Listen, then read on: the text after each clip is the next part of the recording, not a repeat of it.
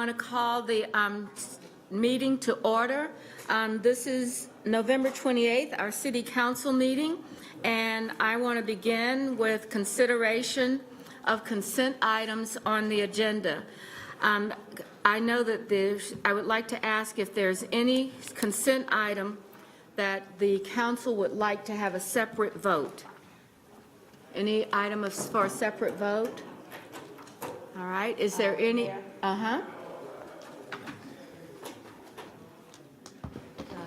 Okay, and any item for comment? 20, I do. Yes, Madam Mayor, for comment, 29, 32, 33, 34. 29, 32. 32, 33, 33, and 34. 4. All right, thank you. Okay, I failed to do introductions, so why don't we go ahead and begin with that, and we'll start with our city clerk and have introductions of council members. My apologies. Deputy City Clerk Billy Tons. Good evening, Marjorie Molina, District 5. Good evening, LaWanna Mayfield, Council at Large. Braxton Winston at large and serving as Mayor Pro Tem. By Lau serving as mayor. Malcolm Graham, District 2.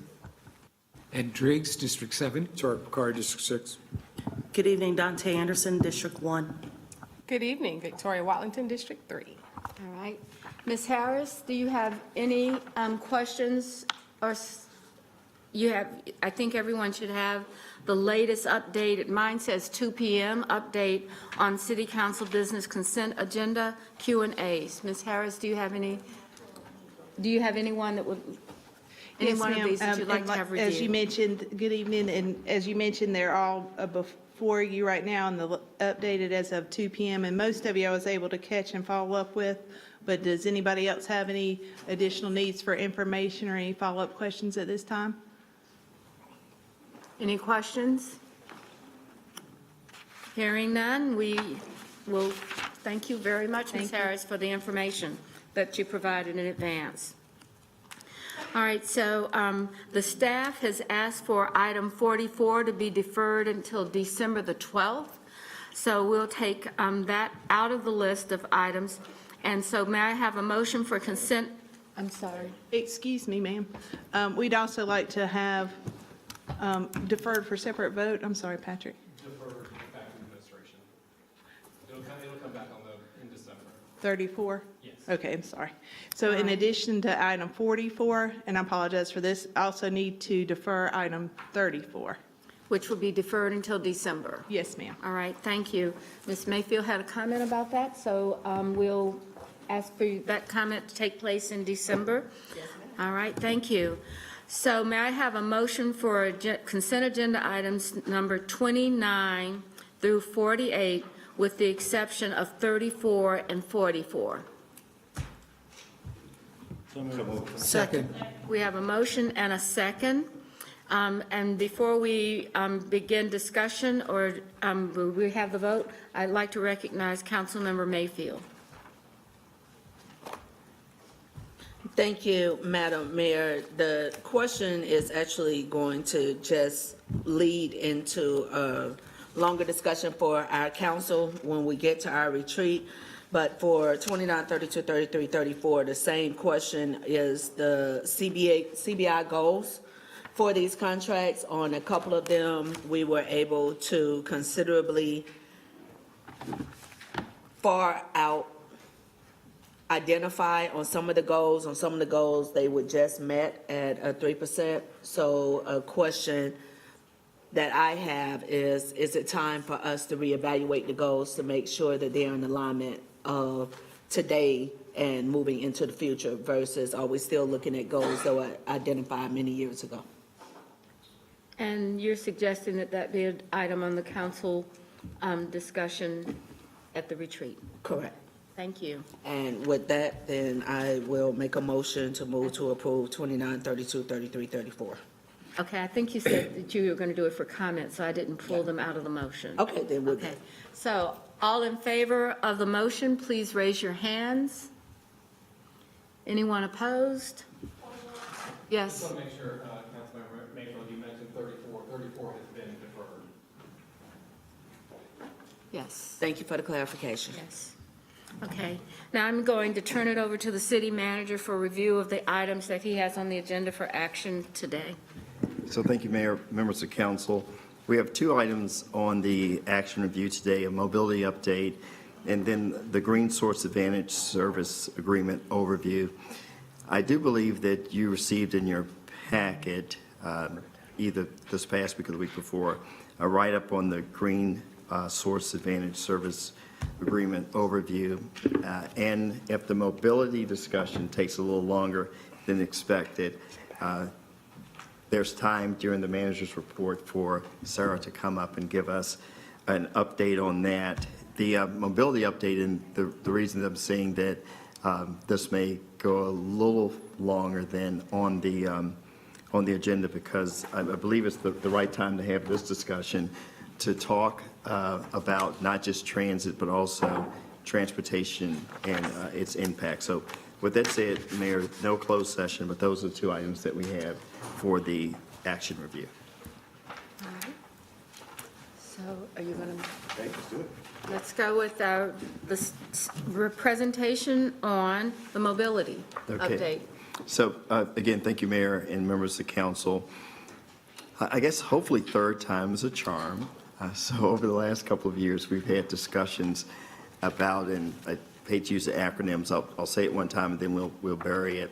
So whether it was TMN or Charlotte Moves, there were a number of discussions about mobility in the area. And I think where we missed an opportunity is that many of those discussions were around transit. And when we think about transit, we're talking really about, rail and bus. But it's also part of that is transportation, which I know that you hear from your constituents on a daily basis, because we're talking about sidewalks and roads and bike paths and greenways. So I think we've assembled a pretty daggone good team, and Ed McKinney is going to walk us through what we call this mobility presentation this evening to set a foundation for future discussions that you will have, whether it's infrastructure or the CIP. Working along, Ed has been Liz Babson and Ryan Bergman and Sarah Hazel. So while you may not hear them all talk tonight, over the course of the next few months, as we try to sort through this, you will hear those voices. One thing that I do want to start in with is that I believe all of the things that the council has done up to this point have been exceptional. It has been consistent with the methodology that we move forward with. So what do you mean? What do I mean by that? When we start to talk about our CIP and those 2-year bond cycles, we wanted to make sure that if they were affordable, that they were stable.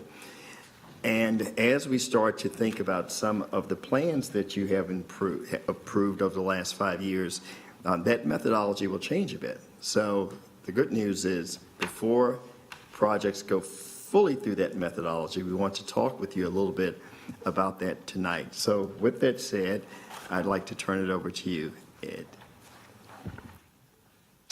Thank you. Again, good evening. I'm Ed McKinney with the Charlotte Department of Transportation. And as it was just teed up, we've got a few topics we want to share with you tonight, really to inform the discussion around mobility and all the topics the manager just teed up. Just walk you through the things we want to do tonight. I'm going to walk you through, give you the foundation for some things that are really driving the work that we've done, sort of the sense of urgency and the why now. So I'll walk you through that to tee up really where we want to go and talk through how we get from the broad policies that we've laid out, the comprehensive plan or mobility strategy, to get to projects, to talk about where and how we want to invest and how we prioritize. And then, as the manager described, we'll talk about the work that's underway right now as we look to take those policies, transform them into a set of project investments, and ultimately tee those up for prioritization and ultimately implementation. And then I'll turn it over to Ryan to talk more about the challenge ahead for us, really around how do we fund and invest in those projects. So again, let me tee up a few topics just to kind of set the stage and talk a little bit about really the big high-level drivers that are really important for the work that we've been doing and hopefully shapes the conversation for us around the importance of the mobility work that we're doing. I start with this, and it's a reminder for you all, and certainly I don't need to remind you about the work that has happened in the last 5 years. What I would say is, as you all know, it's transformative. In the last 5 years, you have adopted 5 incredibly significant plans. You know, the history behind this comprehensive plan obviously was the first in the last 45 years. Related to that was the policy map, which really takes those goals and starts to put them on the ground. Again, this is all things you know from the work you're doing every month around land use decisions.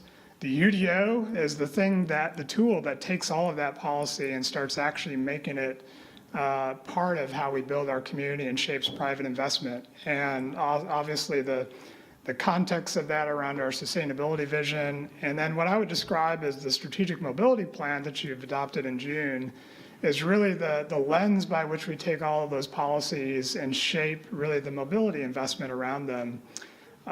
Again, it's really important to remember the aspirational and the big ideas around this, and to know, and if you look around the country, I would argue there isn't another city that in the last 5 years has done this amount of work to really set the stage for a pretty bold vision and some really important implementation tools. And what you'll see tonight is we'll talk about how we're taking all of that aspiration and translating it into practical ways to think about mobility investment. Let me just talk a minute about the strategic mobility plan. And so, again, as a reminder, back in June, essentially around the time as we were teeing up the final adoption of the UDO and had just followed up on the policy map adoption, we worked towards and council adopted the strategic mobility plan.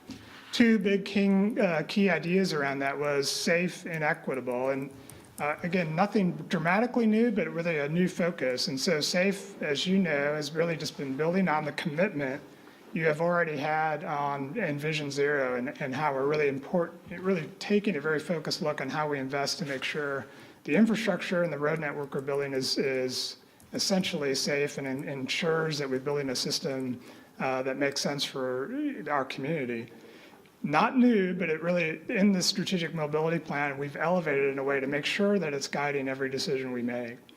On the equitable side, I'm going to dumb it down for us from a transportation standpoint. It's really about making sure that if we want to be a city that's equitable, we need to think about our mobility in a way that's not creating a city that to be upwardly mobile, to have economic mobility.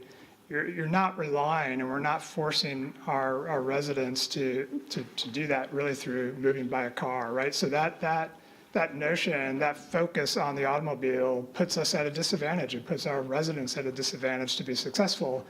And it has a huge impact on our capacity, just a practical standpoint from an investment.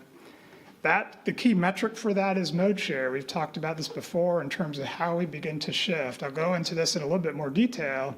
But the notion is, today we move in a way that's predominantly a single person in a single car commuting to work, right? And if 75% of our trips are doing that, the stress on our infrastructure is significant. And again, it's really prioritizing and privileging the ability to move by having that access to a car. And so for us, it's really making that shift. I'll talk about how we're going to do that, but the notion is if we can move that mobility in a way that provides more equitable access to other modes, it's going to have some really important equity outcomes. It'll have some very important infrastructure outcomes for us, and ultimately leads to a really important strategy for how we deal with our growth in our long-term vision for how we're going to grow as a city.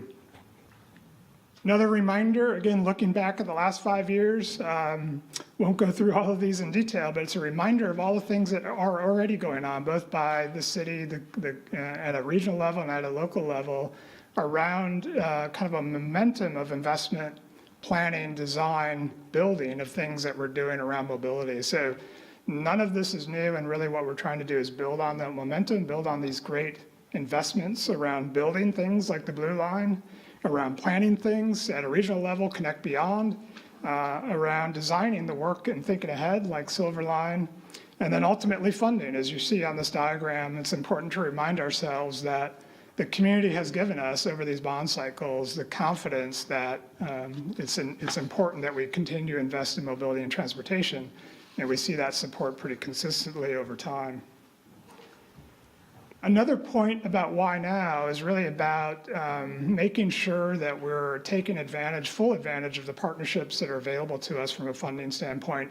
And now, given the constraints we have, both at the state level, at the local level on funding, it's never more important for us to think about those partnerships. And so we are doing things, a couple of reminders on the slide about the partnerships we already have with the state, the two projects you're certainly familiar with in our current capital investment plan, the Eastway Shamrock intersection, the Ray Road widening. Those are two great examples of our capital improvement dollars being married with state dollars to really, again, take advantage of that partnership, extend the return on our investment in a way that helps us move the needle and make the right kind of investment with the right kind of partnerships. It's a good reminder that the state at a regional level is already planned for doing over $3 billion worth of investment regionally, primarily or obviously in our interstates and arterials and highways, but it's really part of that regional infrastructure and it's part of that regional approach to how we're dealing with mobility and growth. Just again, the point here is it's really important for us to take advantage of this and then to actually have a clear local funding strategy so that we can continue to grow and foster these partnerships. And certainly don't need to go into detail, but the federal infrastructure opportunities we have available to us in the next few years are as equally important, and having that strategy and thinking about those partnerships will really be important for us to be successful in capturing those dollars.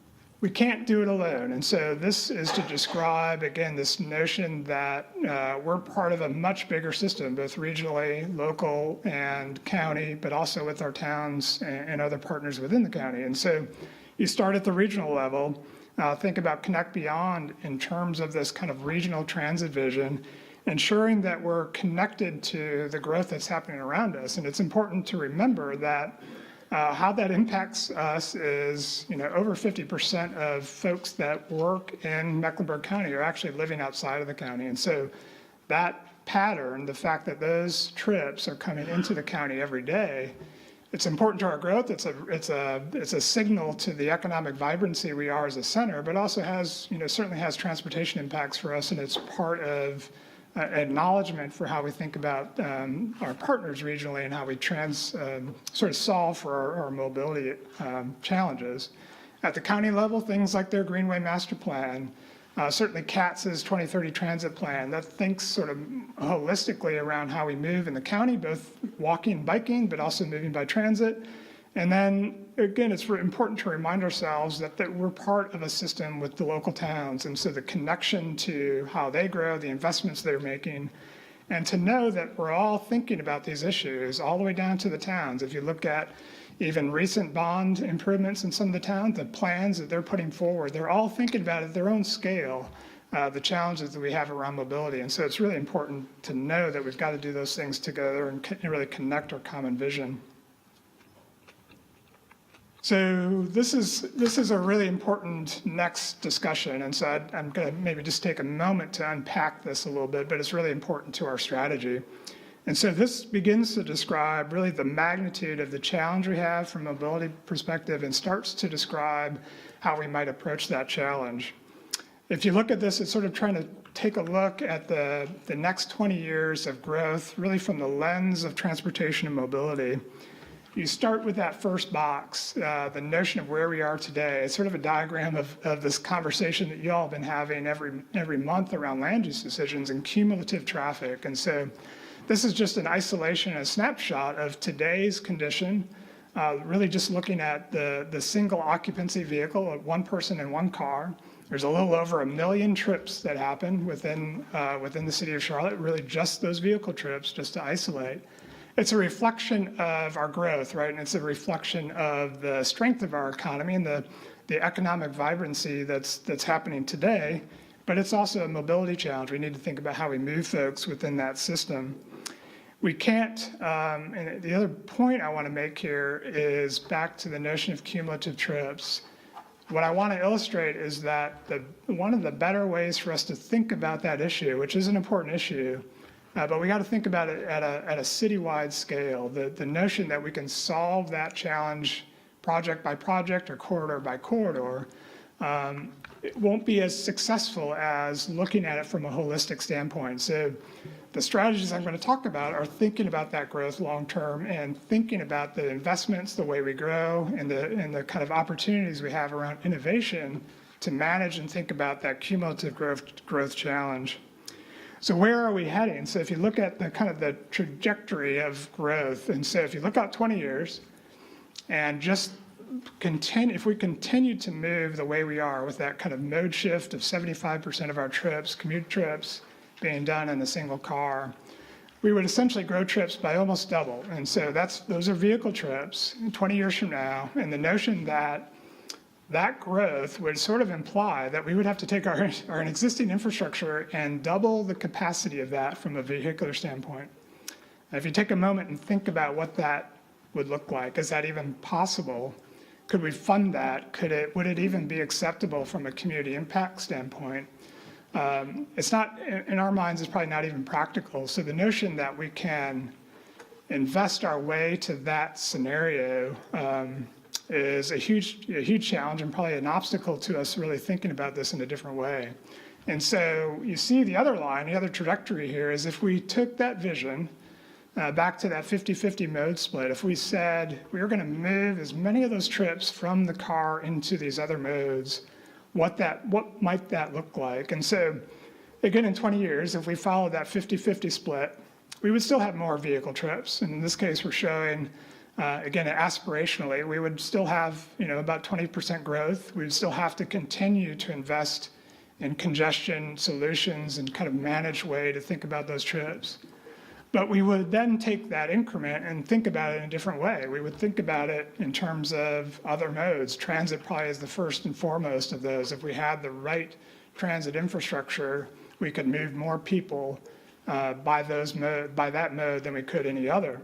Work from home, the change that's been happening in the economy, biking and walking, the investment that we talk about in the strategic mobility plan. I'll walk through some of those details in a moment, but the notion is, if we think about that challenge in a different way, focus on shifting those modes and essentially adding capacity to our system by moving people from cars to other ways to move, it's the way we would begin to solve for that growth challenge and give us a way to sort of shape our future in a completely different way.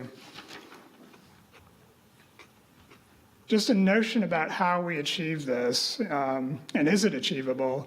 I would say it's both aspirational and it's practical. You see on this diagram the notion that other cities, some of our comparable cities, have set similar goals. They're in actually similar places than we are. Austin and Denver are good examples. We put Seattle and DC on there as well, not to say that we are those kinds of cities, and certainly those two cities have a density and a transit infrastructure that we certainly don't have today, but it's a good benchmark to show that other U.S. cities with the right kind of growth and the right kind of investment are achieving similar things. And so it is possible. It is certainly aspirational for us as a city, but what other solution do we have, right? The notion is we're not going to stop growing.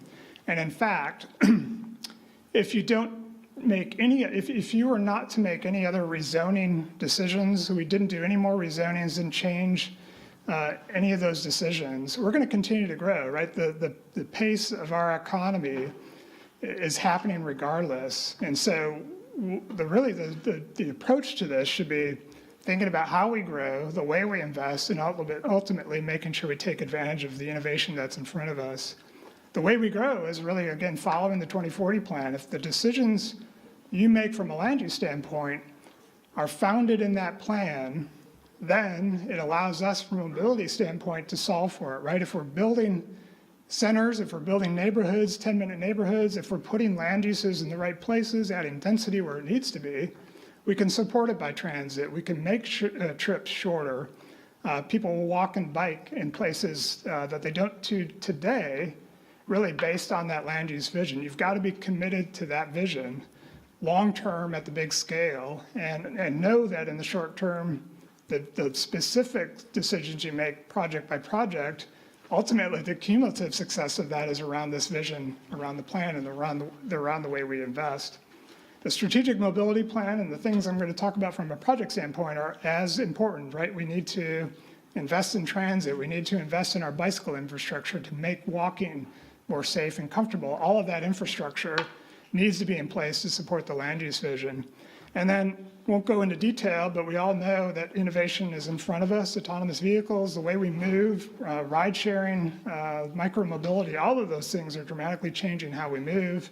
And certainly there's some things that we'll share with you about how we're preparing for that infrastructure and that future in a way that allows us to take advantage of that innovation and those changes.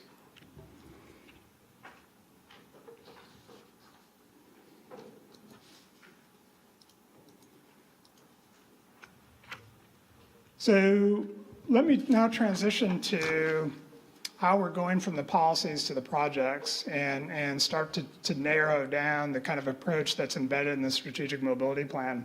Start with a simple diagram. The notion, again, to remember is we're moving people, right? And so we're moving them in different ways. And this sort of diagram begins to describe the interrelationship of how we move and the interrelationship of our partners. So again, I'll talk about in a minute, the greenway system is incredibly important to us, particularly how it connects to our bike network. The investment we make in roads certainly is part of that strategy. The foundation of that is from a pedestrian walkability, and then transit, right? And so we do some of those things. We can partner and support the work that the county's doing from a greenway standpoint, and certainly the foundation for that, particularly around the mode shift, is around transit. So that's CATS, it's the county, it's us. Certainly the regional, there's a regional perspective to this, but the notion is these things work together. You've got to invest in them holistically, and you got to know that the way we're going to do that through is with partnerships. I'll walk through a couple of those layers just as a quick walkthrough, and most of this, again, I don't need to remind you, this is the 2030 Transit System Plan. Don't need to talk through the details of this, but just to know that for us, it really starts with that foundation. This is a part of a regional strategy. It connects to the vision of Connect Beyond. And as I mentioned before, it's really fundamental for us if we really want to achieve that mode shift. It ties to our 2040 plan, right? It's the foundation by which we're thinking about land use. And ultimately, it's important sort of foundational structure for how we think about mobility long term. It's really the key to the mode shift conversation. We have to start there. It's not just about rail, though. It's lots of, the way we connect really into the neighborhoods and across the city is really through our bus network and our bus system.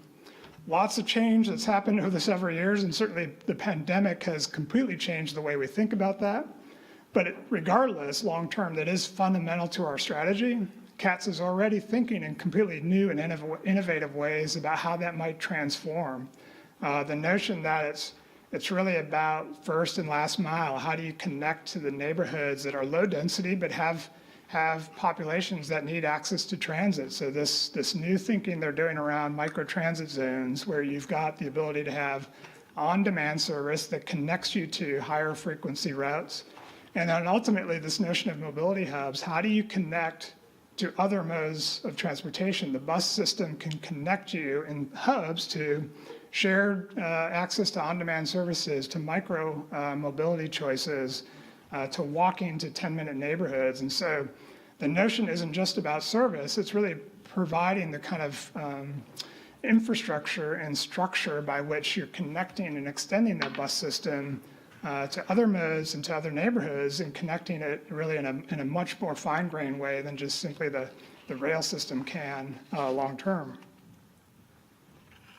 I'm going to now transition to the non-transit transportation projects, probably the most, one of the more important questions you have in your mind, particularly as we move forward to think about how to invest from a capital standpoint and how do we take the strategic mobility plan and actually make it operable.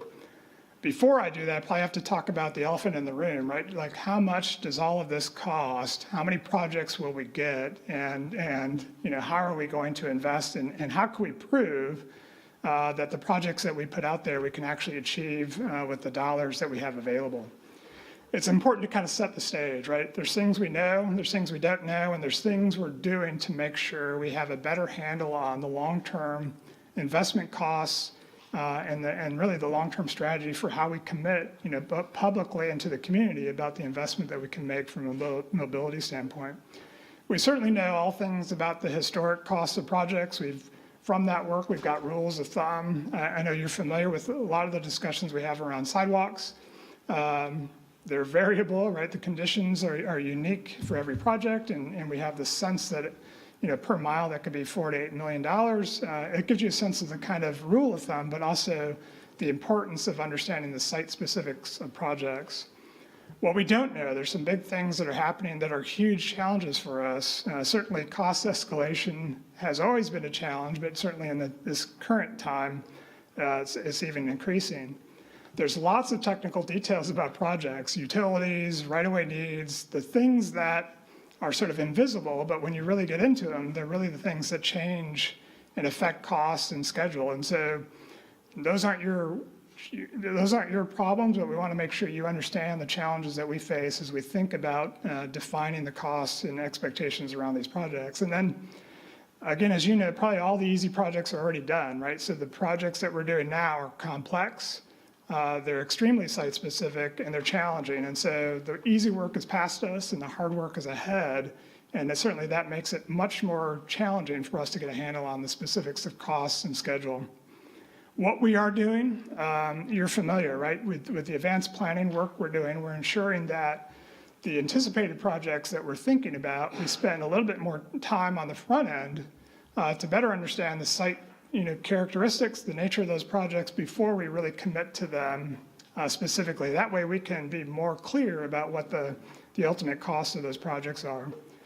Then, and I'm going to talk about this more in a minute, we're also taking the strategic mobility plan and devising sort of through those goals a way to accelerate kind of project identification, prioritization, and ultimately feasibility. So we're going to work in a little bit different way to kind of accelerate the planning exercise, the feasibility exercise, so we can understand the kinds of projects that are out there, get more projects into the advanced planning process, and then essentially have a stronger pipeline for how we identify and sort of determine the nature of the projects.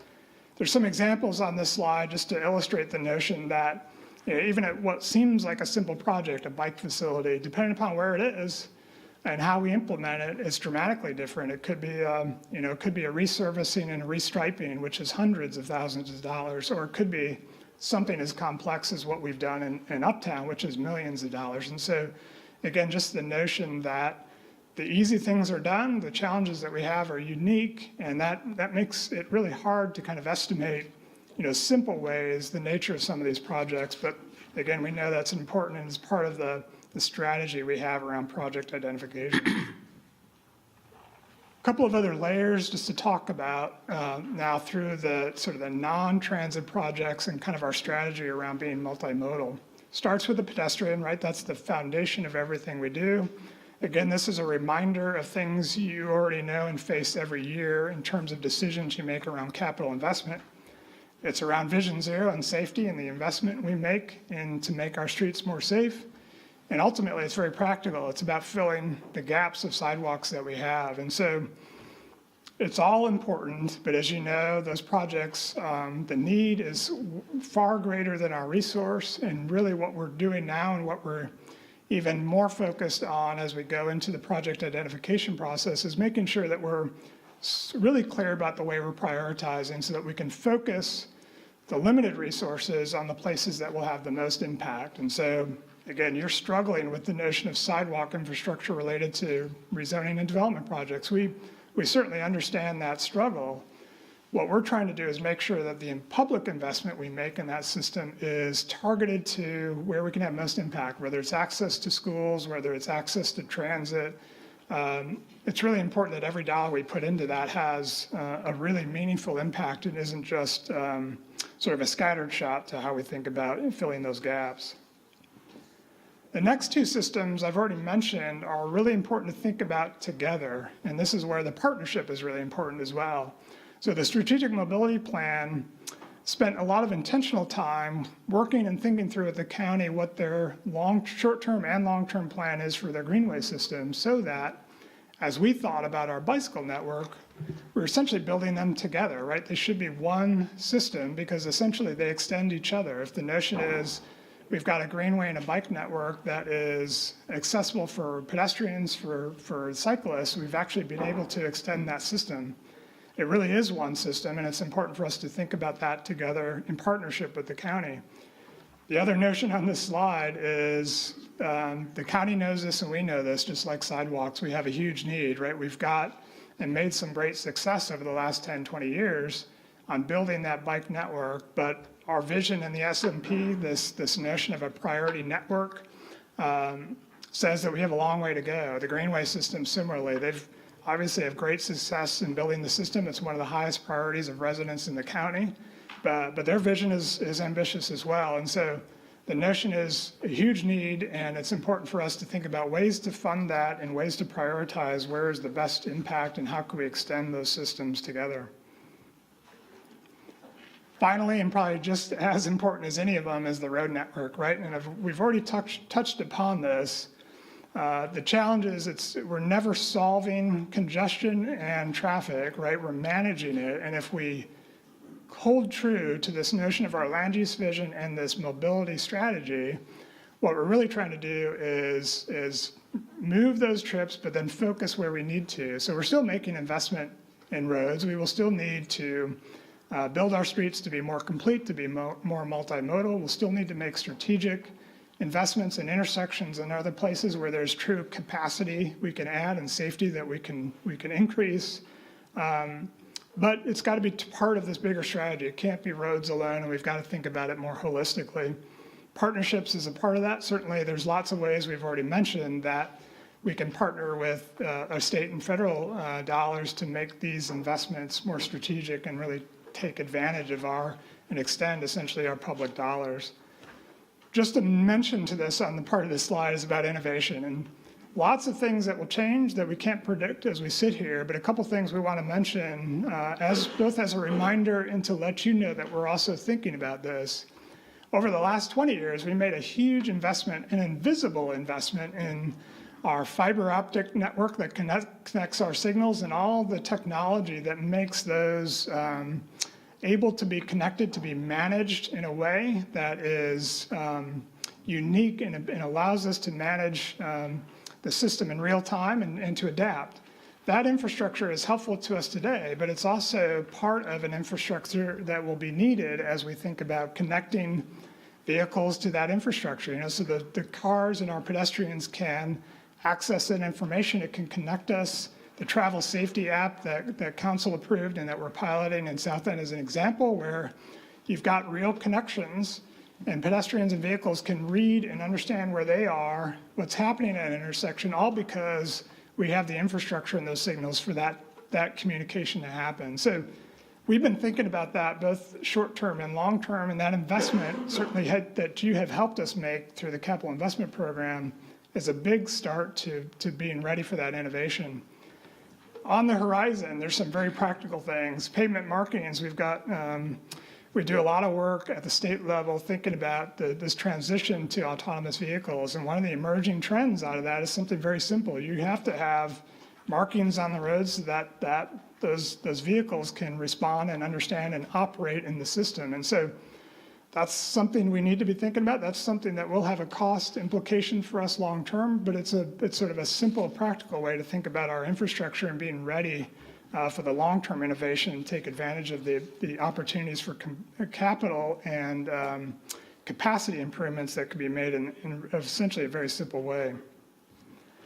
So let me talk about what's next. How do we take those policies? How do we take the notion of those different mode strategies and start to apply them and to get to real projects? I want to talk a little bit about how we're doing that, how we're prioritizing, give you a sense of the work that's in progress. Before I do that, I think the manager mentioned it. None of what I'm about to say I want you to think as new or different, right? Essentially what we're doing is rethinking the way we prioritize, really just to be in line with all these big plans we've talked about. We've always been prioritizing projects. We've always been doing that based on the goals that our council stated that are community important: safety, congestion, connectivity, making sure we have access to schools and services, leverage, like we've talked about, funding partnerships. So we've always been doing that to make sure that we capitalize and take advantage of our public investments. What is new, right, is all the plans we just talked about, the notion of this mode shift to align our work in a completely different way to make sure that we're thinking about it holistically. And then ultimately, I talk about, it really is also about identifying projects and thinking about how we figure out their feasibility and prioritize them in a more rapid way so that we can be ready with a larger stable of projects for you to consider and for us to think about long-term funding opportunities. So it's all about taking this vision, getting it to a set of priorities, and then really ultimately identifying projects. The vision, again, talked about this already, but it starts with all the things we've talked about, the plans and policies that we put in place. I'll talk about how we've started to transition those policies to real metrics. I do want to make a note that it's dynamic, right? Even in the last several months, the notion that equity is important to the council, we understand that, and certainly we continue to think about how we refine our prioritization process to keep in tune with where council wants to be and where we all want to be, particularly around things related to equity and making sure our investments are for all in our community. So how do we take those goals and start to identify projects? We've essentially taken those, all of those expectations in those plans and said, okay, what data do we have? How would we measure that? And how might we use that process to sort of narrow in on where the priorities that council has? And so we've taken, this is a snapshot of what that looks like. We looked at safety. Where's our high injury network? Where are those pedestrian gaps? Complete streets, where are those corridors that don't have bike facilities or sidewalks? Congestion, certainly, again, we're not losing sight of those needs. Equity, where are the populations that are disadvantaged and don't have access to a wider range of modes? Growth, certainly we know, and you see this by the land use decisions you make, we need to make sure that where we're growing, the more intense activity centers, we're prioritizing investments to make that land use vision real. And then we've already talked about that infrastructure, bike and transit. So if you began to layer those things together, and this is sort of a diagram of what that might look like, take that data, start to layer it on the ground with the city, and you get this sort of a little bit of a heat map, right? You begin to identify the overlaps of those goals. And so what we're doing now is taking those sort of potential project areas, and it's important to say that they're driven by, again, the goals of these plans, real data, but taken by the vision and goals of these plans so that we ensure that we're spending our time looking at projects and feasibility only where they align with the goals that you've set, and so that we're really focused on moving the needle and implementing that vision. This is a lot of areas, right? And this is really just at a high level. What we do next is think about how do we identify those projects. Just to give you a quick snapshot of some of that layering, and so you see on these two diagrams the notion of a couple of those layers, right? The high injury network on the top there is a sort of a geographic mapping of this notion of populations that don't have access to automobiles, or populations that are older that simply don't have the same mobility options. You see where some of that heat map starts to overlay. So just really to illustrate the point that the data to this drives some real decisions about where we focus on projects. And then this is the work ahead. So we don't have the list of projects for you tonight. We've got lots of work ahead of us to think about the feasibility work. We're doing that now. So one of the things that we've got our teams, our design and planning teams, and working across the city departments to begin to identify those projects, conduct some initial feasibility, start to screen through the projects that make sense, that will have the most impact, that we can ultimately understand the cost implications of those, and then be able to have a broader list of the investments we think are important to get to all the goals we've talked about, and then can come back to you with a more realistic sense of what that order of magnitude need is. And so lots of work ahead to us. It's really the beginnings of this discussion to give you a sense of where we're going with this process, get some input, and talk about, ultimately I'll hand it over to Ryan to talk about the big challenge, which is once we have that list and that sense of the infrastructure investment, how do we fund it, what's the gap, and what's our next steps in terms of implementing that vision with a serious and clear funding strategy. So I'll hand it over to Ryan to really talk about the next details of our challenge from a funding standpoint. So, thanks, Ed. It's great to see you walk through something or hear you walk through something. You know, I appreciate it. Before I turn it over to Ryan, there's one slide that I want to show you, if we can go to the next slide, which is kind of, and it's in your booklet, and I think that's 11 by 17 or something like that. So this is really taking what's in the CIP and putting together more or less a diagram for it. And so let's talk about what's good about this. So these are the next 3 bond cycles in the 4 bond cycle series. And if you go back in time, before we started the 2022 bond that just was approved, we started off saying for the next 4 bond cycles without a property tax increase, this is what we could do in terms of capacity, $226 million each bond cycle. The good news is that in the out years, you did not use up all of the capacity. So that box up top that's unprogrammed is $38 million for the next bond cycle, not programmed. 39.3 for the following bond cycle and 47.7. So as we got our final numbers for this last budget process, you programmed all of the excess capacity for the 2022 bond, but this was not programmed. Call it maybe we were running out of time, or call it something that was smart or clever, right? That we may have some pressures. So if we start to think about that, anything that we're dealing with in terms of existing project cost escalation or increases in interest rates, that's an area that, again, is unprogrammed. But as you start to go through this, this is, I guess, some of the challenges. So the great news, I think you will agree, the Advanced Planning Fund and what Strategy and Budget and Finance does, I think has put us in a very good position to address the needs up to this point. And up to this point, the concept was $50 million for the housing bond. You have infrastructure projects, whether they're roads or neighborhoods.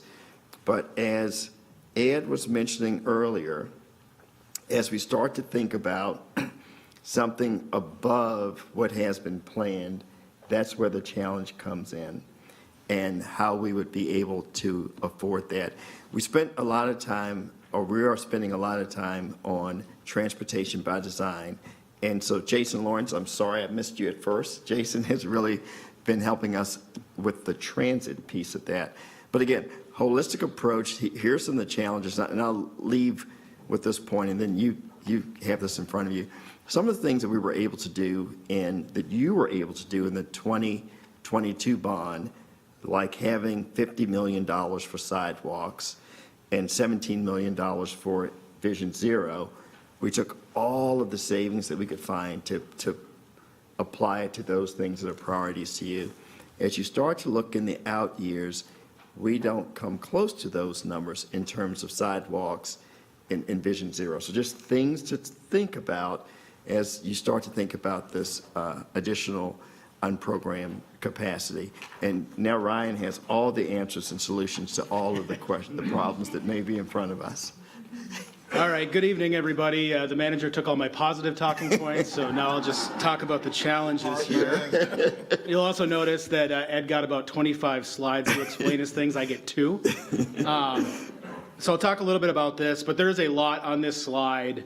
The manager mentioned that these are the next 3 bond cycles. I think it's important to note that when City Council approves a budget, they're only approving that year's budget. We also include in the budget a multi-year CIP for planning purposes, but none of this has been formally approved by City Council, and it won't be. Actually, that first bond, the 2024 bond, is not in this upcoming budget. It's actually the budget year after it. But some of the changes the manager talked about with advanced planning, where we take a longer view, and some of the policies and strategies that Ed talked about means that we are starting to talk about this earlier than ever. And we're now into the budget development part of the year where I kind of come out of hibernation, and you guys get to hear an awful lot of me through the budget workshops. And I can assure you that whether it's the first budget workshop or the second, we will be digging much deeper into a lot of this information around our capital program. So we did leave the 38 million unprogrammed, the 38, the 39.3, the 47.7, because we were already clearly into an inflationary environment and we could kind of see what was coming. But let me talk a little bit about the pressures that are on the right side of the screen there. So the first box has our two biggest pressures. So if you think about our CIP, we're essentially getting squeezed from two different directions. The first is the cost of borrowing. Just like every other CIP in the country that relies on debt, the cost of borrowing has gone up. And so rather than 226 million, because it's more expensive to borrow, when we get into the spring and we settle on a steady state, it's possible that may be something like 210 million or 215 million. So it won't go down into the named programs and projects, but it is possible due to the cost of borrowing that capacity will go down slightly. The second pressure is based on what we call the municipal cost index, which our city economist, Dr. Tazafor, tracks for us. And what it basically says is that for about the last 10 years up into the last two, the municipal cost index would increase on average about 2% a year. And so we could kind of plan on that with the inflation. The last 2 years, it's averaged about 10%. So what that means is that not only is it possible that the 226 million gets reduced to 215 million, let's say, but on top of that, what we can afford with that 215 million is really equivalent to maybe 180, 185 million 2 years ago. So those are two main pressures on us as we plan our mobility investments. As you look into the CIP, you can see some additional pressures. The manager mentioned that we were able to make a significant investment in sidewalks in Vision Zero. Part of it was because we were in the process of planning some of those named projects, so we used those funds. But in the out years, as currently planned, that is returning to pre-2022 levels.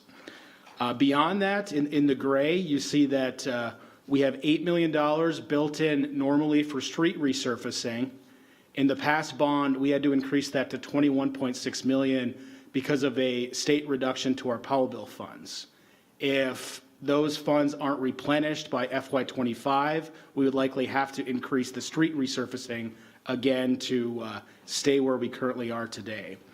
And then finally, logically, the named projects that we have planned in the budget, they were at 30% design because all four went through our advanced planning fund.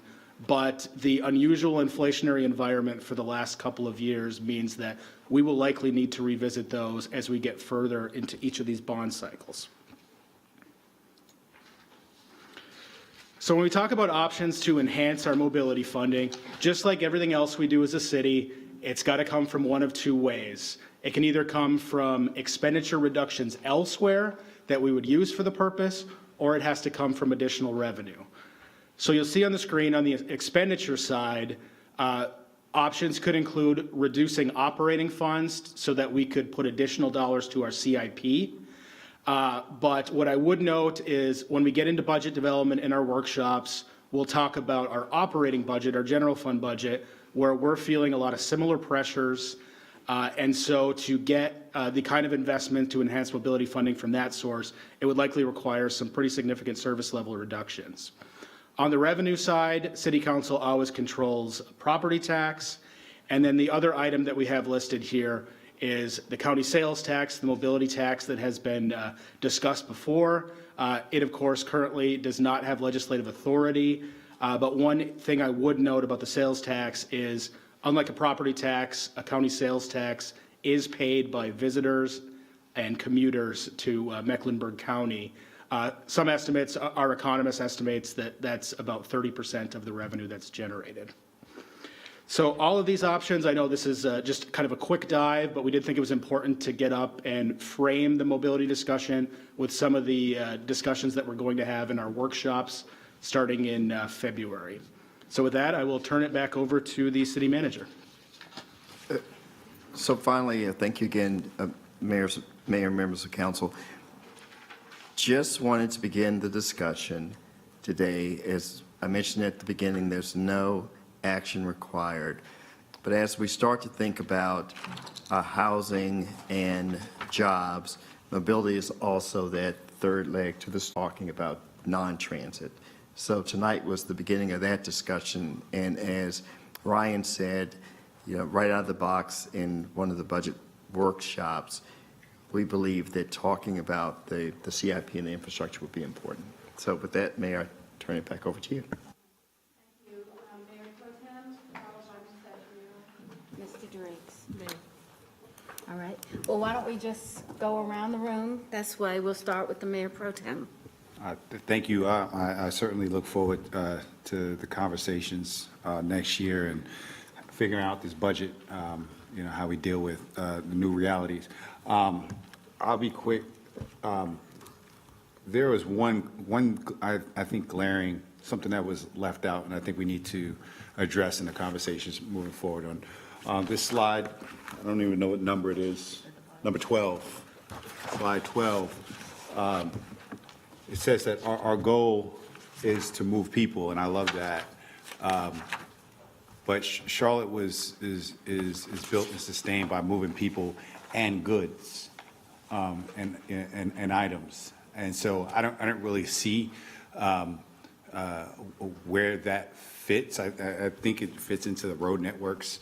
But I know from an infrastructure standpoint, a lot of we especially in some rezonings in our ETJ, we're running up to a place where we're, because of our airport, because of our intermodal port, we're increasingly becoming a logistics city.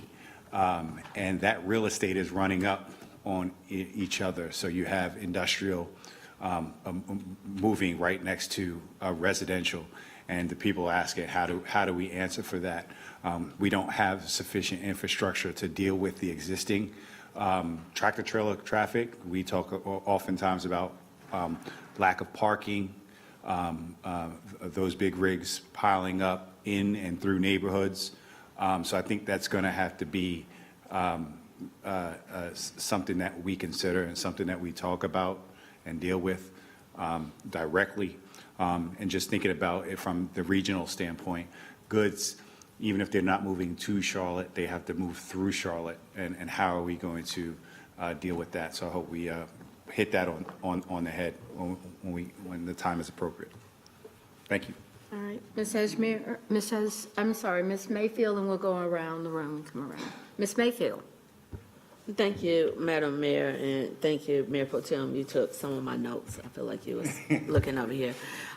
Also, if you could fast forward to page 22, as we're having our conversations, I think it will be helpful if you all, when we're looking at that equity transportation disadvantage index, if we can get a snapshot of where routes were redirected over, if we just say the last decade, so the last 10 years, that might also give us an idea when we're looking at the growth under this mobility criteria, because some of these potential challenges that we see came from direct action of transportation staff with the redirecting and reallocating of certain routes. So it will be helpful to see what that map previously looked like over this one, to see if we can make some adjustments there. Because as was mentioned by Mayor Pro Tem, when we think about moving product as well as people, we got to look at our impact, because this is great that we're going towards a more mobile society, but everyone does not have a mobile phone. Everyone doesn't have a bank account. We still have a lot of people in our community that use cash and use money orders. So if they don't have access to some of these things, we're still creating a potential divide in our community. So it would be helpful for me to also know, while we're having these discussions, how are we making sure that we're not making an assumption that everyone has the ability for that last half mile access, or have the ability to pull up a Park It or whatever the app is on a mobile device. Thank you. All right, Ms. Johnson? Thank you, Madam Mayor, and thank you for the presentation. It was a great, comprehensive, visionary or vision. I wanted to talk about the priorities as well and lift up District 4, specifically because of the Blue Line, and also the Research Park and the Wells Fargo and being the second largest job driver in the city. So I want to know if there's, and I think this is great and aspirational, but are we looking at like express buses to solve the problem for now? I just think that's a low-hanging fruit. If we added more buses, we could move more people like immediately, instead of looking at a 20-year plan. And again, with having the Blue Line and this large drive or large economic area, that just seems like a very obvious or simple solution. So are we looking at employment areas when we're looking at the mobility criteria? And then my second question is, again, District 4, there are so many state-owned roads, W.T. Harris, Mallard Creek, Sugar Creek, Prosperity Church. Are we working with NCDOT in developing plans, even the lighting and the sidewalks? Are we considering those state-owned roads as we're developing the plans? Thank you. All right, Ms. Molina? Those were Oh, questions. I'm sorry. I thought you said thank you. I did say thank you, but I mean, is there, can someone answer that? Sure. Briefly, I'll pull up, I'll go back to, I think, your first question around transit. I want to go back to this, and maybe Jael could say a couple things, but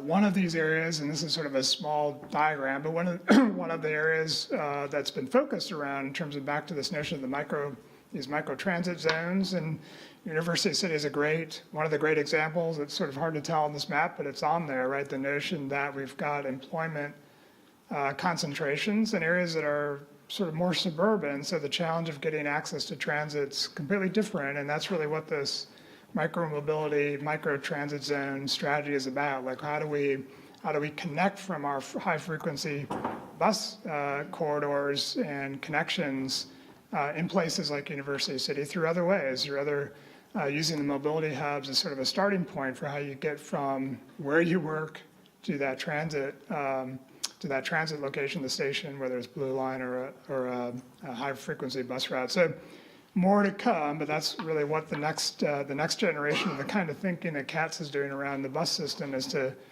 address the areas that you're describing, particularly around sort of more suburban but high concentrations of employment.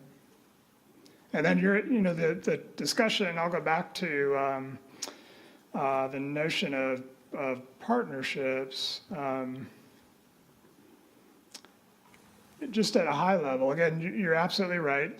Certainly in the University City area and many other parts of the city, we are in partnership with the state, essentially, right? There's some roads that we maintain and some that they. And so we're working together to make that investment. In some cases, it looks like these partnerships, right, where we find ways to use our capital dollars with their investment to make the right kinds of changes. That includes everything from these kinds of improvements on roads, partnering in ways to get street lighting, partnering in ways to get sidewalk connections. Again, our investment, but in partnership with the state. So it is an important issue, and you're absolutely right. It's one of the strategies embedded in here to uncover those kinds of projects where they align with those goals that we have and make sure that we prioritize that investment in the right way in the right places. Thank you. Ms. Molina? Thank you, Madam Mayor. First, I'd like to echo my colleague and say that this is a very good presentation. It's extremely comprehensive, and I feel like that you've attempted to cover more than enough information for us to get a view of what you'd like to achieve. The only thing that I would lift up, of course, you both have talked to me. I'm going to, of course, lift up District 5, and you know that we have unique needs in District 5. Particularly, and rapid transit, I realize that's a long-term infrastructure project. And so I appreciate that we are attempting the lift to take our city to the next level. I do realize it's time consuming for, the long-term, like I said, infrastructure projects, but I'm really interested in what our short-term solutions are for the residents of District 5. I feel like that, and of course, you and I, we've talked, Ed, about FinCo in particular. That's what comes to mind with me immediately, specifically because, our Far East neighbors lack complete infrastructure. So I really look forward to working with you all and to connect the leadership in that area so that we can speak to what those needs are specifically, and we can plan out strategically what and how we're going to integrate that area into, our fabric in our city. So that would probably be the highest concern for me from an East Charlotte perspective. But then we also have, mobility concerns. East Charlotte, actually, we have some of the highest usage rates for people who are in need of public, transportation.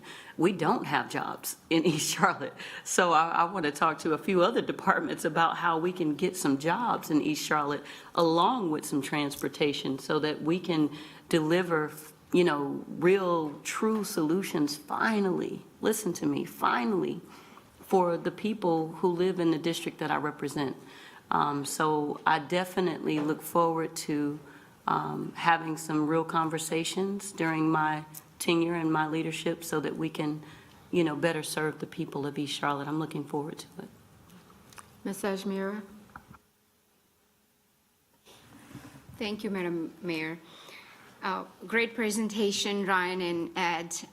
Great job. I always like how you ended it with numbers, because that's where the rubber meets the road. We can have all the plans, but if you don't have funding, or if you don't figure out the funding behind it, it's just the plan. So we got to figure out the next steps here in terms of this increase or unprogrammed capacity.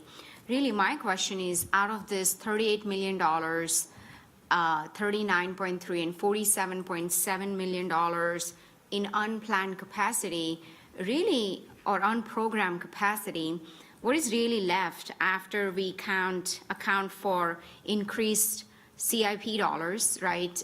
There are 4 projects, and we don't know what that increase will look like. And then also, after factoring in increased cost of borrowing, what does that number look like? I think having that number would help the council figure out what is the additional capacity that could be implemented to release some of this pressure. I agree with what some of my colleagues have said. I know Ms. Johnson raised the issue of street lights and sidewalks. I mean, we have major roads like W.T. Harris, right? And that connects to Blue Line Extension. But guess what? There are no street lights and sidewalks. So how do you encourage someone to take a light rail? And that's a real issue that we need to solve. Ms. Molina brought up the issue of area plan. We don't have an area plan in Far East. And I firmly believe that a lot of private investment is followed after the investments that we make in public infrastructure. So we really need some sort of area planning for the Far East. And I can go on about other districts. I know District 7 has Mr. Driggs, I feel like is a broken record. He has brought up sidewalks over and over and over again, especially around the schools. And we have schools in all parts of our city where we do not have sidewalks where children can walk. on. It's just really unsafe. I'm holding my breath each time I pass by several schools where children can't even walk to the school. So you got to prioritize some of this infrastructure needs.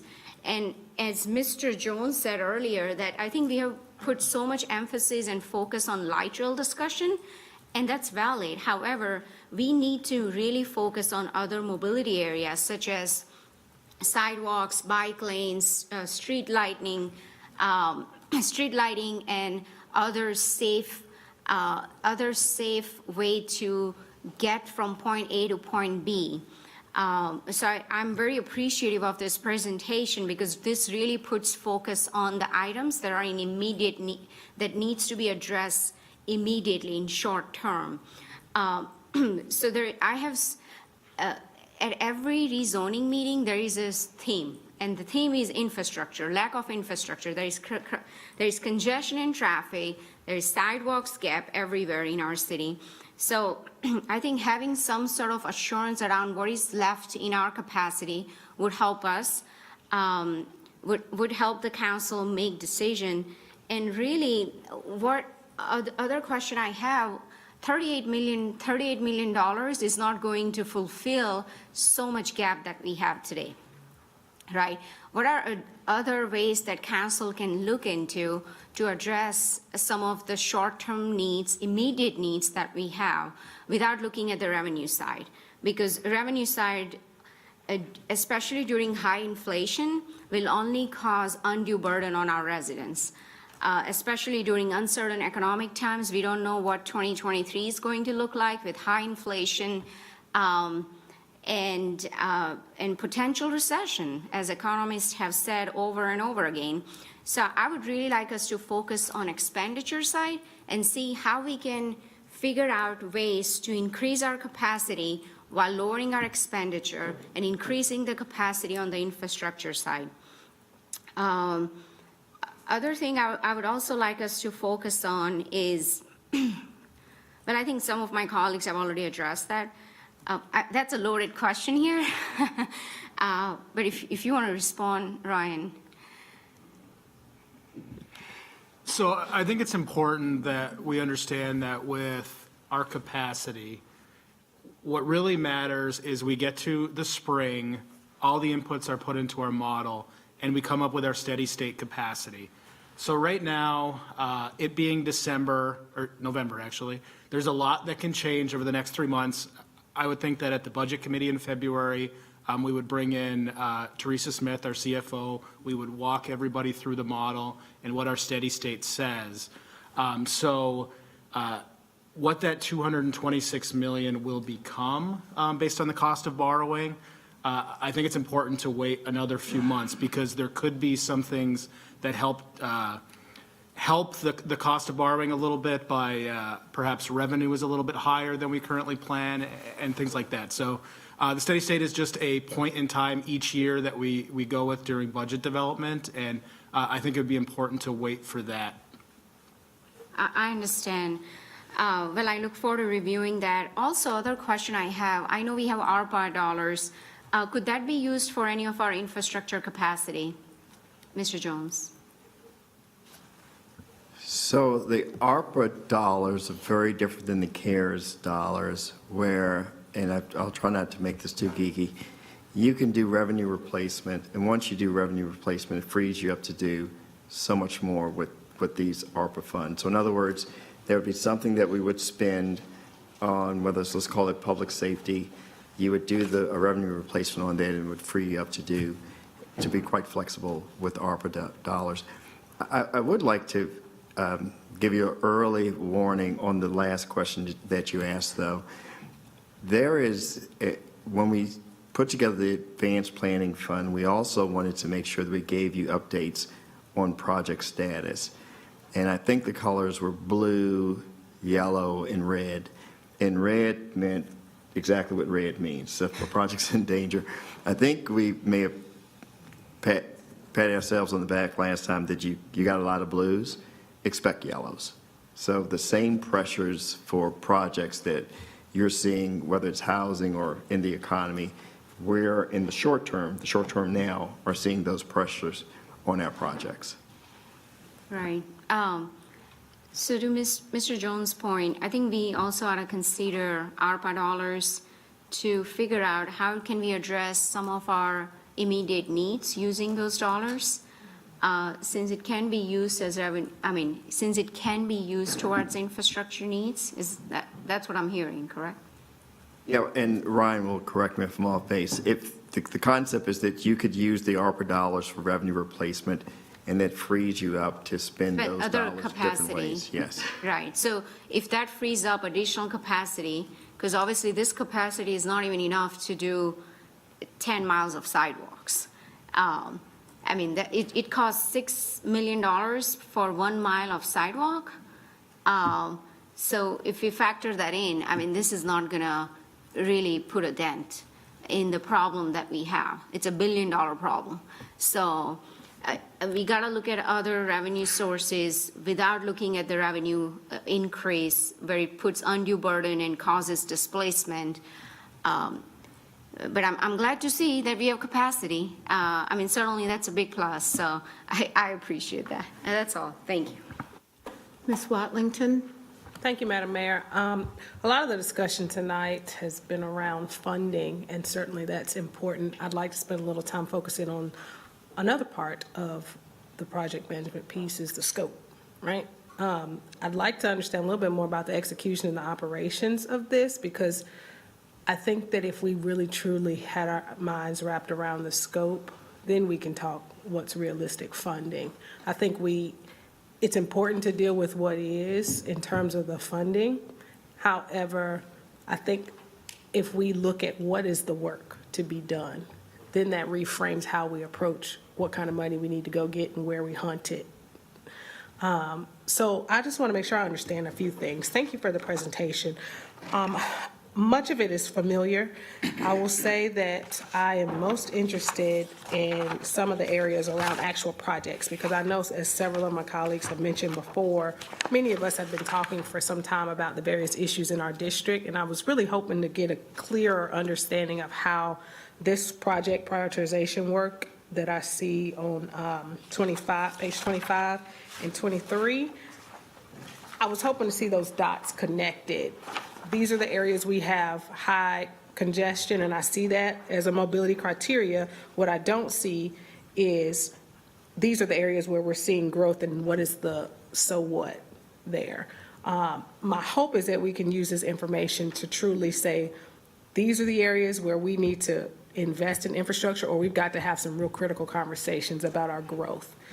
And I think the pieces are here, but something's missing in terms of bringing a package that's actionable to council.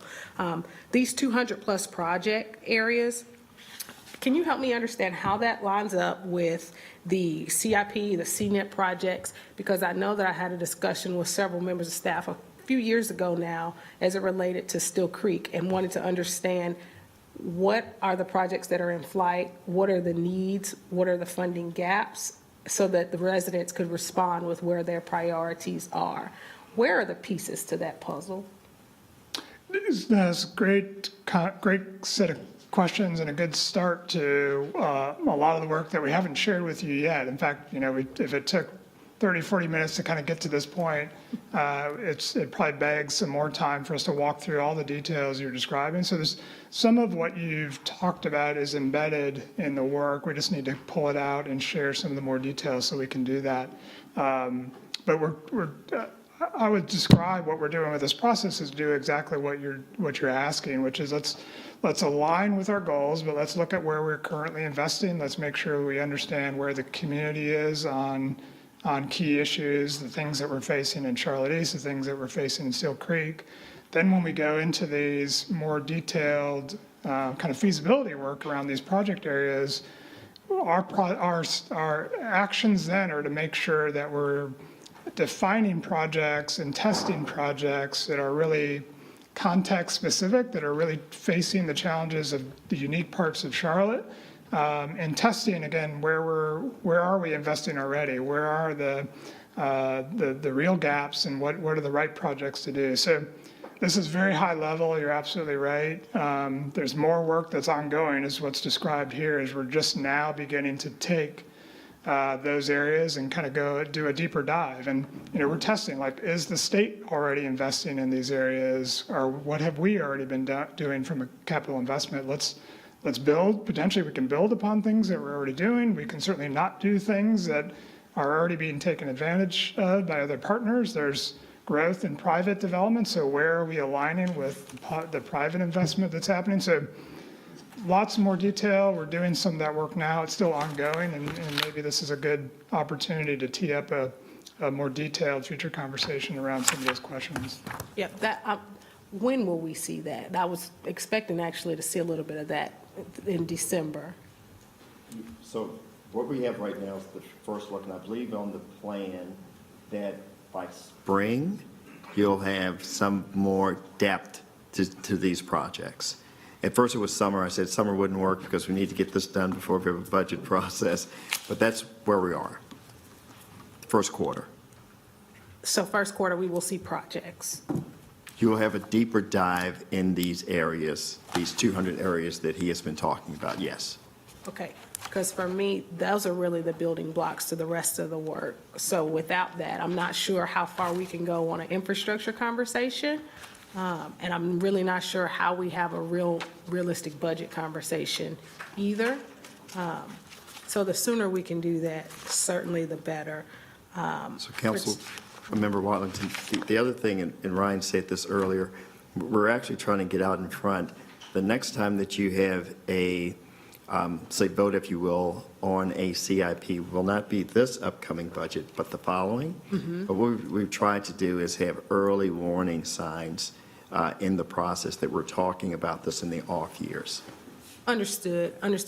I do have a couple questions about those CIP dollars in particular. Am I understanding that what is listed here through 2028, all of these dollars are already programmed? No. Besides the piece at the top that's uncommitted? No, so you haven't voted on these. What we do, these are Understood. out years. Understood, but what I'm saying is the things that are built here is essentially, if these are not approved, something's hanging in the balance. What I mean is, here where you've got named projects in the middle, that's highlighted turquoise area, 28 million, 66, and 42, those are projects that are named. These dollars are going to be assigned. They haven't been approved, but the idea is that they will be assigned to these projects, okay? So in the event that something changes or we have to reallocate, does the bottom fall out of these projects? I guess what I would say is the named projects are made up of 4 projects, 2 road projects, 2 intersection projects that we've ran through advanced planning the last 3 years. One of those actually did start. Eastway Shamrock received funding in 2022, so that one would certainly need to maintain in 2024. Council would be able to have discussions on the other projects. I guess what I would say is Bryant Farms Road is a Phase 2 off of a Phase 1 that were intended to be together. The other Robinson Church Road and the intersection, City Council, of course, always has the authority before we actually start the project. We're at 30% design on them right now. And so essentially then, for the next 8 or so years, we've got 4 projects, and all of the money is gone. That is frightening. But it begs the question, what needs to get done? Because we don't need to keep having this conversation every month in zoning if the reality is we have no money for 10 years. We might as well start telling people it's going to get worse unless 6 of us are willing to say no or find the money somewhere else. And I think that until we have that conversation, we haven't done the level of work that is really required to move to an actionable plan. The other thing I wanted to ask about is when it comes to transit, I see the plans in here, and I noticed that all of our lines, with the exception of perhaps the Silver Line, terminate in Mecklenburg County. I think that we are at a point where we've got to reevaluate that strategy. Obviously, I'd love to see something in the way of Still Creek, enhanced bus service like Councilmember Johnson mentioned. But across the county, I think we've got to get realistic about who is going to be using this and what more do they need. So I just really would implore us to really start thinking about how this strategy can extend in a more meaningful way into our surrounding counties and what kind of structure needs to show up to be able to support those kinds of decision makings. So, I would say, Councilmember Watlington, on that slide, it was just designed to talk about those lines that would be funded by Mecklenburg County. That Silver Line does go into Gaston County.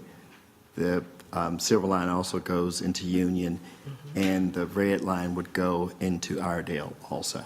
right, I can appreciate that, but we're looking at about 3 miles worth of into Union County.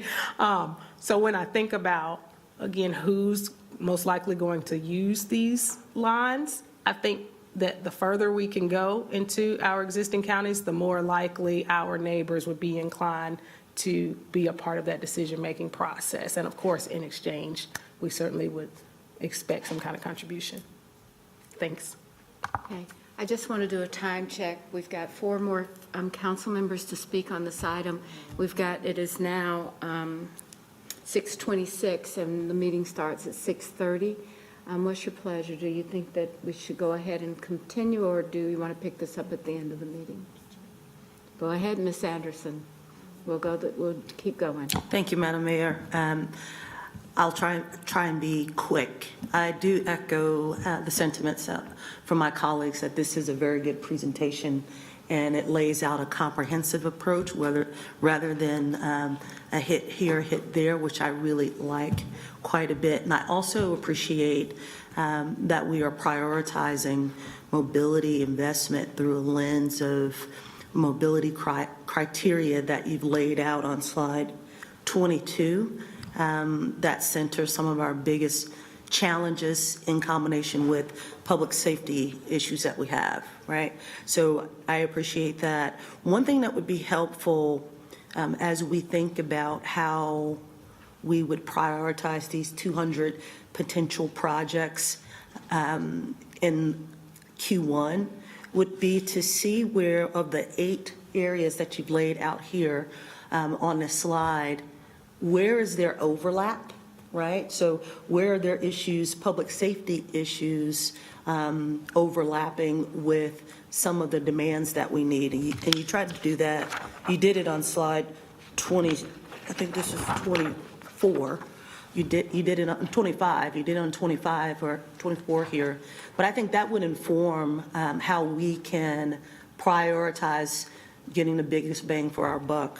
And then the second point I'd like to make is, given that we're in an environment where the municipal cost index is substantially high, and of course we're in an inflationary environment, our buying power is lower, much lower for that $226 million and the $115 million unprogrammed capacity. It might be interesting to see also in some of these asks where some of these industries might not be hit as hard due to inflation, because we get more buying power out of prioritizing some of those projects ahead of time, if that makes sense. And certainly for District 1, I echo everything my colleague said. We have challenges across the board. So I think if we focus here and look at the overlap, and then also think about how we can get the biggest buying power out of the existing dollars, I think that would serve a great deal. Thank you. All right, Mr. Bakari? Thanks. I can't believe I'm going to say this, but guys, that was a very good start. It was hard to say, sorry. Now, it's as much as I can say, start. But I will say, I almost moved to this city 20 years ago to the day, and I was part of the initial transportation transit discussions then. We've had a lot since then. I think this is the first time I've ever seen a strategic, comprehensive view really from a non-transit, a transportation perspective, roads, sidewalks, and all of that. So when I say a great start, and literally, I mean, that's what I'm referring to. But I also say start because where we go next will determine what happens and if we capitalize on this. So the role of roads being forefront, I think that's a box that's been checked here that I haven't seen before. I think the next point, and there's three things that I think that are the keys to the success of where we go. The next one is how we fund it in this conversation. And I think if we get bogged down looking at this, we miss the boat. We completely miss the boat. Whether it's 185 million or 226 million steady state, like that's rounding errors from where we need to head if we're going to do something strategic. I view these buckets of money in two buckets. There's like CIP, and that's really, table stakes. That's us treading water.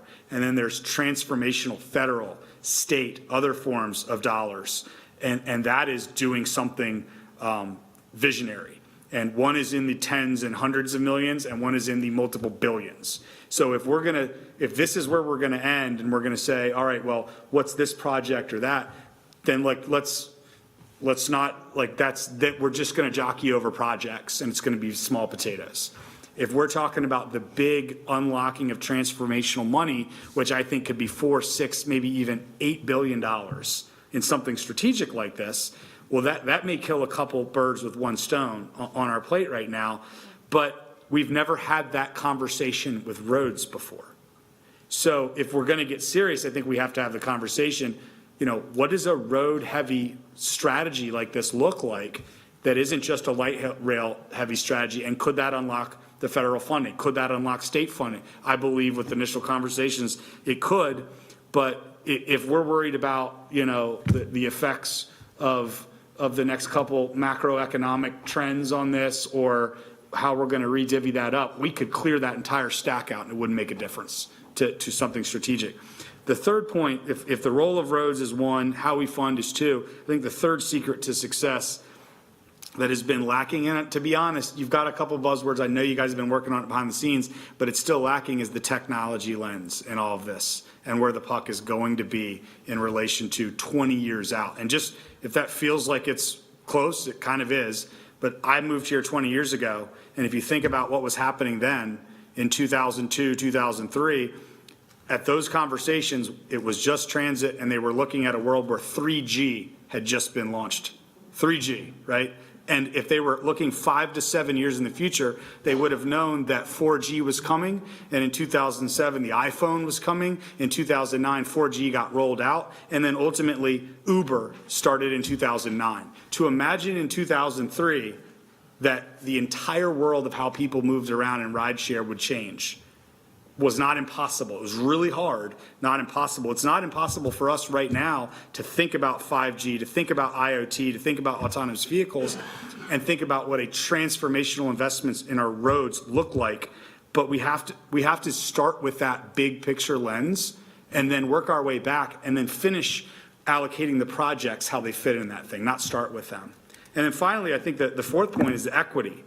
And I think it's the same, the equity lens is the same thing in the rule that applies with the funding lens, which is if we're gonna kind of look at an equity lens and say transactionally these projects are needed here and my district needs this and that, we'll have already lost, right? It has to be something that is so big and powerful and important for where the puck's gonna be in 20 years that not investing in a portion of our city means the whole thing doesn't work, right? That's the equity lens. If we think at a big enough level of all this, it won't be did one or two or three districts not get their fair share. If they didn't, it won't be ubiquitous enough to draw the vision of where we're going. So I know we're stuck on time. There's a lot more I wanted to say, but I think those are my punchlines of it's a great start. I have not seen that in 20 years here to get to this point. The question is, what do we do next? All right, Mr. Driggs? Thank you, Mayor. I actually had a similar comment. I think this is actually a major step. I haven't seen us acknowledge the interdependence of our funding capacity, our different plans, the strategic mobility plan, the UDO. So in that sense, it is a very important step. But to me, it basically acknowledges a question rather than answering it. And so I'm glad to see the question finally out in the open, and I've heard responses now. How do we make this work? What is our actual capacity? the distinction between the TMN and the CIP capacity isn't very clear to me. It's like, I don't see how CIP does anything. And to Mr. Bukhari's point, CIP is not adequate. And one way to illustrate that is ask yourself what these proposed allocations actually buy. I mean, here we are with bikes and sidewalks as a centerpiece, right? $20 million for sidewalk, $3 million per district, $1.5 million per year per district. The sidewalks cost about $6 million. So each district gets a quarter of a mile of sidewalk a year, right? I mean, you know, how much closer does that get us? And you can do kind of similar calculations on the other line items. So I think as we talk about our future budgets and our capacity, we need to have in front of us all the time what these numbers actually represent in relation to the identified need. I started raising the subject of sidewalks, and I didn't want to disappoint you, Ms. Edmira, by not talking about them. But I started talking about this because we had like a 20-year waiting list. And if you're talking about safety, about equity, whatever you want to call it, allowing people to go places on foot, if that's what we want them to do, ought to be a pretty critical priority. And finally, I'm going to touch on something, and I'm glad Mr. Graham is next because I'm sure he has a different view. I believe that protecting the $50 million for housing in bond cycle after bond cycle is extravagant. And I've said this before. I mean, in essence, what we're doing is we're providing a $6,000 per year or more benefit for certain lucky households, and we're not doing anything for the others, everybody else. That represents only about 10 or 15% of the income of eligible households. So I feel that there is a way that we can pursue our equity goals and our social goals, spreading some of this wealth around a little more, focusing on training and sort of crisis relief type of things. I just feel that especially in light of the news that we just got about housing in our latest round on the Housing Trust Fund, that continuing to pursue the goal of providing this housing at these affordability levels is simply something that we're not going to be able to do along with all of the other things we want to do. Thank you. Mr. Driggs, I think we're going to give you the opportunity to debate that with Mr. Graham when we have the Housing and Jobs Summit. So I appreciate and looking forward to that. Mr. Graham. Yeah, probably needs to be more, right? But that's so I generally write T and K, T for trash, K for keep. The presentation is a keeper, right? So this is something that I'll definitely keep on my desk. It's a really, really good document. And I want to appreciate the work. I kind of agree with Mr. Bukhari, right? I know it's a strange Monday. You guys get that? Make sure those cameras are running. It's a strange Monday, right? How do we fund it? And if we pick winners and losers by looking at projects and not looking at the big picture, then I think we are really going down a lane that may not be beneficial for the long term. My basic notes were, one, right from the beginning, behavioral change, right? This concept is starting with getting people out of their cars. We have to change behaviors, and that only starts with the transportation is safe, reliable, and dependable. And that starts with the most basic form, which is the bus system. I mean, we gotta focus on that, right? That has to be a long-term deal. And then it's the regionalism, right? We can't do this alone. We can't do it without regional partners. My question to the manager is, what happened to the infrastructure dollars from the federal government that was passed? Has it trickled down this way yet? And if so, how are we going to utilize those portions for infrastructure needs? One thing for certain, as I think Ryan said in his presentation, we can't stop the growth, and it's regional growth.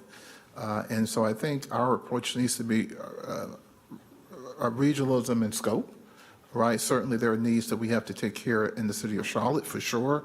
But how do we connect with the NCDOT in a very, very meaningful way in terms of our infrastructure needs? How do we interact with the federal government?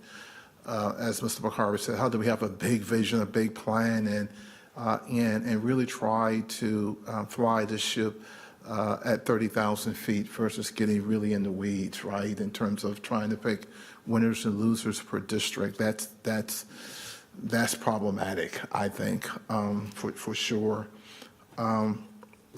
Lastly, and I know we got to get downstairs, it's a lot of work, right? And it's a lot of money.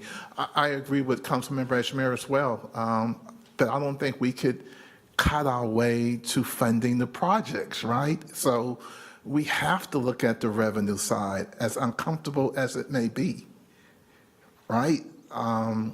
Because that kind of gives us an indication of where dollars can come from. If we're trying to fund, and we're really serious about tackling sidewalks and tackling infrastructure needs in our community, there's no free lunch. And so I think as we move forward, I think we need to have some grown-up conversations around the table in terms of what can be cut, how can we streamline our budget, but also where can we get additional revenues from to support some of the items that we know will be getting worse, right? Because the city will not stop growing and delaying items that come through our zoning committee meetings and won't stop the growth. It just stops the process. And so I just think this is a very good start, and let's see if we can keep the plane at 30,000 feet. All right, thank you, everyone. I'm just going to say that someone said this is a billion-dollar problem, and it is a billion-dollar problem, if not more. And I guess one of the questions I would ask is, what is the cost of only doing what we can afford?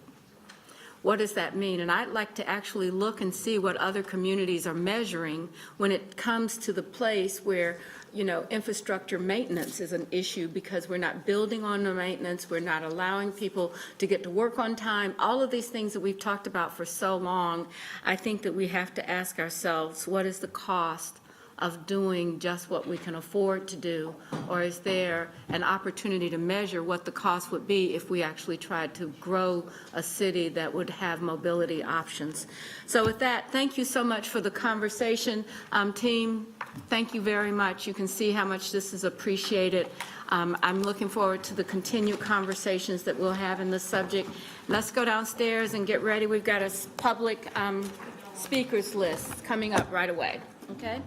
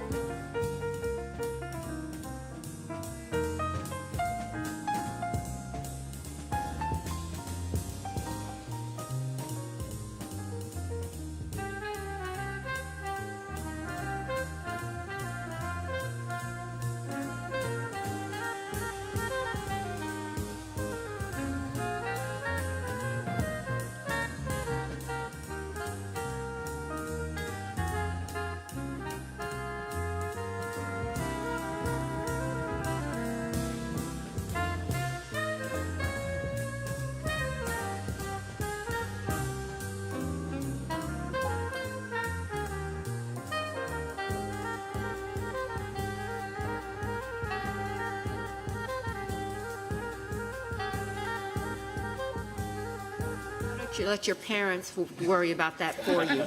Okay? So we're going to call this meeting to order. It's our November 28th City Council meeting.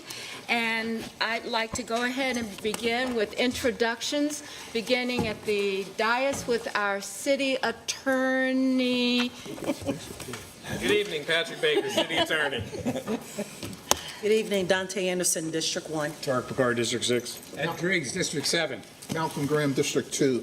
Braxton Winston at large and serving as Mayor Pro Tem. Vi Lyles serving as mayor. Marcus Jones, City Manager. Good evening, Luana Mayfield, City Council at Large. Good evening, James Mitchell, City Council at Large. Good evening, Marjorie Molina, District 5. Happy Monday, Dimple Archmere at large. Stephanie Kelly, City Clerk. All right. We begin our meeting with an invocation that's followed by the Pledge of Allegiance. The invocation is by a council member that's intended to help us make better decisions and to treat each other with kindness and graciousness. We celebrate religious diversity in our community, those even including those without religious faith. So tonight I'm going to ask Council Member Molina to give words of expression as our invocation. Thank you, Madam Mayor. We are fresh off of the Thanksgiving holiday, so what came to me for this occasion is the idea of gratitude and Thanksgiving. So I wanted to start with the idea of Thanksgiving and kind of expand on where we are right now. Thanksgiving is traditionally a moment where we come together, where we reflect, where we give thanks, where we commune, we share laughter, good food, and more with family, like family, friends, and others. I've read that gratitude is a gateway to grace. I've read that thankfulness is the beginning of gratitude. I've read that gratitude is one of our most powerful catalysts for happiness. And I want to share with you a quote that I found that kind of stuck out to me. It said, "Let us be grateful to the people who make us happy. They are the charming gardeners who make our souls blossom." As we continue our celebrations, because we're now entering the holiday season, I'm also sensitive to our neighbors and community members who may not experience all that I've named. My hope for you is hope. I hope for you that life supports you, that you seek light and opportunity so that you may also experience happiness and gratitude. I hope you pray. I hope you seek spiritual and physical counsel in all that you do. I hope that you find it, and I hope that gratitude finds you and all of us. I hope for you, and I hope for me, and I hope for everyone in this governing body this holiday season. And I hope every day for each of us in this environment for gratitude, a gratitude that's a powerful, like I said, a powerful catalyst that leads us to wonderful opportunities. Thank you. Now, if you will choose to stand, please rise for our Pledge of Allegiance. I pledge allegiance to the flag of the United States of America and to the republic for which it stands, one nation, under God, indivisible, with liberty and justice for all. Thank you, everyone. So the next item on our agenda is our public forum and our speakers tonight. You each will have 3 minutes to speak. And I want to recognize first Megan Horton. Ms. Horton? Megan Horton. All right. Ms. Horton is not here. Next, Yvonne Chamba. Thank you. Please be careful coming down those steps. They're kind of steep. And if you'll come to the podium, I'm right in front of the TV camera, right? And you have 3 minutes to speak. City Manager. Mayor, who's the youth group? Who's the youth group? Jack and Jill. Oh, Jack and Jill.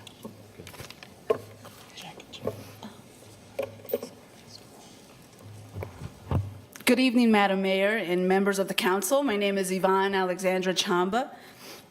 I'm from Council District Number 5, And what I'd like to address tonight, it's actually a question, of course. How is the city of Charlotte going about spreading awareness to the residents of each district of their abilities and benefits to participate in such important events for the well-being of our community?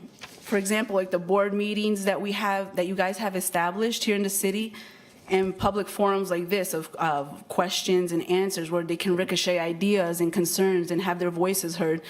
Because me, myself, would have never known about these benefits, especially like the Charlotte Civic Leadership Academy, which I think is a brilliant idea because, you know, it's a start for people to start getting involved and engaged with the community. And for me, myself, I came across this for other reasons that had nothing to do with this. So I would really like to know, is there something established as far as funding that's already existing where you guys actually reach out to the residents of each district? And, you know, is there like letters or ways, a marketing process that you guys have already set forth to let us know? Because I think there's a lot of people that you'd be surprised have a lot to say, you know, and then they could understand better why certain things are happening and why certain things may be delayed and what the priorities of the city are and why they're the priorities versus what their concerns are. And so I think that this is a great start for me, myself, because I didn't know I could do this. So I'm glad to be here, especially in the presence of all you guys, really. Ms. Horton, thank you so much. We work really hard at it. We may not always make it possible, but we will get you a report and a follow-up that will tell you about the ways that we can interact. And if you have any suggestions for us, we certainly appreciate it. Thank you. Thank you. This concludes my comments, my worship. Okay, thank you so much for coming down. We need more of you coming down. Thank you. All right, our next speaker is Joe Byer. Mr. Byer, are you here? Mr. Byer? Our next speaker is from the Jack and Jill of America, which I hope that she will explain what this is. And it is Zoe Washington. Miss Washington, would you please come down?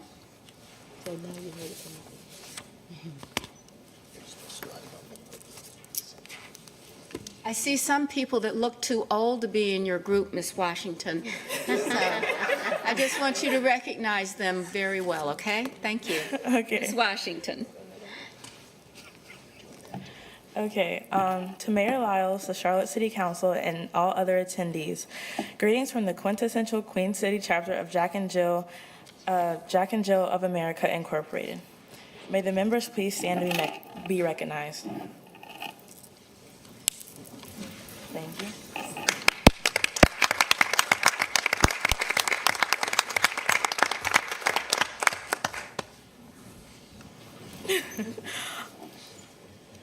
My name is Zoe Washington, and I am the teen legislative chairperson of our chapter. The Queen City chapter is a part of the marvelous Mid-Atlantic region and serves the greater Charlotte area. Jack and Jill of America Incorporated is an organization of mothers dedicated to raising the next generation of African American leaders while enhancing the lives of all children. We work to accomplish our mission through diverse programs focused on leadership development, cultural exposure, community service, legislative advocacy, and philanthropic giving. Jack and Jill offers annual programming for African American families under a 5-point thrust: cultural awareness, educational development, health, civic, and social recreational areas. Throughout the past 2 months, trendsetter teens of the Queen City chapter participated in a mock lawmaking event and a mock city council meeting with the Salisbury mayor and city and council members. Given our recent activities, we are ecstatic to experience a live council meeting. We are grateful for this opportunity to further our knowledge of municipal jurisdiction and action. This month, we also worked with March of Dimes to raise awareness for the seriousness of premature births. Thank you. Thank you very much, Ms. Washington. As a Jack and Jill grandma, I'm really proud of all of you. Thank you so much. Feel free to stay as necessary or as long as you should. You may want to go home and actually do your homework. Or watch us online. And we're also live on television most Monday nights. Okay. The next speaker is Mr. Bobby Drakeford. Mr. Drakeford? Okay. Our next speaker is Randall Hitt. Mr. Hitt? Our next speaker is Shaquila Pickens. Ms. Pickens? It's good to see you again.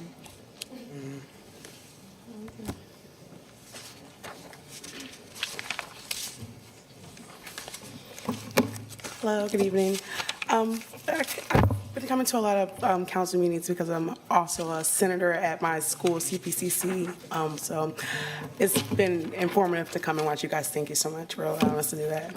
Well, the issue that I came here to address is homelessness for felons, which has been a very big issue here in Mecklenburg County.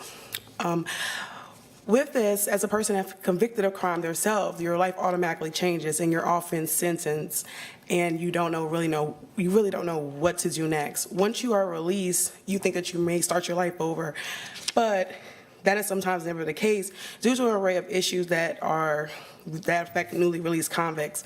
In Mecklenburg County, 35% of offenders were rearrested within 1 year of their release. That is because most ex-offenders are released back into the same communities that are poorly equipped to adequately serve them, returning back into their communities. Did you know that a person is 7 times more likely to experience homelessness if they have been arrested just once? In Mecklenburg County, per the Rental Housing Handbook, when looking into a potential rental's criminal history, it is at the renter's discretion whether they will allow the person to rent or not. Then that leaves most applicants without a return of the application fee, or I'm nervous, or administration fee, which is money most applicants cannot afford after being recently released. Even the low-income apartments and homes being built are not catered to ex-offenders because of the crime or whether or not it was violent or not. I believe that should change. My question is, when you are released and you have served your time, whether behind bars or probation, are ex-offenders not afforded the right to basic housing? Many of these people are having to go back through back channels or have family members to co-sign for them to live in a house that is up to code. In September of 2022, the number was reported via WBTV that 2,666 people were homeless, while other reports are showing that that number has doubled since then, not counting those who have not sought out assistance. The reentry services provided by Mecklenburg County are inadequately serving these communities that have already come back to the society feeling as second-rate citizens. I myself are one of those people that have served my time and are now currently enrolled at CPC studying criminal justice. As a part of the student government, serving as a senator there, I have moved past my past and have now moved to become a positive influence in my community. But without adequate affordable housing, almost 15% of felons will likely return to prison. Thank you. Pickens, thank you. Many people on the dais support and your efforts. We'll be glad to share your remarks also with the county commission tomorrow. Okay, thank you very much. So with that, Madam Clerk, we have no other speakers in the queue. Is that all right? So now we'll go ahead and have our meeting, and we'll start with the public hearings that we have scheduled. Madam Clerk, do we have any speakers signed up for the public hearings for the investment grants that are on the agenda? Ma'am. All right, so Close the hearing? Second. we have a motion to close the 3 hearings. The hearing for Bosch Rexall Corporation, the hearing for Solve Industrial Motion Group Business, and the hearing for the Atlantic Coast Conference, mostly known as the ACC in our neck of the woods. So we have a motion and a second. Any discussion on the motion? Hearing none, all in favor of closing the public hearings, please raise your hand.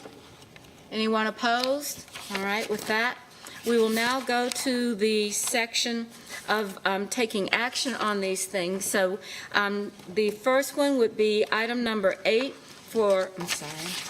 The first one would be item number 7, Bosch Rexroth Corporation. Do I have a motion to approve a City of Charlotte business investment grant to Bosch Rexroth Corporation and approve the city's share of a business investment grant to the corporation for an amount not to exceed $959,426 over 7 years? So moved. Second. We have a motion and a second. Is there any discussion? Hearing no discussion, all in favor, please raise your hands. Anyone opposed? All right. The next item is item number 8. It is a motion to approve a City of Charlotte business investment grant to Solve Industrial Motion Group and approve the city's share of a business investment grant to Solve Industrial Motion Group for an amount not to exceed $725,981 over 7 years. Do I have a motion? So moved. A motion and a second. Any discussion? Hearing no discussion, all in favor, please raise your hands. Any opposed? Thank you. The next item is for the Atlantic Coast Conference Business Investment Grant. Do I have a motion to approve a City of Charlotte investment grant for the ACC and approve the city's share of business investment grant to the ACC for not to exceed the amount of $40,914 over 3 years? We have a motion and a second. Any discussion? All right, Mr. Graham. Thank you, Madam Mayor. Just a quick comment.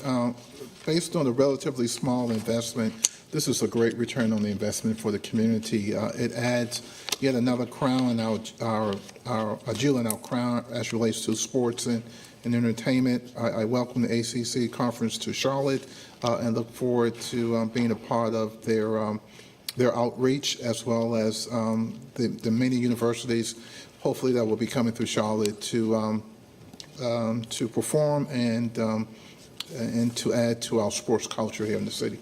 All right. Mr. Bakari? Yeah, I just wanted to take an opportunity to call out a special thank you to the General Assembly of North Carolina, particularly Speaker Moore, Senator Berger, and their offices, and obviously a great job well done by Tracy Dodson in our own Economic Development Department. All right. Ms. Ajmira? Thank you, Madam Mayor. This is a great economic catalyst for our region as a sports mecca, especially a great boost for our hospitality industry, which employs 1 out of 8 people in our city. So, and I certainly appreciate the effort by our staff working in collaboration with the county, the state, and also with the CRBA, the Business Alliance. Appreciate the work that you all have done, and congratulations on the job well done on retaining the operations of the ACC in the state of North Carolina. It was a heavy lift, so thank you, Tracy. I think that there are 2 people that are significant in this. The president of Duke University, who chairs the board of directors for the conference, as well as the commissioner, and how much work that they've done to make this a part of Charlotte's fabric is exceptional. So with that, any other comments? Hearing none, all in favor of this item, please raise your hands. Anyone opposed? Thank you.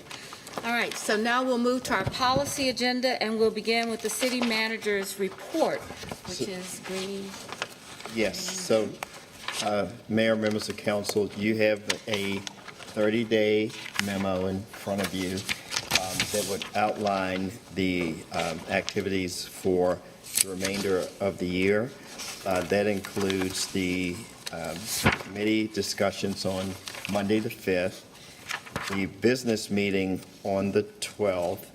We will have a property reval process update, and as you may recall, you had an initial discussion, I believe, earlier in the fall, and this is a follow-up.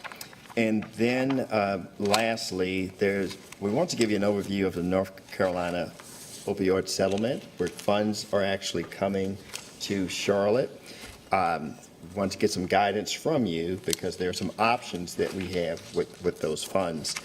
And then lastly, on the 19th, there's the City Council zoning meeting. I think there have been discussions amongst you in terms of the committee discussions on the 5th that would help outline what could be the part of an infrastructure discussion on the 19th of December. So That is what I have in terms of the 30-day memo. I did mention in 267 that we would like to do the Duke Energy Green Source Advantage Program update. While you did get a memo, this is so significant, I think it's important that we have a discussion about options related to this program.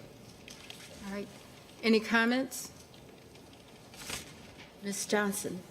I just want to clarify the 1219. Mr. Jones said a discussion on the 19th. I think and you and I talked. It's the actual meeting on the 19th. Yes. Okay. Yes. At 1 o'clock, the infrastructure meeting. Okay. Ms. Mayfield? Thank you, Madam Mayor. Mr. Manager, for December 12th, when we're doing the property reevaluation process, Mayor, I would like for us to consider at some point moving to our legislative committee to have a discussion with looking at if we have any flexibility with creating a conversation with our legislative representatives regarding property evaluations. Some other communities have looked at some progressive ways regarding investment properties, especially single-family investment properties, having a different tax structure than properties that are owner-occupied when we're looking at potential challenges and growth that is happening. That may be something that we can at least do a little bit of research on to see how it may be working in other communities, and if that is something that we may be able to work with our partners with Mecklenburg County to discuss. Mr. Jones, could you make sure that we get the research and how other places are doing this so that it's available for discussion in December on the Thank you. 12th? Okay. Anything else? All right.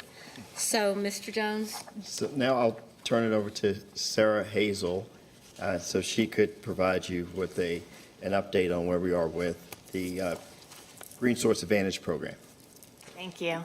Good evening, Mayor and Council. What I want to do today is 3 things. I want to provide you an update about our Duke Energy Green Source Advantage Program. Specifically, I want to share the proposed increase in product charge requested by our solar developer and then the resulting costs to the city if we choose to move forward. And I want to get direction from you all. Next slide. One more. But first, what I thought I'd do, because it's been some time since we had this discussion as a group, is just do a brief reminder about what is the Green Source Advantage Program. It's a Duke Energy program that is tailored for large North Carolina customers who want to invest in the development of renewable energy and lower their carbon emissions. So for customers like the city of Charlotte. Large customers then select a solar developer to develop a large off-site solar project, and then we get the benefit of that project through the renewable energy credits and all the environmental benefits that come with that project. Next slide. So how does it work? So we entered into this agreement with Ecoplexus, who we selected through an RFP process.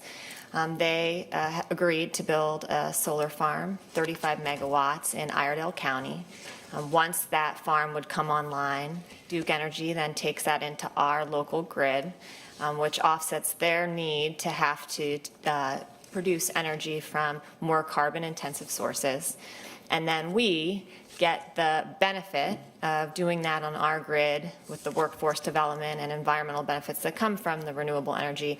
And that also gets us about 17% of our energy use, and it closes the zero carbon gap that we have when we look at what our existing Duke Energy grid is and what we need to do to get to our zero carbon buildings goals for the Strategic Energy Action Plan by approximately 35 to 40%.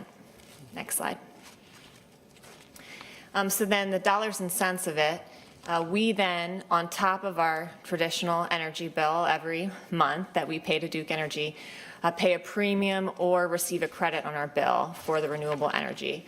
Duke then pays the solar developer, and we receive the environmental benefits. Next slide. So what's happened? So this is prior to the pandemic.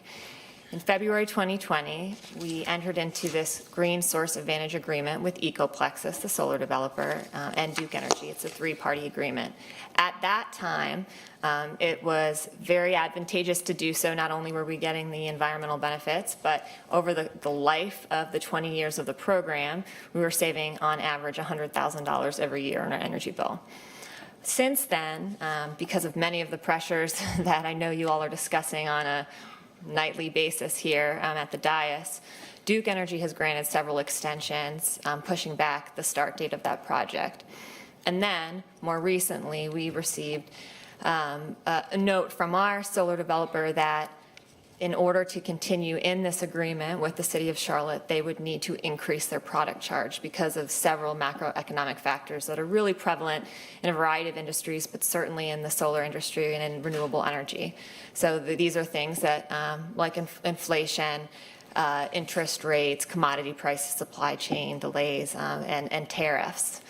And so pending a decision from the City of Charlotte to update the agreement for 25% increase, they will be selling the project to Pine Gate Renewables. I share that just because Ecoplexus is not located here in North Carolina. Pine Gate Renewables is, and they're also doing several other GSA projects.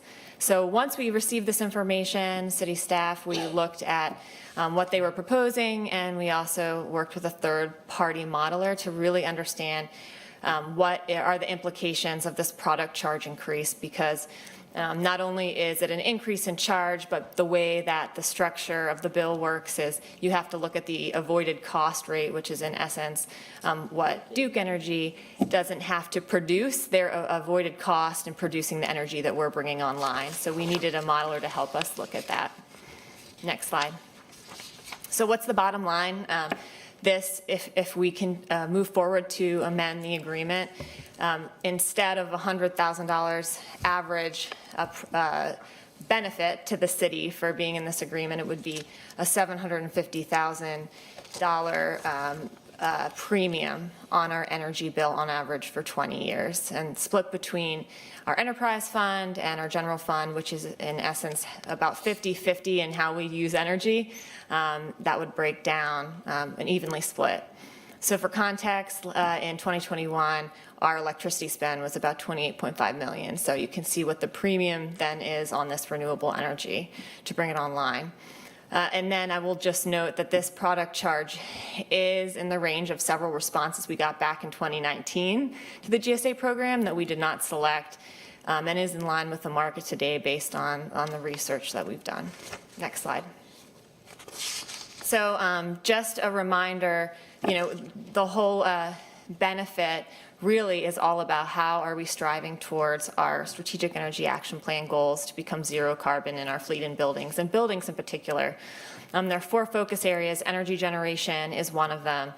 City Council has continued to make efforts through investments, most recently just moving forward 5 solar projects on site. But if you see in kind of the left-hand quadrant of this diagram, that's our 5 stages to zero carbon energy.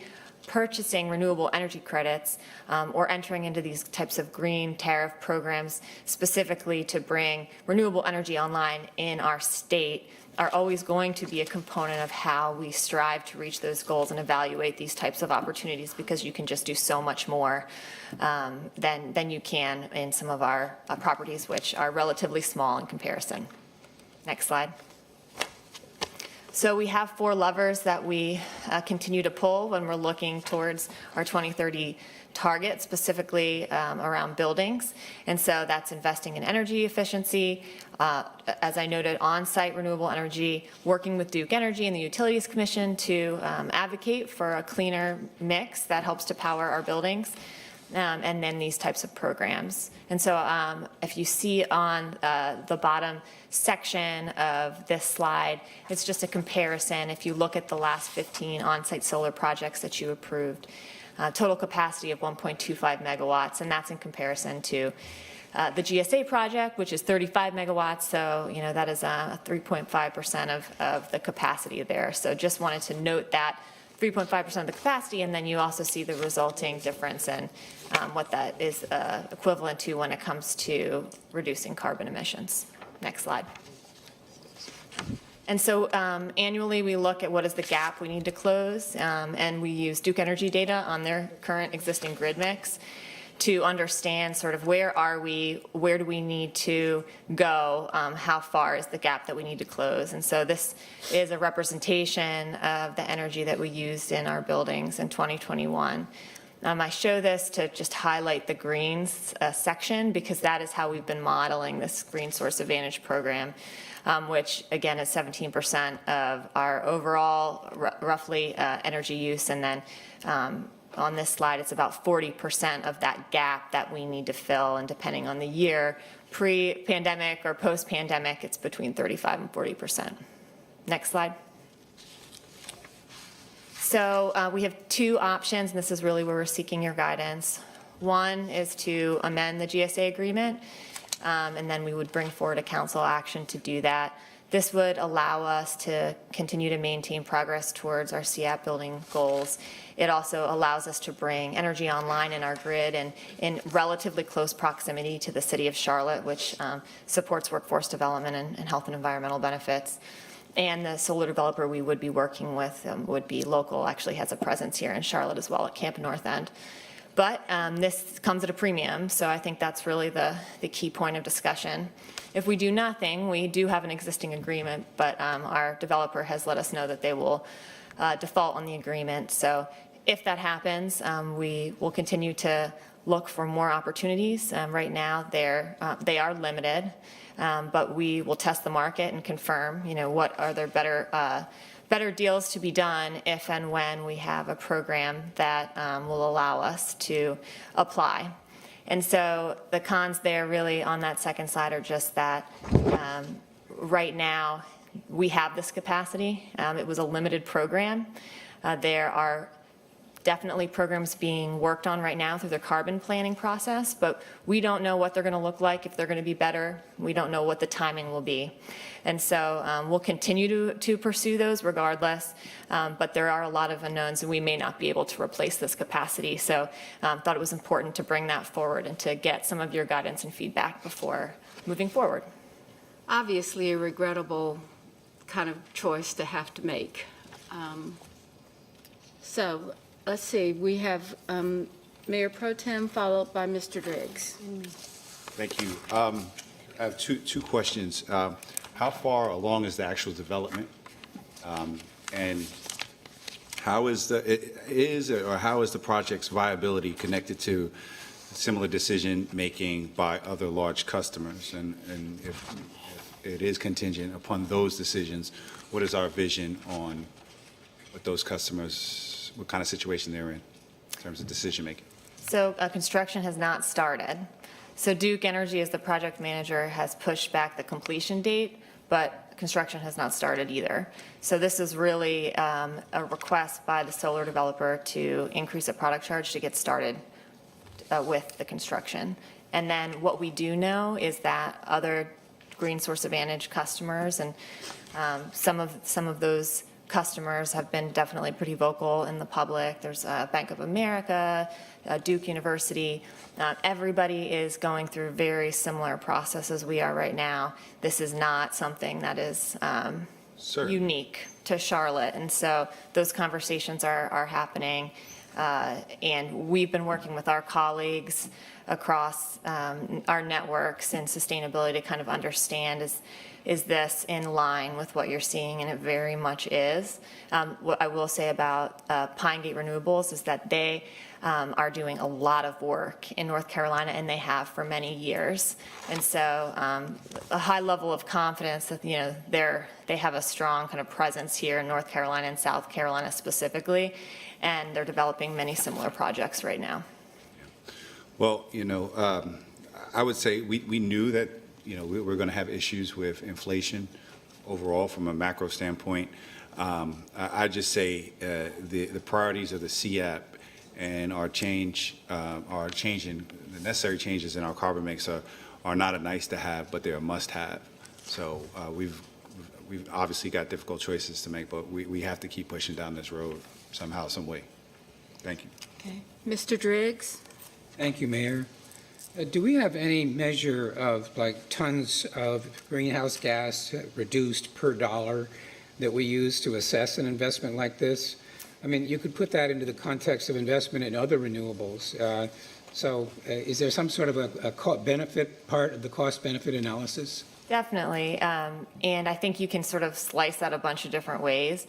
But if you look at the slide that shows our energy use and our zero carbon gap, I mean, the 35 megawatts is very large, and that offsets 17% of our energy usage is a big slice of the pie.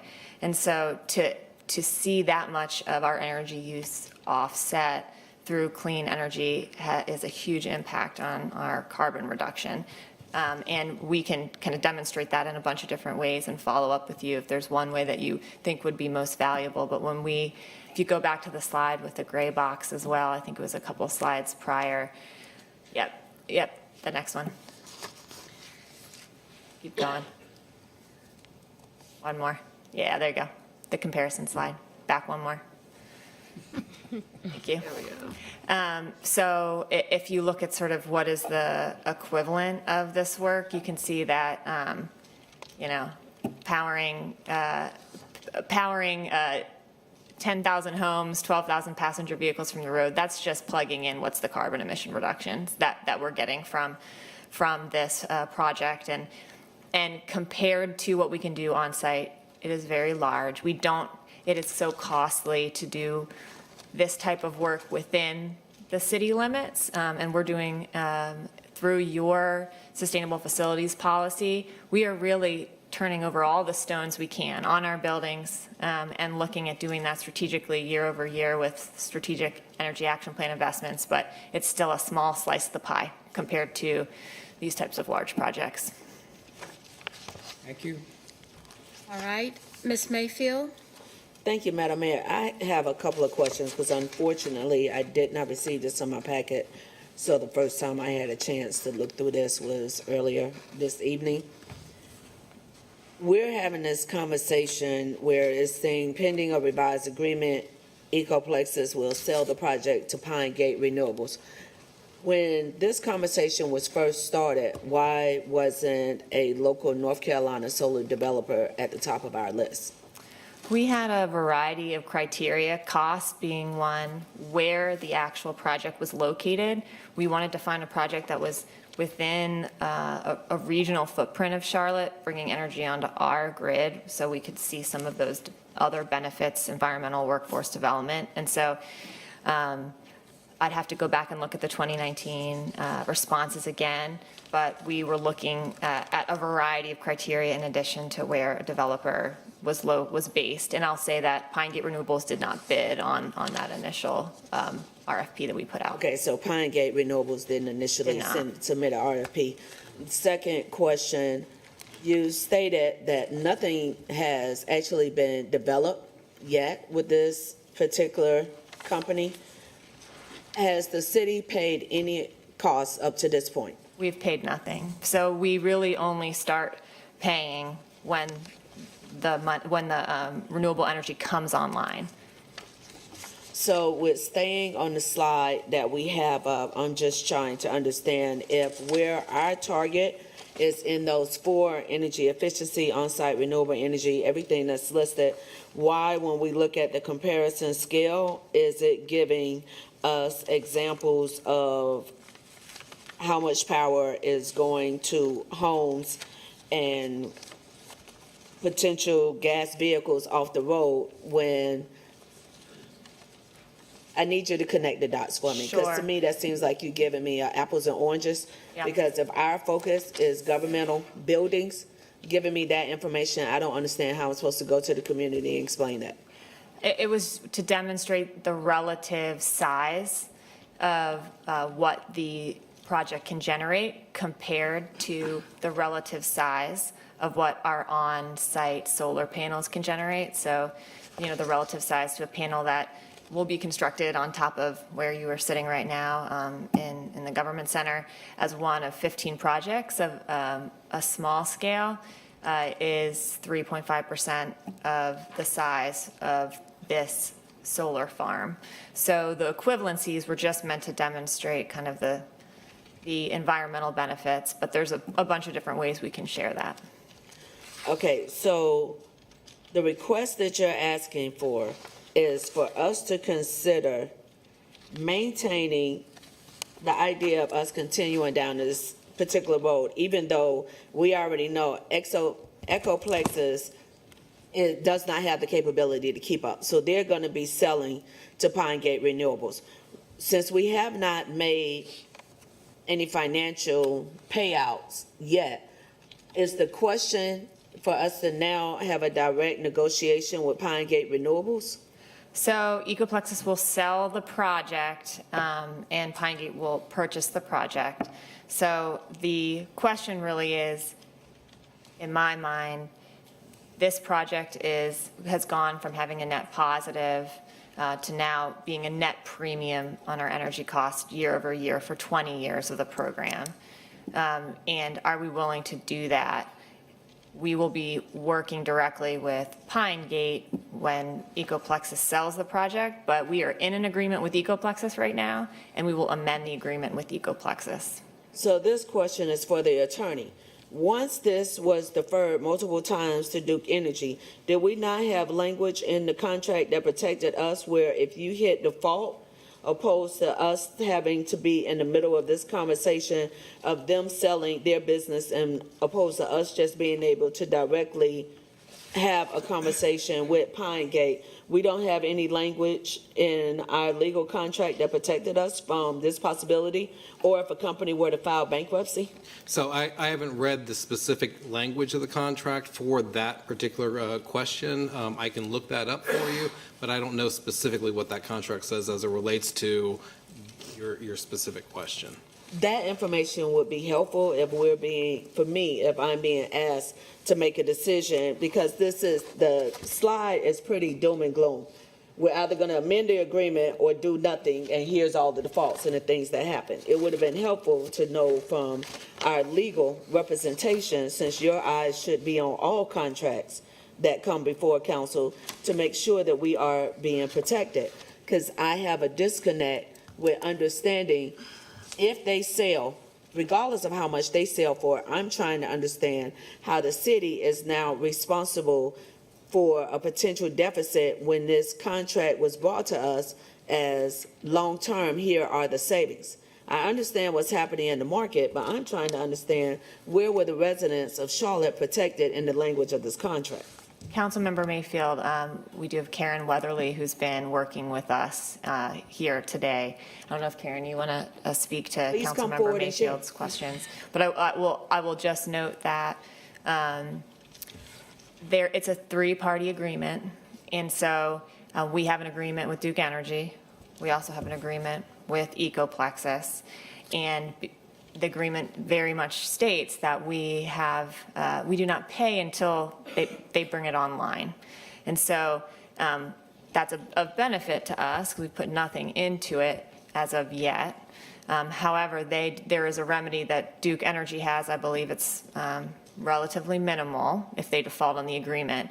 But when you look at what that remedy is, it is not enough to move forward in their eyes, and that's why they have given us, this information and this request. So Karen just said it's $50,000. So, right. You can go to the microphone. Thank you.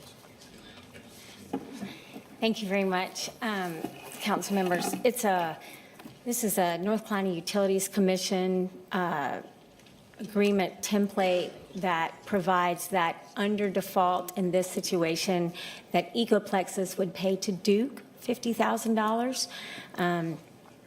It's based on the fact that when you have default, there's a calculation, but at this time, since nothing's been built, it's based on energy production, so that's why it's written that way.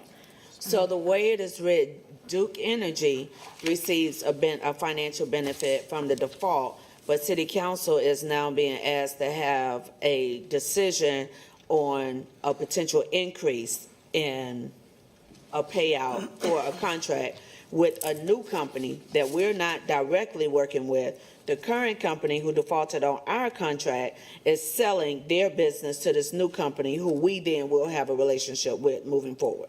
This contract would be assigned from Ecoplexus to Pine Gate. They step into the shoes of Ecoplexus because they have the ability to carry out this contract that we already have, and it keeps us in our place within Duke's, GSA program, rather than us coming out, getting back in line, not knowing what the terms are going forward. But you're right, the product charge increases due to all the other factors. Thank you. You're welcome. Mr. Mitchell? Thank you, Madam Mayor. First, Hazel, thank you. Rod Focus kind of started us down this path about Green Initiative a long time ago, so I'm glad to see you in that leadership role. Just a couple of questions.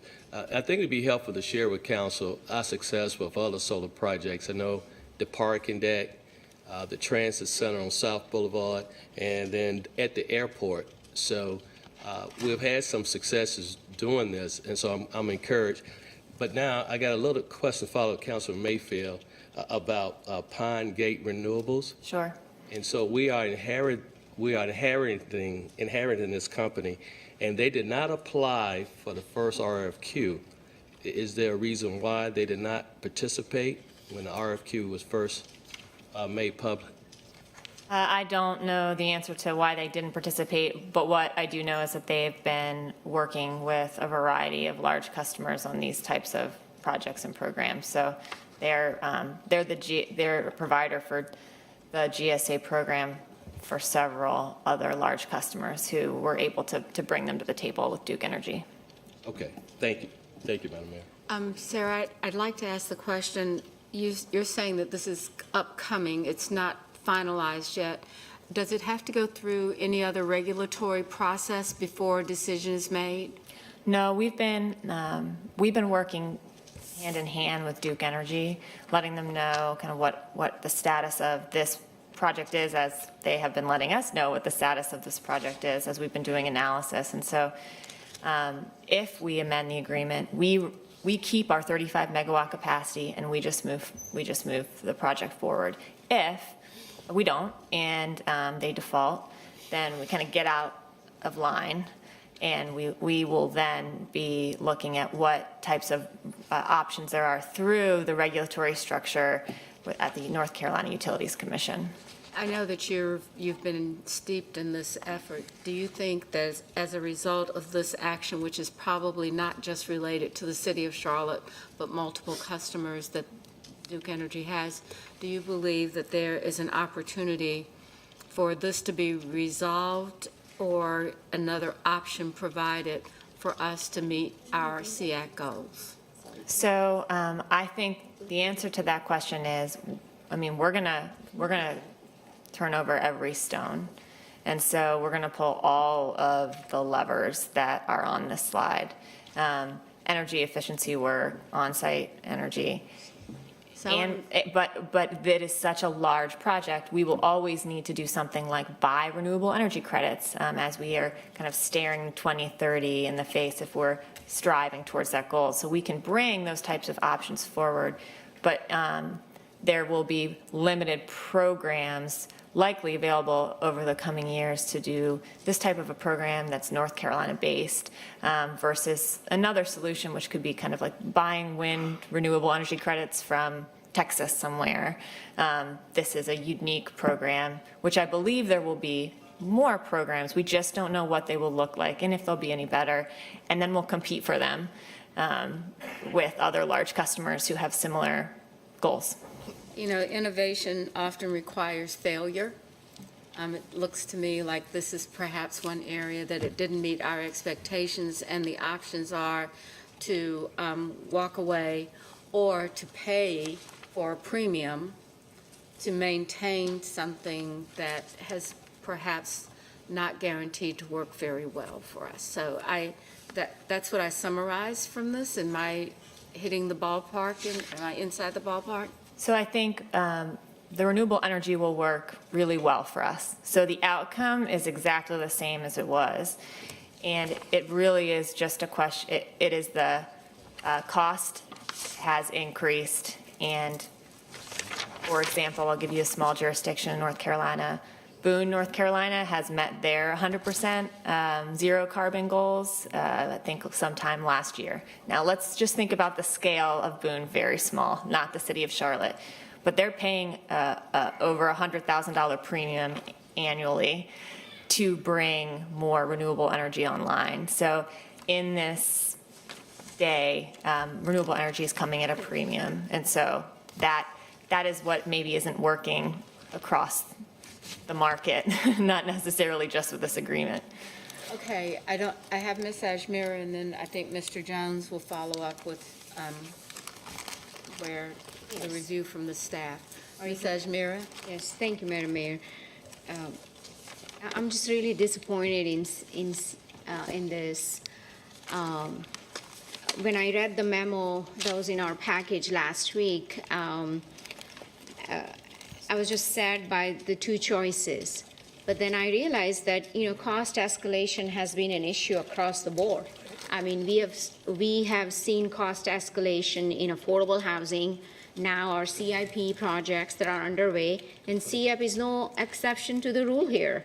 So if you're truly serious about tackling CIP goals, we have to put money where our mouth is at. We made a commitment to our CIP going carbon-free by 2030, and if you look at the chart, the pie chart, where this gives the biggest value for our investment, where this truly helps us get closer to our 2030 target, we have to invest in that commitment. So if you can just go back to the slide where we can see the progress in our carbon-free goal by 2030, and that's just the city operations goal. I'm not even talking about the 2050 goal. You had the pie chart?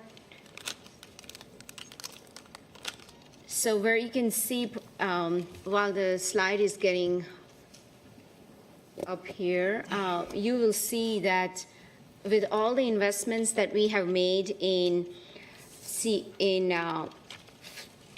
electrifying our fleet, our buildings, investments we made in Innovation Barn, it hasn't gotten us closer to our 2030 carbon-free goal.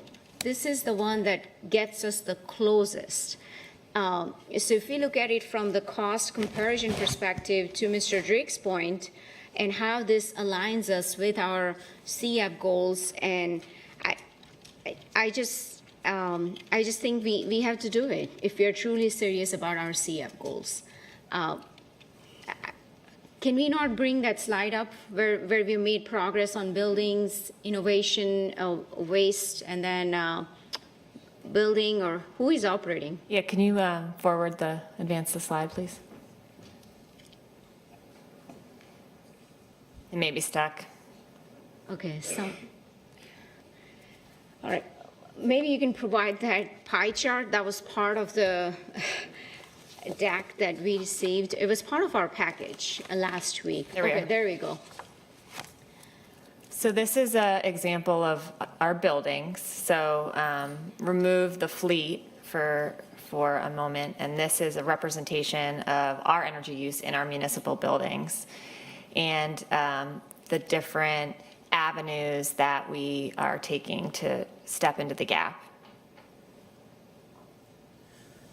So this green source advantage, is that the 16.8 or is it the 57.9? So the Green Source Advantage program is that 16.8. The 57.9 represents the existing gap. Yeah, the 57.9 represents Duke Energy's existing zero carbon grid mix. So right now, that is the percentage of energy that we get that is generated from zero carbon sources today. So I'm trying to figure out, to Mr. Drake's point, do we have the percentage on going carbon-free, on how much we have reduced how much we have reduced so far with the investments we have made in Innovation Barn, in buildings, and retrofitting our buildings?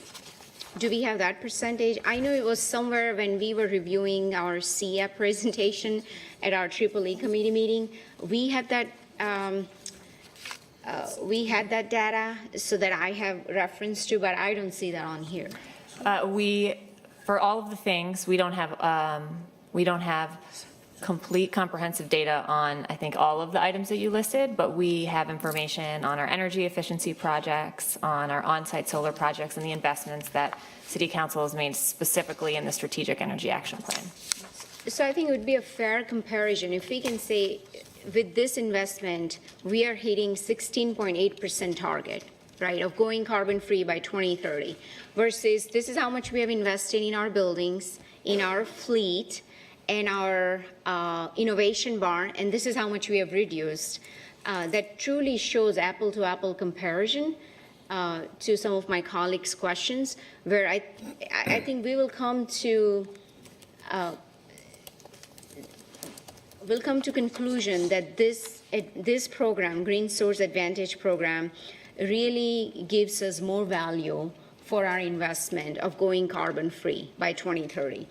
But we also have to keep in mind that inflation has affected all segments of everything we do. So this is no exception.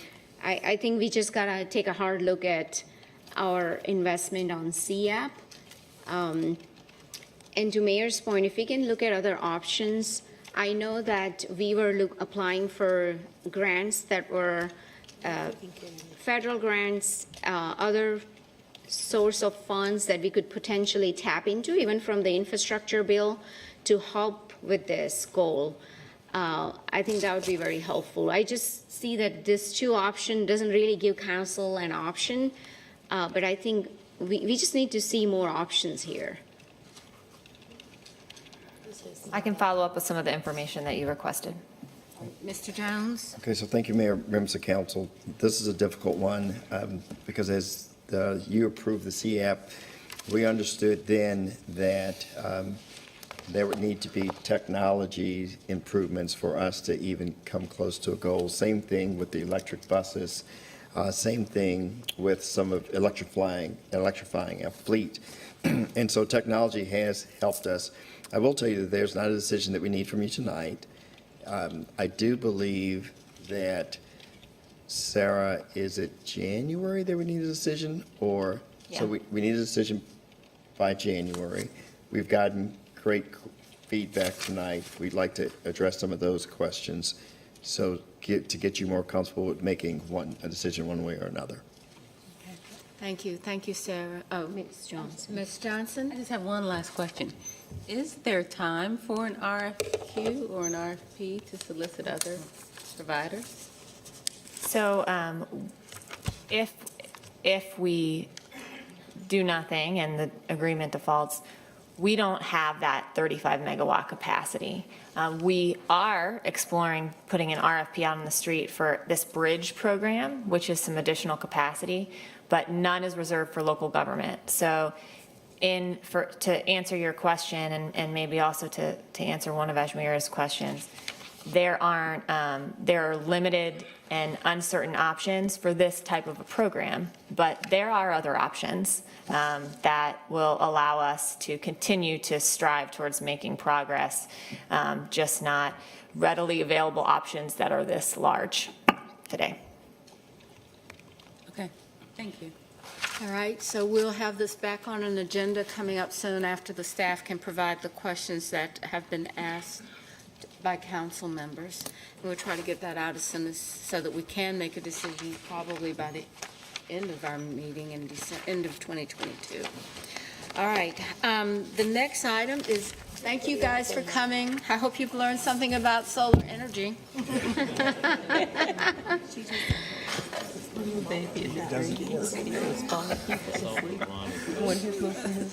heard that.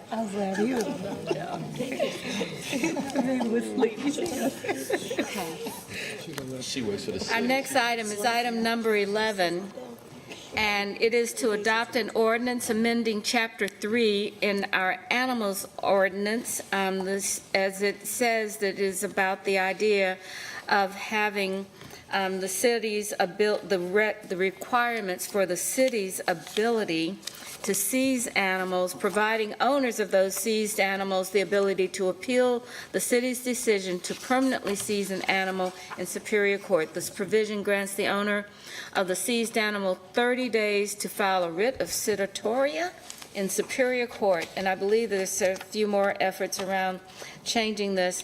Mr. Jones, do we have someone that would present or summarize more? We do.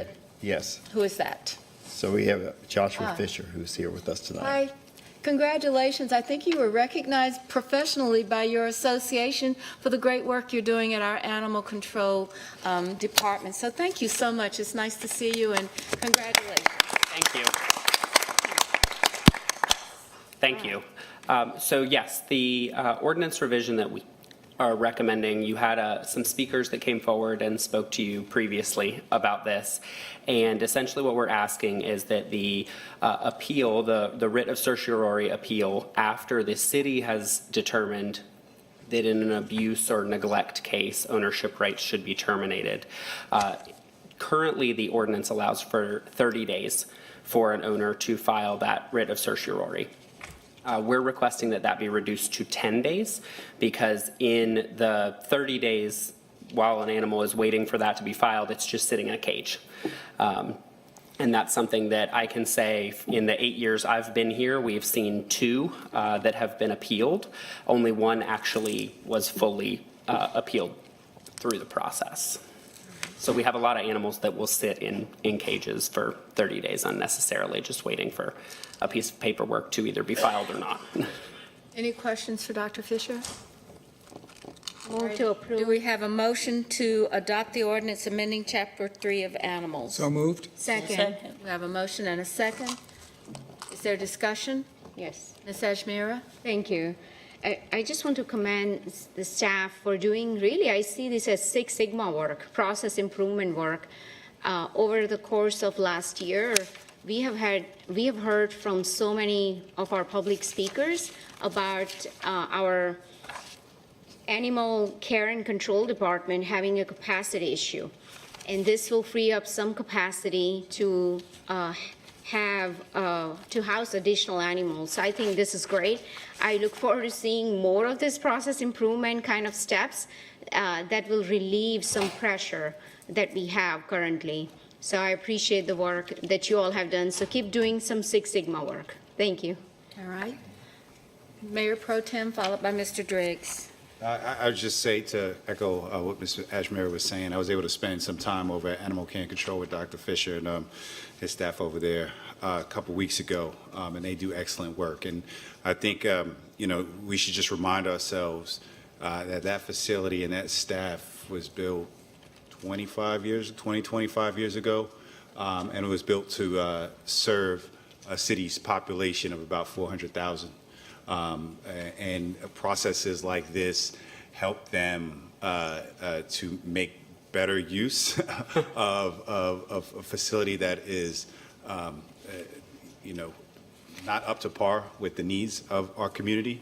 And I think there was also an investment in the consent agenda that allows them to do some more repurposing of that. But I would encourage council members to go and spend some time over there with the staff and ride around. And so we can consider what we might need to do to further invest and make improve our facilities and the services that we need to provide to our community. Thank you. Thank you. Mr. Driggs? I just wanted to acknowledge the efforts of the volunteer Judy Story, who has a great deal of passion around this. You can't help but be infected by it. And the truth is, we don't have a good situation there. We don't meet the state's health requirements on an annual basis. So there's a need to invest for kind of maintenance of the current facility, but also, as Mayor Pro Tem pointed out, the capacity of that facility is absolutely insufficient. And we considered a few years ago, some of us will remember, a major investment in a very large new facility that got derailed, but I think we're past due to do something about the situation over there right now. Thank you. Thank you. I really want to say thank you to your team and to all of the people that host animals and keep them in their homes to help alleviate some of the issues we have. We're really grateful for the people in this community. So with that, we have a motion and a second. All in favor of the amendment to the Chapter 3 of the animals, please raise your hands. All right. Anyone opposed? Thank you very much. The next item on our agenda begins our business agenda, and it is Affordable Housing Development Support Request. For item 12, is there a motion to approve $9,200,000 in additional Housing Trust Fund allocations and $6,600,000 in American Rescue Plan funds for the following multifamily rental affordable housing developments? Fairhaven is in District 3. It would be allocated $1,150,000. Otava at Reedy Creek in District 4, $2 million. Galloway Crossing, $1 million in District 5. Bishop Madison Homes, Council District 2, $250,000. Grounds for Change, District 1, $4,500,000. District 7, Ballantyne Seniors, $1,400,000. And Evoke Living at Morris Field, $5,500,000 in District 3. We'll take these each by A, B, and then we'll go. Move for approval, action A. Second. I have a motion for action A and a second. Is there any discussion? Mr. Driggs. Mayor and colleagues, I just want to point out the observation I made before about the cost of this particular priority that we've established, which has doubled, and here we are proceeding. So I think that we should have more data and do more work to see if this money could be used productively. I realize these projects were kind of submitted to us, but we agreed to do those on the basis of 20-something million in commitments, and then the number more than doubled. We've pared it back. We've improved on that. But in any case, I just, consistent with what I was saying before, I just hope we can find more productive ways to help people than this kind of investment. So I'm not going to be able to support it. Thank you. All right. Ms. Ajmira, followed by the Mayor Pro Tem. Thank you, Madam Mayor. I just want to thank staff for undertaking. We are talking about cost escalation for last 2 to 3 weeks now, and I see this is not going to go away. We are going to have next cost escalation topic on CIP, but this just shows our continued commitment to affordable housing, and I think we need to show the similar commitment to our other goals, including the CIP. I look forward to supporting what staff has presented because this is one of our priorities, and I'll be supporting it. Thank you. Mayor Pro Tem. So I think, what Mr. Driggs said is something that the community should pay attention to. We're going to have to make, I think, have a different kind of conversation than we've had over the past few years over our housing trust fund come the spring. We have, come this winter, in a couple months, actually, we have a fresh $50 million that's going to be in the bank, but the economic climate, the realities of construction, new construction versus, keeping NOAAs available to folks that need it. They're going to be different metrics that we're going to be dealing with and different ways we're going to have to digest that information. But with what's on hand right now, I talked to staff a little earlier today.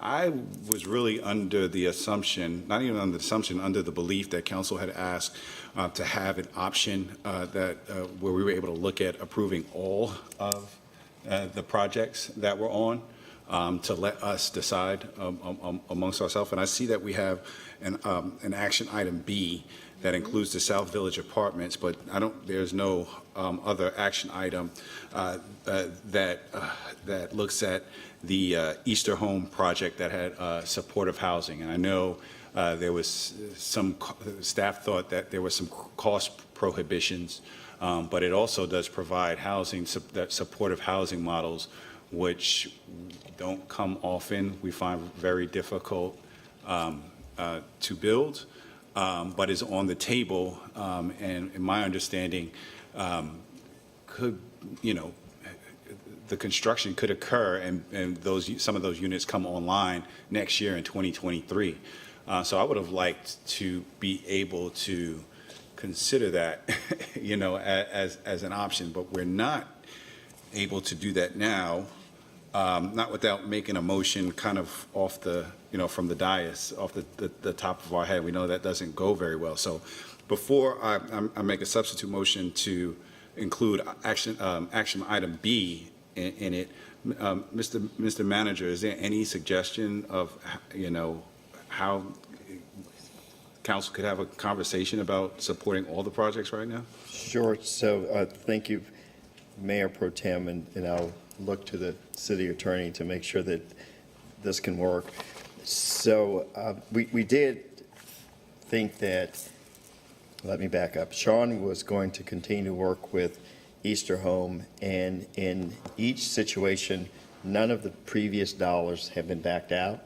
If the council would like to include Easter Home, I don't know if maybe that could be a B1 after B, or if it's the will of the council that you just want to approve them all, could we just roll Easter Home into item B? That changes the dollar amount. It's about $1.9 million more. And I wanted to ask, we've done a couple of supportive service housing units, and we've done them in partnership with the county, because aside from the one that was done by the diocese, I believe. So I wondered if this was something that, if we're doing this now, should we get some comments, or do we know the comments from the county for supportive housing? I'm just asking, Ms. Molina, did you want to speak to this? I was asking a question of Sean. Do you know if we've talked to the county about supportive housing and what that means? I know that we have at least two in town, one that the city and county funded together, as well as one that was funded in, I think, partnership with the city and the diocese. Sean Heath, Housing and Neighborhood Services. Sorry, this will be an unsatisfying answer, but I have not spoken with the county about this particular project. Okay. All right. So I think that I have next to speak is Mr. Bakari. I think the theme has been rampant throughout our conversations tonight, let alone the last several months. We need to step back and take a look at our strategic priorities and what our investments are and their size compared to what the return of what we're getting. And sometimes that's a hard economic ROI, and sometimes that's a soft, number of how many units are we shaving off of the affordable housing crisis. But at the end of the day, this wasn't a good deal. This wasn't a good proposition moving the needle before. And now it's another $20+ million for another under 1,000 units. I mean, that is not needle moving. How much money are we spending here versus it's not solving affordable housing, it's solving upward mobility. When we look at that, when we look at the CAP conversation we just had, when we look at the stack of the CIP dollars and what we could do, these are very small pools of funding, relatively speaking, and very large problems. And if we just throw 100 pebbles in the ocean so we could say that we threw one pebble that had a word CAP and a word affordable housing and a word, roads on it, we will have done nothing. So we have to get more strategic in what we do. And that means taking hard lines on some things that we want to solve for, but we know the current approach isn't doing it. And this is one of them. All right, Ms. Mayfield? Thank you, Madam Mayor. I want to make sure that also the community understands that what we have before us that we're voting on, with each of these projects, just looking at Fairhaven, $1,150,000 additional on top of the initial request, the funding that is not utilized comes back to us. So we are allocating up to, but I would like to have it on record that the expectation is not for any of these partners to be coming back anytime soon, asking for additional funds again, because when we read through this, part of the request is to authorize the city manager to execute, amend, and renew contracts as needed to complete the transactions. We know that we are going to see some type of recession. We are already seeing in the development community, some pricing is going down, some pricing is leveling off. These projects are not going to be out the ground until late 23, going into 24. Those price adjustments, those funds should be coming back, but we need to make sure that it is very clear, because I agree with my colleague, we got to figure out a better model than just putting money at it and putting money, for me personally, into a lot of rental versus ownership, because you build generational wealth from owning. The only ones that's building wealth are the ones who own these buildings. So whether we're doing a rehab with a NOAA or not, that's not necessarily helping the community, but I do hope, and since some of our partners are sitting in this room, that you clearly hear that there is an expectation for you all to figure it out and not be coming back, because we got to figure out a different model. And when we get together as a committee, then we can really talk about what is our plan. But I do want to make sure people understand these dollars very well. We have seen it before. We've been able to reallocate. We had money left over because a project wasn't able to move forward. We were able to redirect those funds to a different project so that the community understands this is not the final ticket dollar, but it should be no more than this. Thank you, Mayor. All right, Ms. Ajmira, followed by Ms. Molina, and then Ms. Anderson. Did you have You can wrap us up.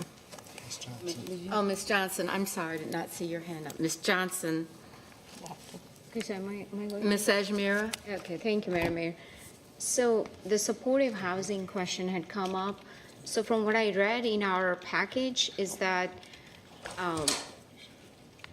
just because we don't have supportive housing request in our on our agenda today to approve under option A, that doesn't mean it stops here. I read in our package that you are going to continue to have conversation, Sean, with supportive housing partners and try to figure out a solution moving forward. Am I interpreting that correctly? Yes, that's correct. Under a scenario where Easter Home is not advanced through a vote tonight, that does not mean the door has closed on that project. It simply means that we would continue to work with the developer, DreamKey in this instance, to evaluate, is this the best proposal that can be brought forward? And then presumably it would cycle back in front of council, either a retooled proposal or maybe something that looks very different, but still accomplishes goals related to affordable housing. That would be our desire, would be to continue the dialogue on this particular project. That is very helpful, Sean, because I think that gives me the comfort that I need, because I have seen the supportive services model, because it's really wraparound services that goes with the housing. So if we can find some sort of collaboration with the county, to Mayor's point, or with other agencies to truly make that happen, I would really like to see that.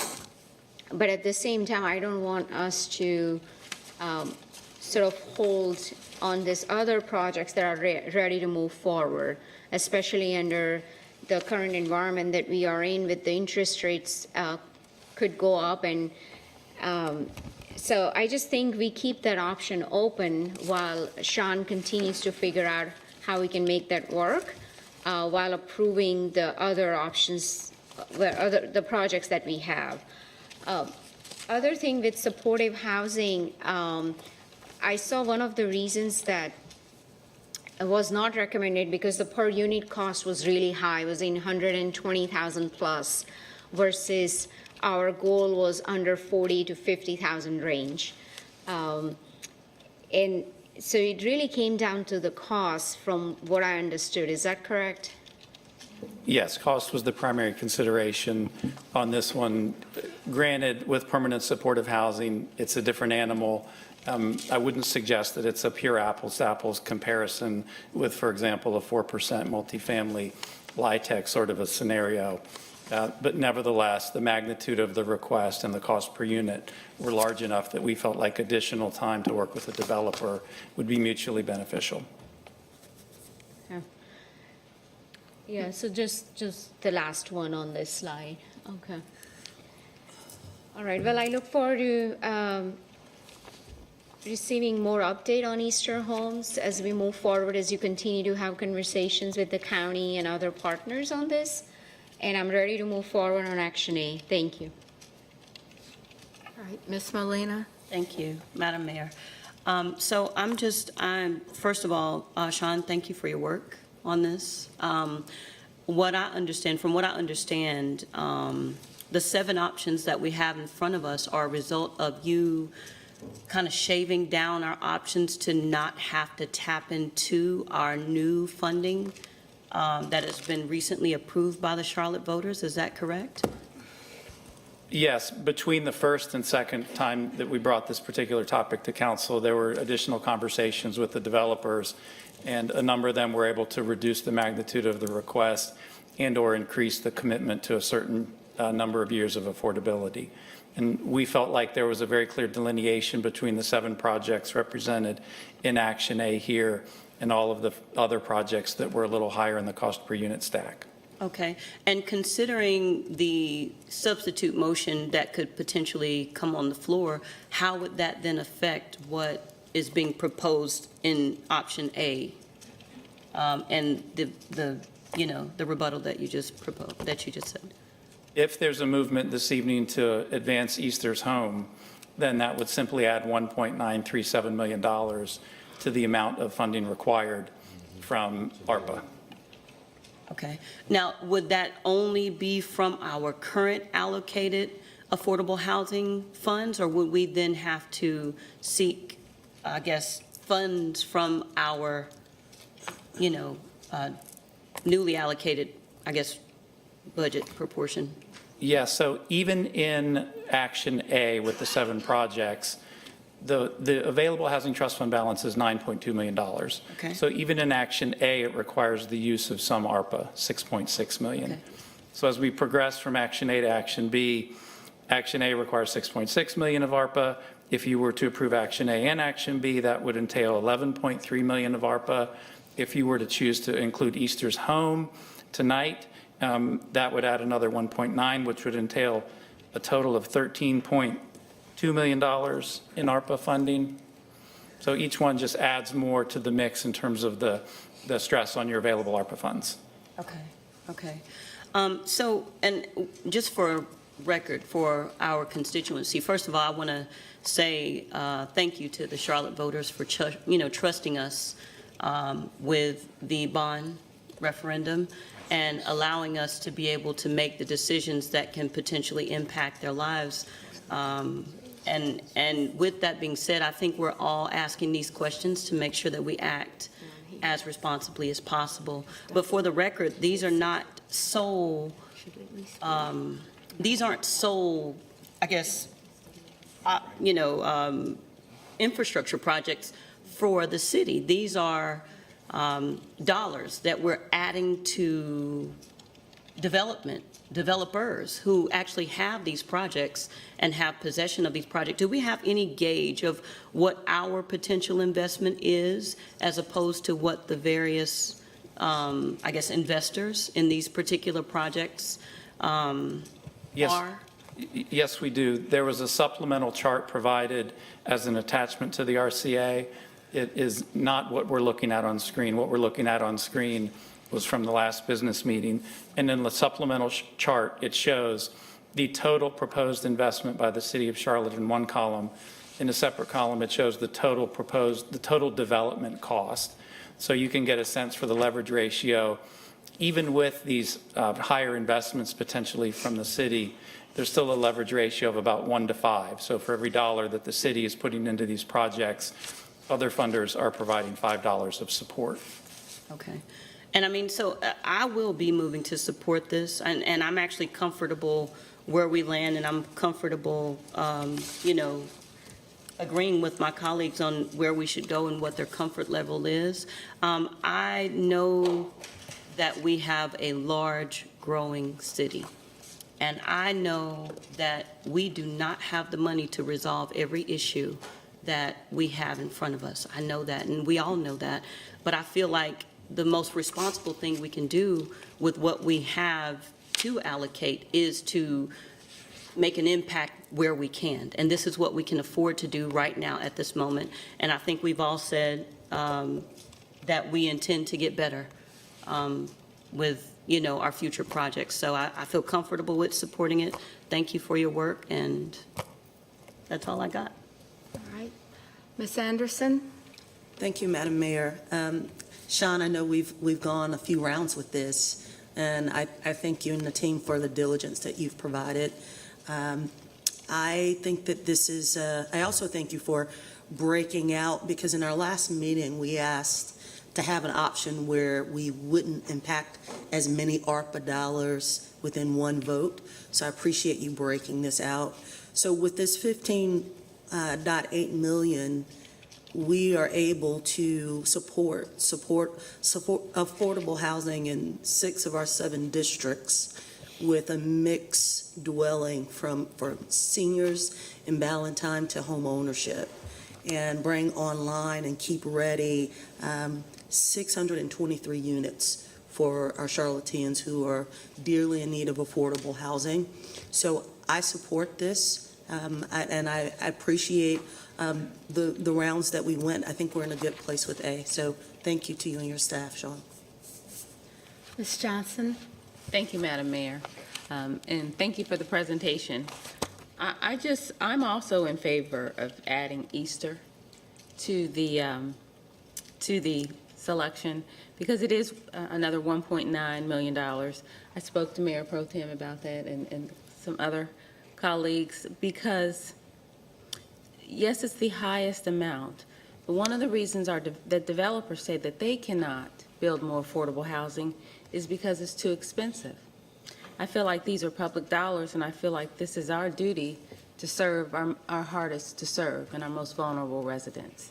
So when someone brings supportive housing to the table, which will have a great impact through wraparound services, I think that that's the ones that we should be looking at as a city.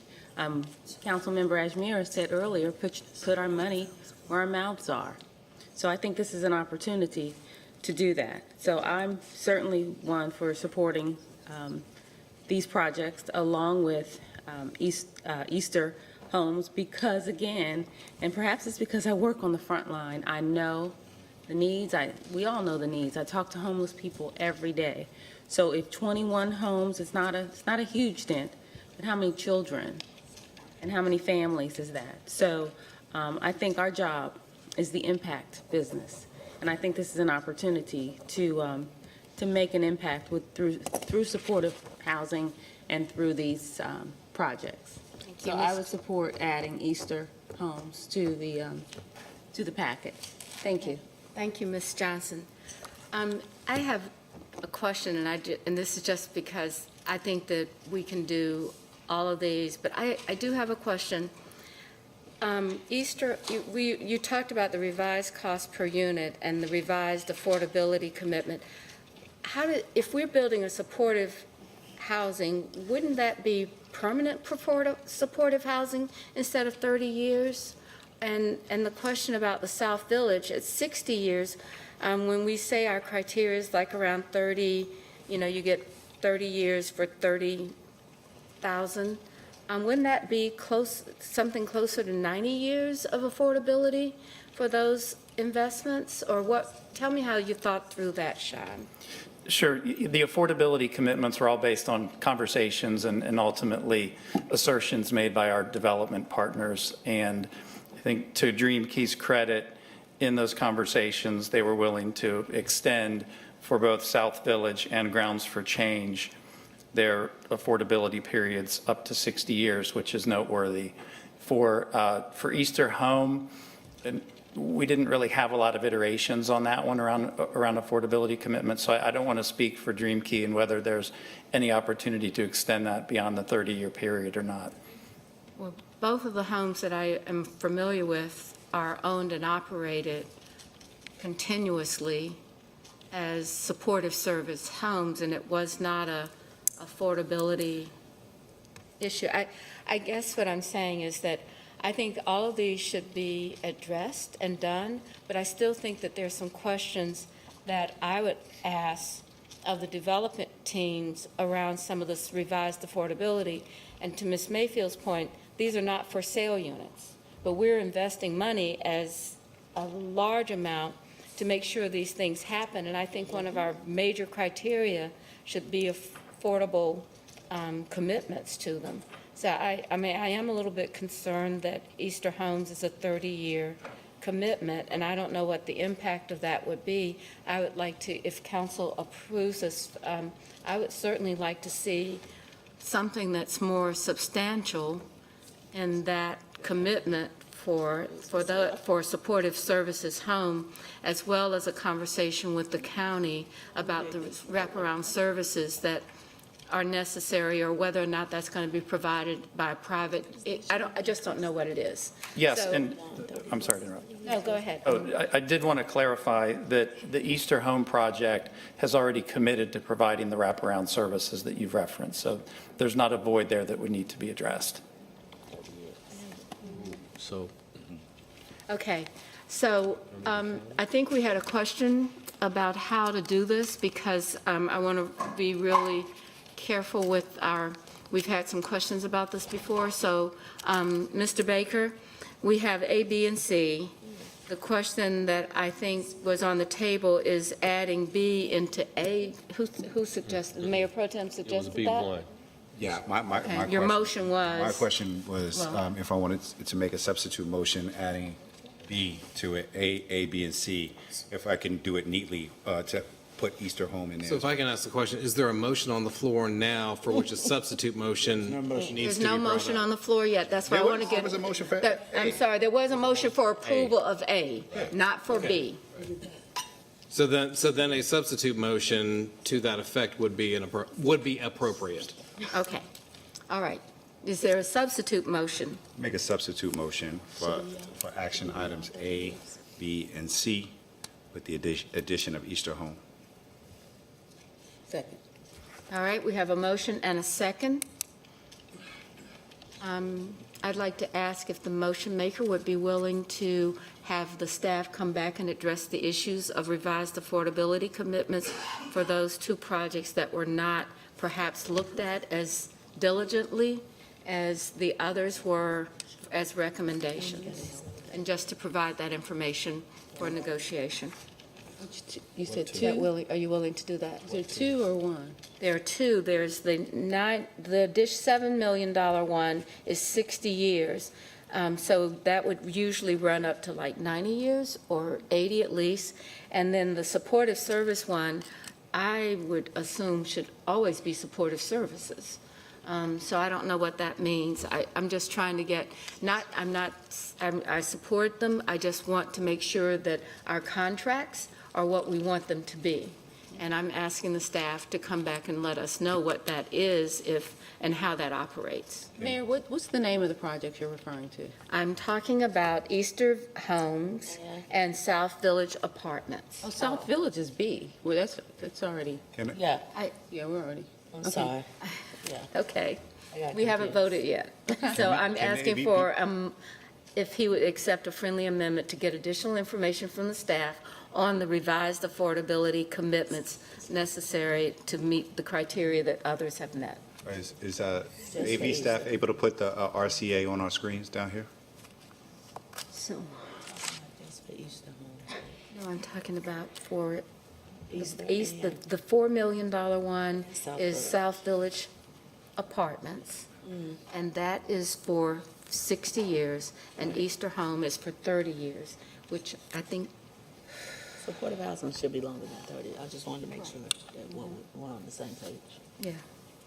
So the request is to not adopt B or Easter Home, but direct staff to come back to council with, I'm okay with the vote being on approval, with staff coming back with a negotiation to inform us on the level of the 60 and the 30, and a better explanation of what they are.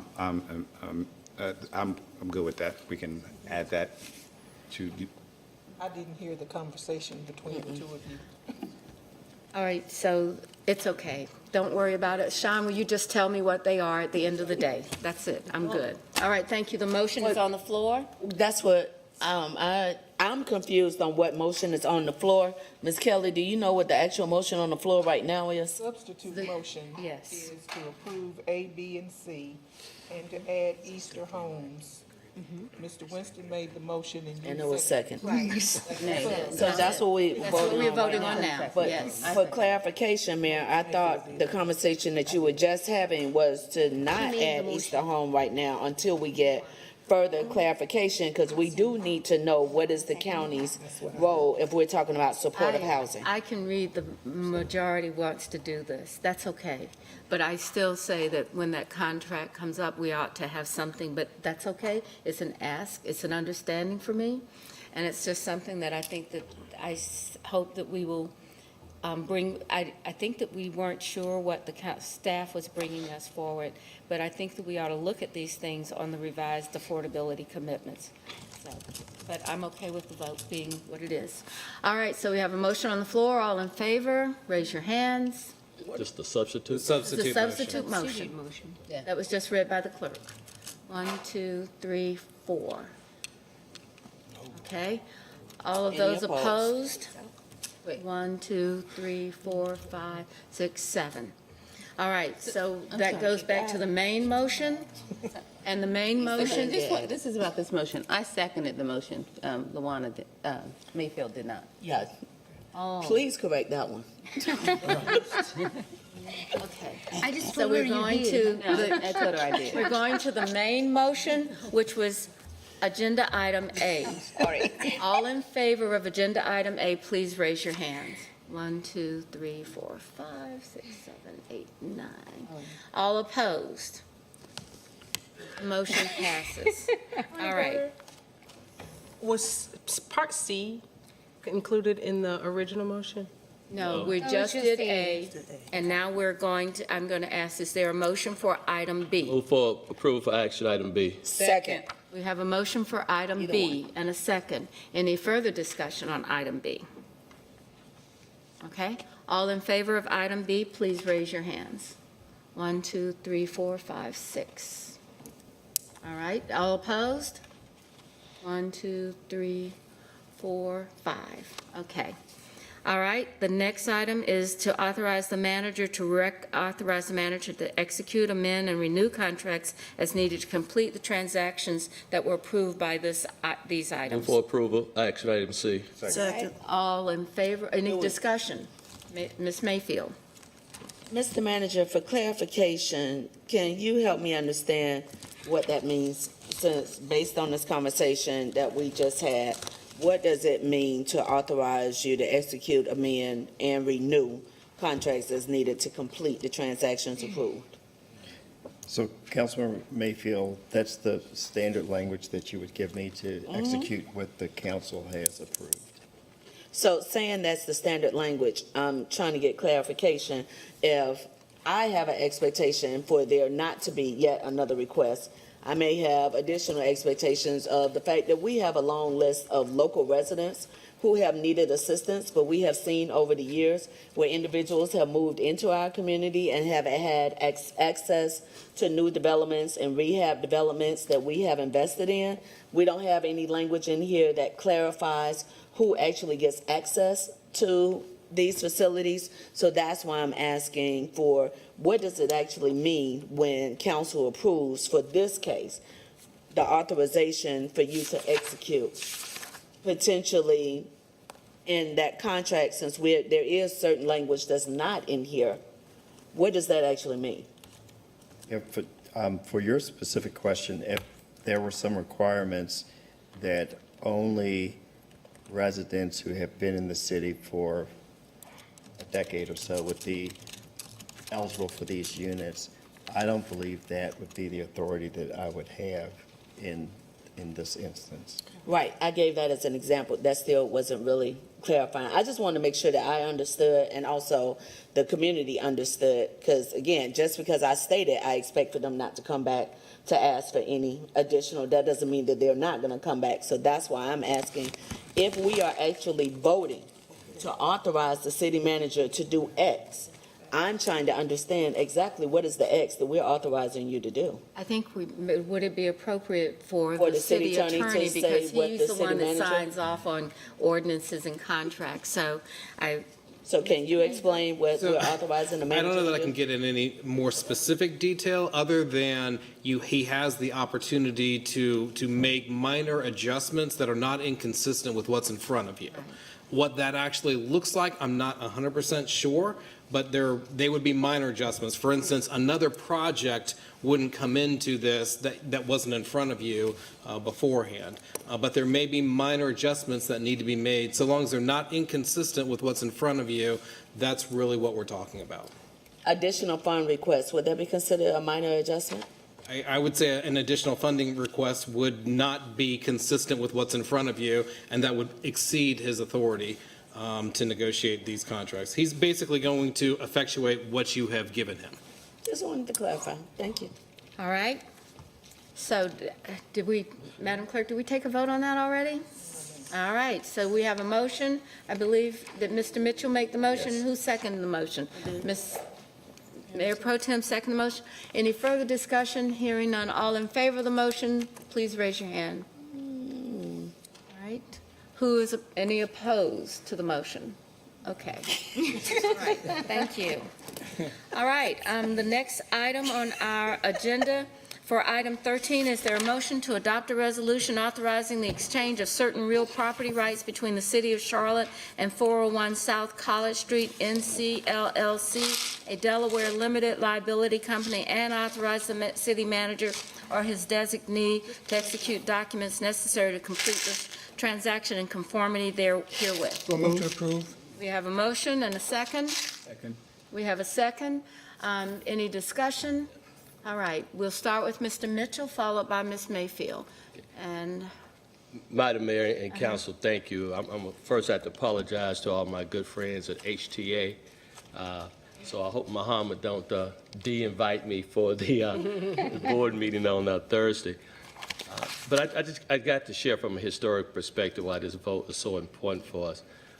Everyone know I'm pro-business and pro-tourism as they come in Charlotte. But we have a valuable piece of land that we own. And just so I could take everybody back down a memory lane, this is probably our third piece of city-owned property we have owned in the 277 loop. The third piece. The first piece, and city manager, correct me, because I'm going by my memory and it might date me. It was part of the land deal. We put city land in for the parking deck we have right now at Whole Foods. We put city land in the NASCAR Hall of Fame.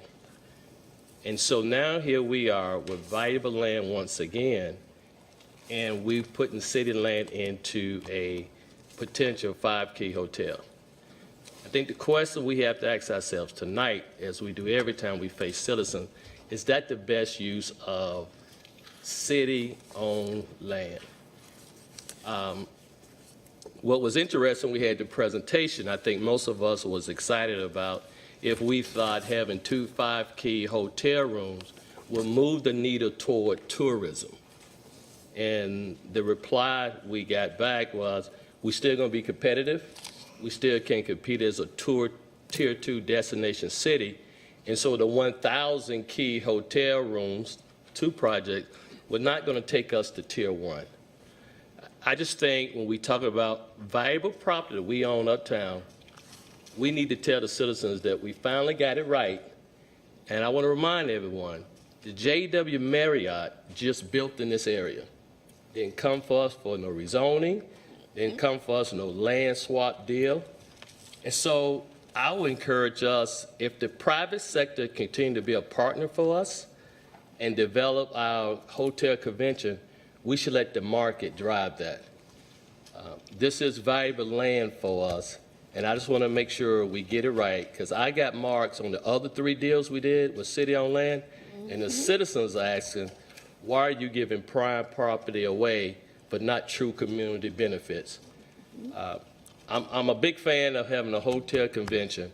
I think the public sector can do a great job for us as well without us giving up valuable land, and it's our last time to get it right in the 277 loop.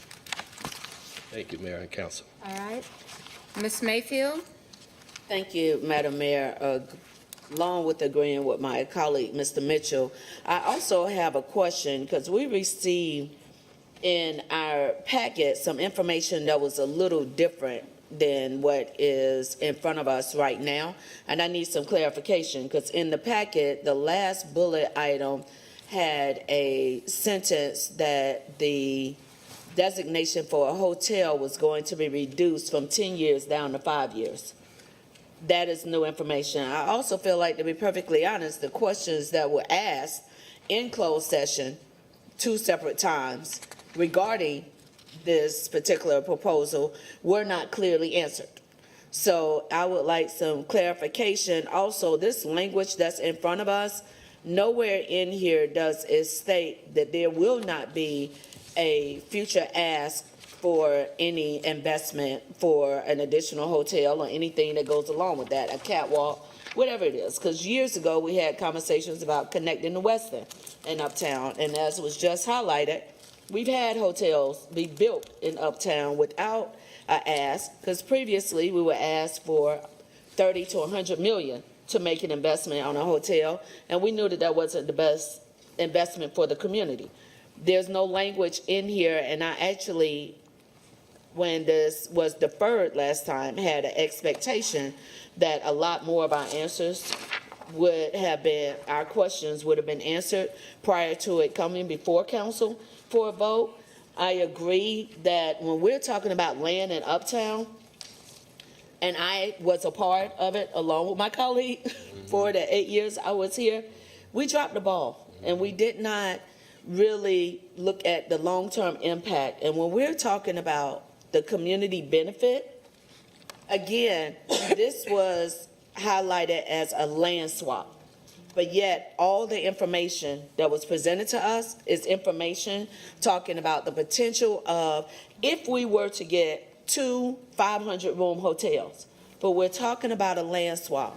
We have given up valuable land in Uptown in that loop that could have been transformational for not only the residents of our community, but also for the business and small business owners in our community. I cannot support this in this current state. There are not enough protections in this language, and I really need someone to give me an answer as to why language was added that was sent to us via paper showing and stating a reduction for the hotel designation from 10 years down to 5 years. All right, Mr. Murray, please join us at the at the podium, and Ms. Mayfield has asked questions, if you want to make sure that you have them. I think I've got a couple of them, and thank you for having me here again. As you know, this is the 3rd time that we've been in front of you to discuss this issue. I think the first question was, why did we add the 5 to 10 year language? We were just being transparent in that originally our partner, or potential partner, had asked for a 10-year restriction on any other uses other than hotels. And we, in our negotiations to finalize this equal value transaction, we lowered that restriction from 10 years to 5 years, which is in the benefit of the city, because it allows us to do other things with the land other than a hotel use. So we may choose someday in the future that we don't want to put a hotel on that site and we want to do something else with that site, including sell it. We'll own that land fee and free, and we will be able to do that. And so that's that's the reason for the change. As you'll note in the paperwork that was sent to you earlier, that as we talked about before, we would make this an equal value transaction. So we're not giving land away. We are trading parcels of land that have equal value. And through the process that we went through, the appraisal process that we went through, we showed that that is exactly what happened. Now, we had to change part of what we were contributing to make that equal value transaction happen. So what was originally going to be 2.2 acres on the Caldwell lot, we revised to 1.9 acres on the Caldwell lot that we would contribute to the developer, so that we would balance those values at equal value, that the council continued in the last presentation to remind me that what was essential in this transaction was that we showed that it had equal value. And so that was the reason for that. The point of this land transaction, this is not a hotel deal. This is swapping a piece of land on a privately owned parcel with a piece of land on a city-owned parcel. So we are not giving away land, we are trading land of equal value. The reason why we're not calling this a hotel deal is because we're reserving the city's rights to do something with the land other than hotels. I did point out to you all that we were anxious to have further hotel growth, and if we can find the right deal, we will try to develop a hotel on those sites, because it is the number one reason why we lose business to other cities in the convention industry, and that's the reason why it's important to us. You asked my board and our organization to work on ways that keep us competitive as an industry in the hospitality industry, and that is our collective recommendation. I would mention that I have numerous board members here today: Mike Evans, who is our most recent past chair; Boris Bunick, who is our current chair; Karen Bentley, who is a past chair; Lori Spratley, who is our budget chair; Vinay Patel, who is also a past chair and our vice chair currently; Tom Dolan, who is a board member who is at the JW Marriott as their head of sales there as well. And I also would mention, this is the first time you've seen one of our partners. Alex Hayes is here. He is our development partner on this initiative as well. His partner in crime is, as he said to me the other day, his wife is 9.5 months pregnant, and they're in Australia waiting for the birth of their child, and so that's why he's not here. Thank you for the introduction of who's in attendance. Mr. Baker, I have a question for our attorney, because we're saying this is an even trade. What we have in this language in front of us that we're about to vote on was that the market value of the city portion of this land came in at $18,456,000. And for the 401 college portion, that market value came in at $12,017,500. $12,017,500. We got a $6 million differential there. The way that we're saying this is an even swap is through some clearing of land and other things. Help me I'm asking a question specifically of the attorney right now, just for clarification. Okay. Help me understand if what was just stated is that we're not designating this for potential hotels, since that is everything that was presented to me. And I assume my colleagues in the packets, in the conversation, was conversation of the what if of a hotel, and the clearing of this pad and the potential creation of a gathering space was all around the idea of maybe we're going to identify a hotel. How does that conversation change when what was just stated is, well, we decided, even though what we submitted to you, council, was one proposal, we decided that we're going to reduce the time limit by 5 years, just in case we decide we want to do something other than what we have spoken to you about, of which that is what we would then go to the community and tell them this is what we voted on.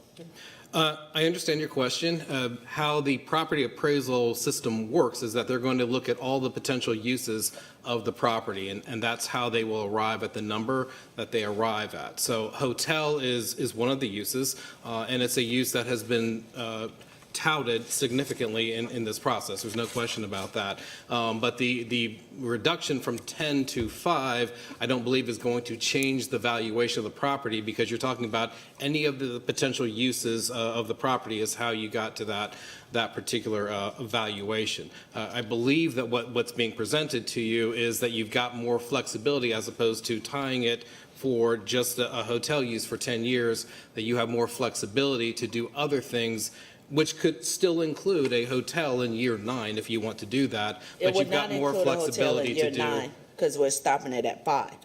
Right, it's designated for hotel for the first 5 years, but then it can be anything else after 5 years, which could include a hotel. It doesn't exclude a hotel.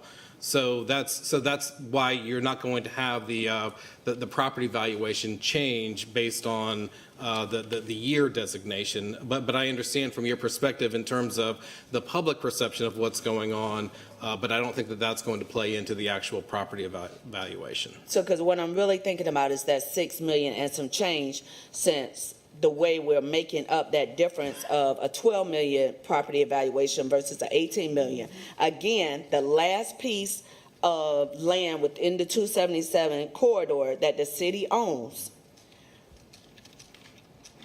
Help me understand the legal ramifications if we were not to move forward with this project.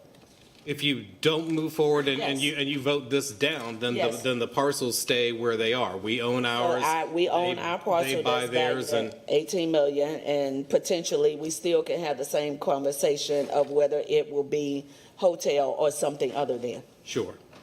Thank you. Councilmember, could I respond to your No, I'm question? good. You can go ahead. All right. Next, I have Ms. Watlington. Thank you, Madam Mayor. I largely agree with the statements of my former colleagues. I struggle with this one for a few reasons. The first one is this idea of a land swap versus a hotel. What we've been given, as was previously stated, is clearly selling us on the benefits of increasing the number of rooms in the city. We've already talked about how that doesn't give us a step change competitive edge versus the cities that we're losing out to. We spoke previously that we are under no danger, if you will, of a loss of revenue in this particular sector going forward. We're pretty much booked for what we can handle and what the capacity of our convention center seems to be. So I feel like to say that this is not about hotel and then give us a rationale that's based on a hotel, it doesn't add up. And I don't want to go so far as to say it's disingenuous, but it's just, it leaves something lacking in terms of the presentation and the business proposal. So I would have liked to see something a little bit more consistent. If it's just a land deal, I'll question what we would do with 0.3 acres. We removed 0.3 out of the 2.2 to get the numbers to jive. I'm not sure that 0.3 acres remaining is going to be anything significantly developable. So that to me feels like still an additional loss. The next piece is it seems, as has been pointed out with private development, that there's certainly an interest in building a hotel or two here already. That's why this came to us in the first place. That's why the parcels were purchased initially by the developer. So again, back to this hotel rationale, and I may be misunderstanding, but it feels as if we're saying we're going to lose out on the possibility of hotel development if we don't conduct this swap. That's not really what I'm seeing here, because the reason that this is even a conversation is because there's interest to build. The next piece is, as I think about if this is simply a land swap, I'm not seeing clear enough value that is equitable between going from a 2.2 acre lot to a lot that's a third of its size that also has restrictions on it. I feel like it's written here that we will have the opportunity to enhance our convention center space at no cost to the city. Well, I would argue there's an opportunity cost in going to a restricted, smaller area of land. particularly because some of the things on the left side of this balance sheet, if you will, are things that are largely sunken costs. You're talking about demolition. You're talking about the building of a paseo that's going to have to be demolished later on to build something anyway. So when we start talking about appreciable value or capital, if we want to go build on this later on, it seems we're going to have to put up money anyway. So that, for me, it may be 18 million is equal or lesser than what we're getting, but when it comes to true, like, taxable assets, it doesn't feel like it's a total match to me. So for those reasons, I've got concerns. All right. Ms. Johnson? Thank you. I wish the public could see the spreadsheet that Councilmember Watlington is referring to, because it was mentioned 3 times that it's equal value.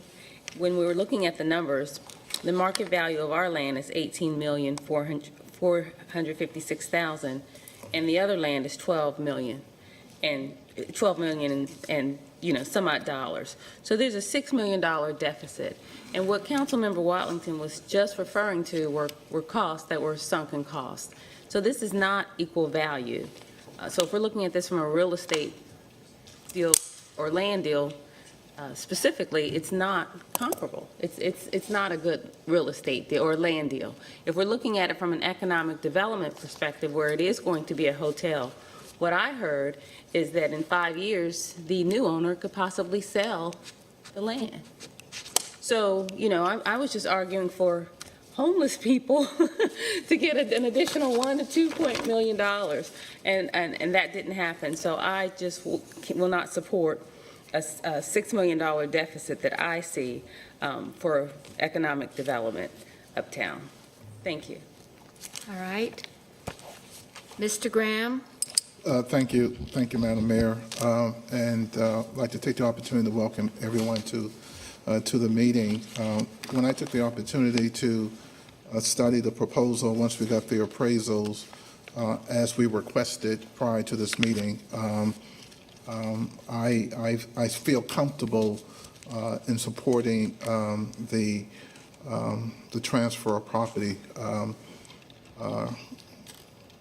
with the developer in question. I do see it as equal value, not value for the land, but value for the transaction.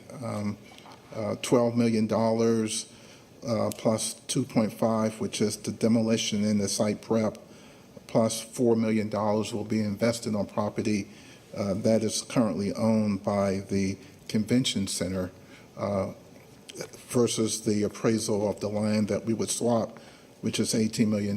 So there is some balance in terms of the transaction that the Convention Visitors Authority is proposing that they put in front of us. In addition, it was always my understanding that the hotel was an aspirational goal, right? That we had the opportunity to place a hotel there, and that it could yield on both sides additional 1,000 rooms. Now, that won't bump us up to another tier to get bigger conventions, but it will certainly add more hotel rooms in uptown Charlotte versus, I think, the 16,000 in the region, and a smaller amount of that is in uptown Charlotte. We need more rooms in uptown Charlotte, so if it were to be developed, that would be a positive deal in my perspective. In addition, I think it would help us be good community partners. The developer in question has been making an investment in other areas of our community and uptown, and I think it would make us a reliable partner. And more importantly, when the swap is done, both partials, as I understand, is within the I-277 loop. So we're not losing any property because the swap gives us the partial that we're getting in return for us, and the swap is also in the I-277 loop. So we're not losing an opportunity for development opportunities based on land that the city owns within the loop. I think it's a basic let me back up. I trust the work of the authority and its board, that they have done their due diligence. We work with them to kind of help us answer some of the tough questions in terms of tourism and travel, and good stewards of the resources that they have under their authority. And if they're bringing something to us that I believe they have vetted and have requested us to support their recommendations, based on my conversation with with Tom and other members of their board, I believe this is a transaction that the city should support, and I encourage my colleagues to do that. I will be supporting it. Thank you. All right, Mr. Driggs? Thank you, Mayor. It's interesting listening to this conversation. We're all looking at the same thing and seeing something different. So just by way of clarification, there is no 0.3 acre parcel. What we're talking about is 3.2 acres, of which 1.9 will be transferred instead of 2.2. Okay. Right? So the residual will be an acre instead of 1.3 acres, say. To be clear about the 10 years, the change from 10 years to 5 years reduces a restriction on us. We benefit from that. It means that instead of being locked up by a deed restriction for 10 years, we are tied up for 5 years. So whatever you think about that, it is a development that favors us. The land was purchased with hospitality dollars. That means that it was purchased with money that was taken from the hospitality industry pursuant to an authority given to us by the state legislature. And that authority was given to us with the intention of allowing the money to be used for certain purposes. So this property falls within the realm of the CRVA. And it is designated for the use, the promotion of tourism, and the mission of the CRVA. Any hotel deal, if any, would be subject to approval by us. So if there was a hotel deal, subsequently, it would come back and we would hear, this is the deal, okay or no. We don't have to say yes.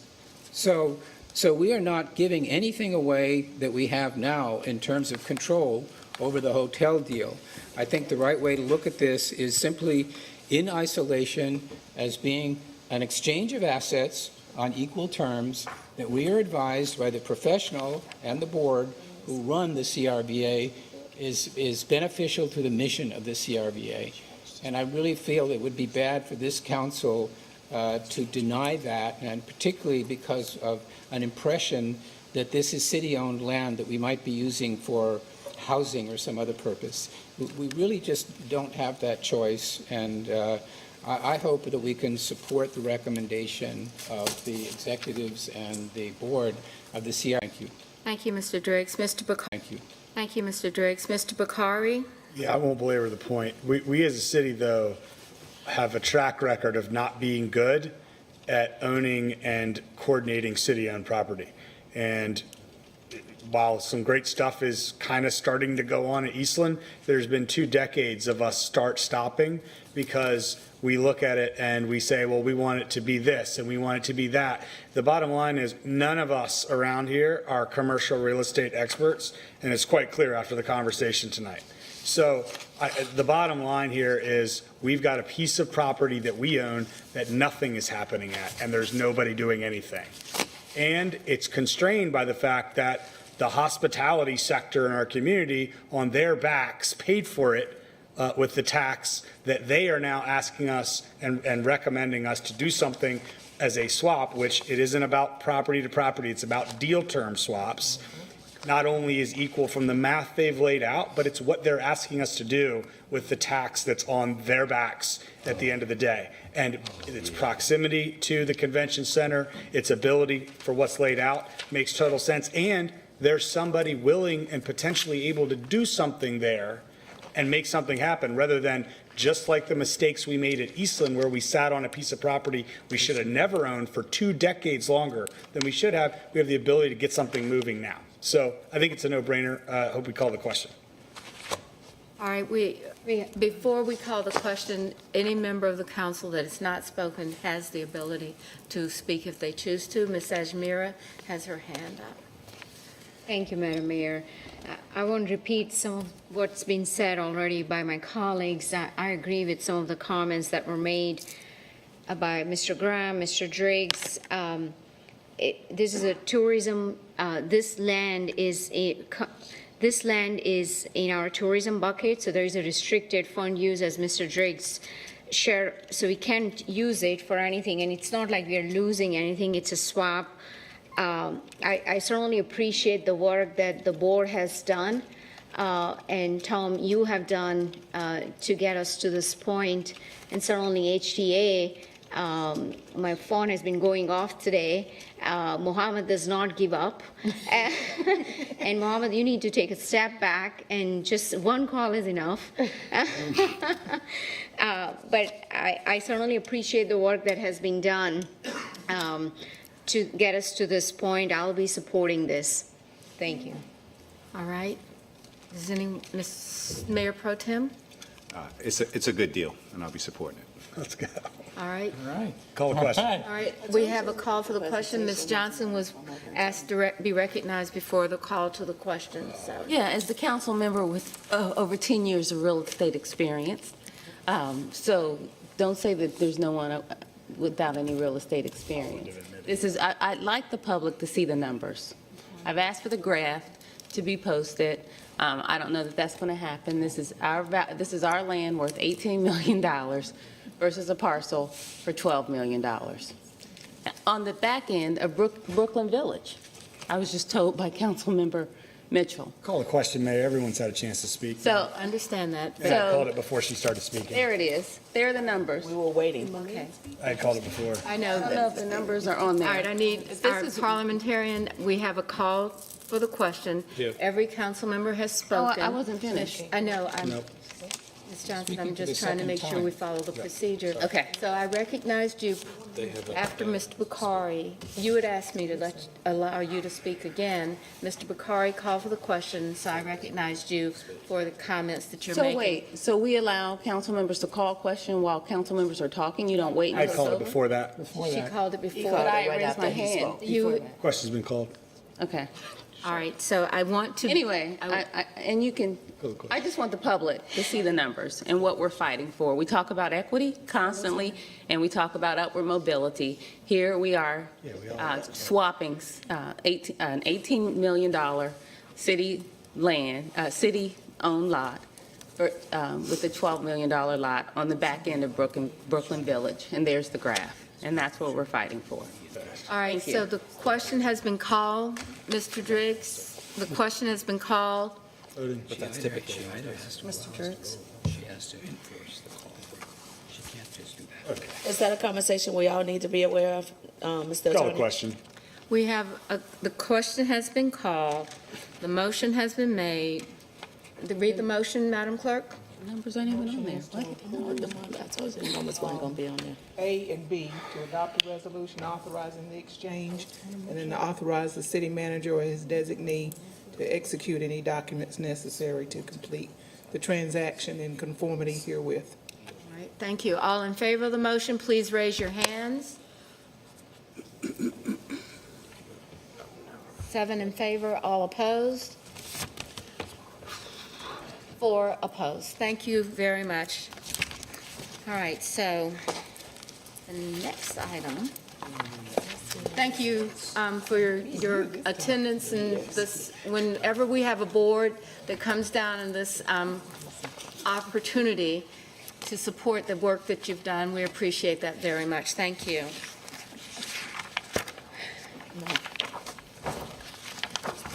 I agree.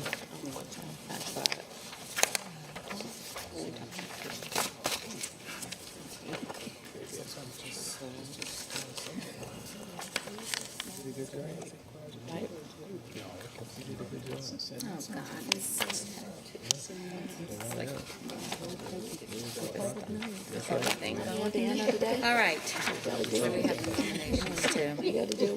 All right, the next item on our agenda is item 14. Is there a motion to approve the 2023 council regular and budget meeting schedule? Second. We have a motion and a second. All right, Mr. Mitchell? Thank you, Madam Mayor. I just want to draw a little caution to the wind. We're looking at the month of January, and we do not have a placeholder for our annual, city manager to correct me, we used to call it a retreat. We don't call it a retreat anymore. What do we call it? Annual strategy meeting. Retreat. And I will hope we will have an annual strategy meeting prior to us having a February the 9th, 2024 budget workshop, just to do it in order. I think we need to establish our strategies and our priorities before we start talking about money. And so I'm encouraging us to look in January where we can have our strategy session prior to the budget workshop. Okay. Ms. Anderson? I agree with Mr. Mitchell in that regard. I had the same question as well. I'd also like to lift up, we took a vote a few weeks back to move the starting time for the zoning meetings for the last 2 months of this year.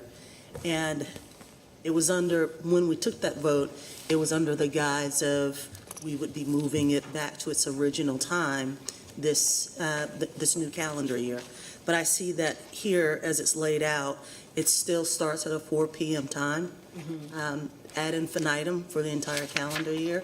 I can't support that.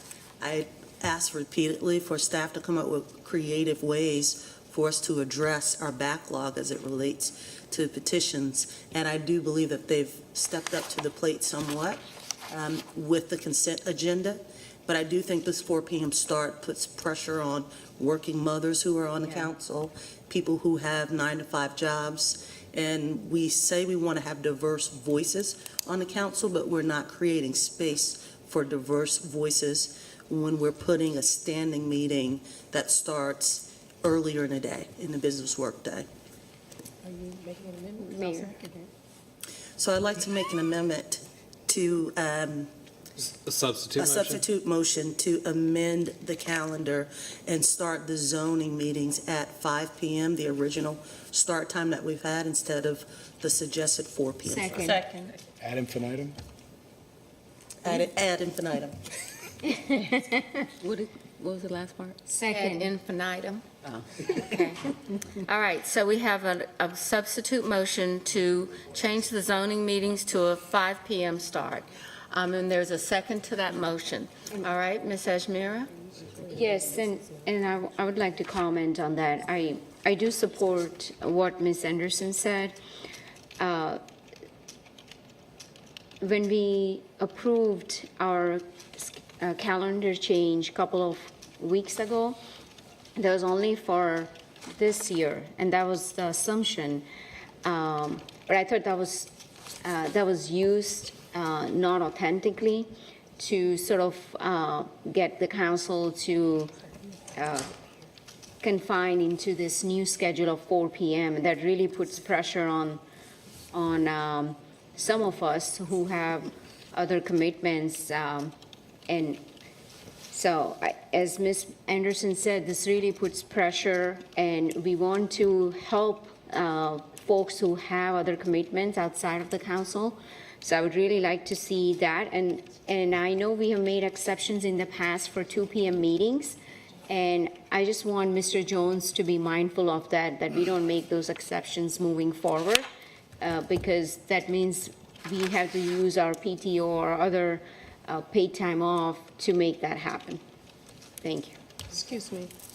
Yes, Ms. Watlington? Ms. Ajmira brings up a good point, and so previously, I sent the email about the committee meetings. Marie was able to help clarify that what's listed here is the committee discussions, but not the actual committee meetings, which is, I'm good with that. However, I think it's important that if we are going to have committee meetings like we've been having, which I think has been working, that it be a part of the schedule here so that people can plan accordingly. So I would like to see our monthly committee meetings reflected here on this schedule. Okay, So I would, We're already on a substitute motion. right, we'll have, I don't know how that works. We have a substitute motion already on the I floor. can make it. So you've already got a schedule of your committee meetings, and that's really just a a technical merger. You don't need to add a substitute to this conversation We today. can add it to the substitute motion that's been made by Ms. Anderson, if that's what Ms. Watlington prefers. I'm okay with seconding that. I accept that. Yeah, so I'll second that, Ms. Kelly. Okay. All right, two good things. All right, everybody clear? Mr. Driggs, you want to have something to I change? wish to speak to the substitute motion. Okay. And in fact, in support thereof. I think our challenge is to improve efficiency in our meetings and not to just make them longer. And I wonder if anybody around the dais here doesn't feel that other people talk too much. I think everybody feels that other people talk too much. Okay, I mean, I'm being humorous, but I'm just saying, if we had a group commitment to a more discipline around some of the conversations that take place, when you've got a quarter of an acre and you hit upon some sort of technicality and we spend a half an hour talking about it, that to me is not in the interests, the greater interests of the city. So if we could somehow kind of be more cost conscious about the time that we spend talking about some of these things, maybe get answers to our questions away from the full council environment to the extent that they're not necessarily questions that other people need to hear the answers to, I think it's within our grasp to get through a meeting more efficiently. I'll just put it that way. I'm not pointing fingers at anybody. I'm not curtailing anybody's speech. I'm just saying that if everybody would sort of be mindful of the idea of the cost in terms of time of some of the things we talk about, I think we could do better. All right, I have Ms. Johnson would like to be recognized. So one of the ways we can get out of the meeting, our first item was on our agenda for 15 minutes with a half an hour discussion. The presentation alone was 45 minutes. So I think that we can have a more realistic agenda, and I think it's our responsibility to ask questions and bring things to the forefront for our public. So I think it's more appropriate the council be able to have the discussion and maybe shorter presentations. Thank you. Okay. Mr. Bakar? Thank you, Madam Mayor. I think the problem here is, well, number one, it's still, our record stands that we cannot approve a calendar as a body still, and that's twice running now. But I think the problem here is we can control a start time. We cannot control the commitment around this dais to ask your questions offline, and if there's a point you want to make to the community, do it and make it quickly. And until we can do that, we have a commitment not to the big bad developer community, but to the mom and pops who rezone their places and all the people who are in this backlog that the affordable housing crisis is getting worse, to somehow figure out how to jam their stuff into our broken process. So I can't support it until, I'd love to support it. Trust me, nobody wants a shorter meeting than me, but there's just, until we figure out how to manage the other side, we can control the start time. And the stakes are too high otherwise, so. All right, Mayor Pro Tem? So I agree with a lot of what has been said by everybody, but I can't be in support of the substitute motion. I think everything that we're talking about right here are governance issues. And Mr. Manager, I mean, we really have to figure out a way to have a kind of structural conversation around the way we do business. This is something I literally said at my first business meeting when I got to the dais 5 years ago. It was the most apparent thing when you walk into here, how you get things done. There's no proper way of getting it done. So you got to kind of, you know, be a pirate at the dais sometimes and take it over. So until you fix that, but that wasn't why the motion maker made the motion.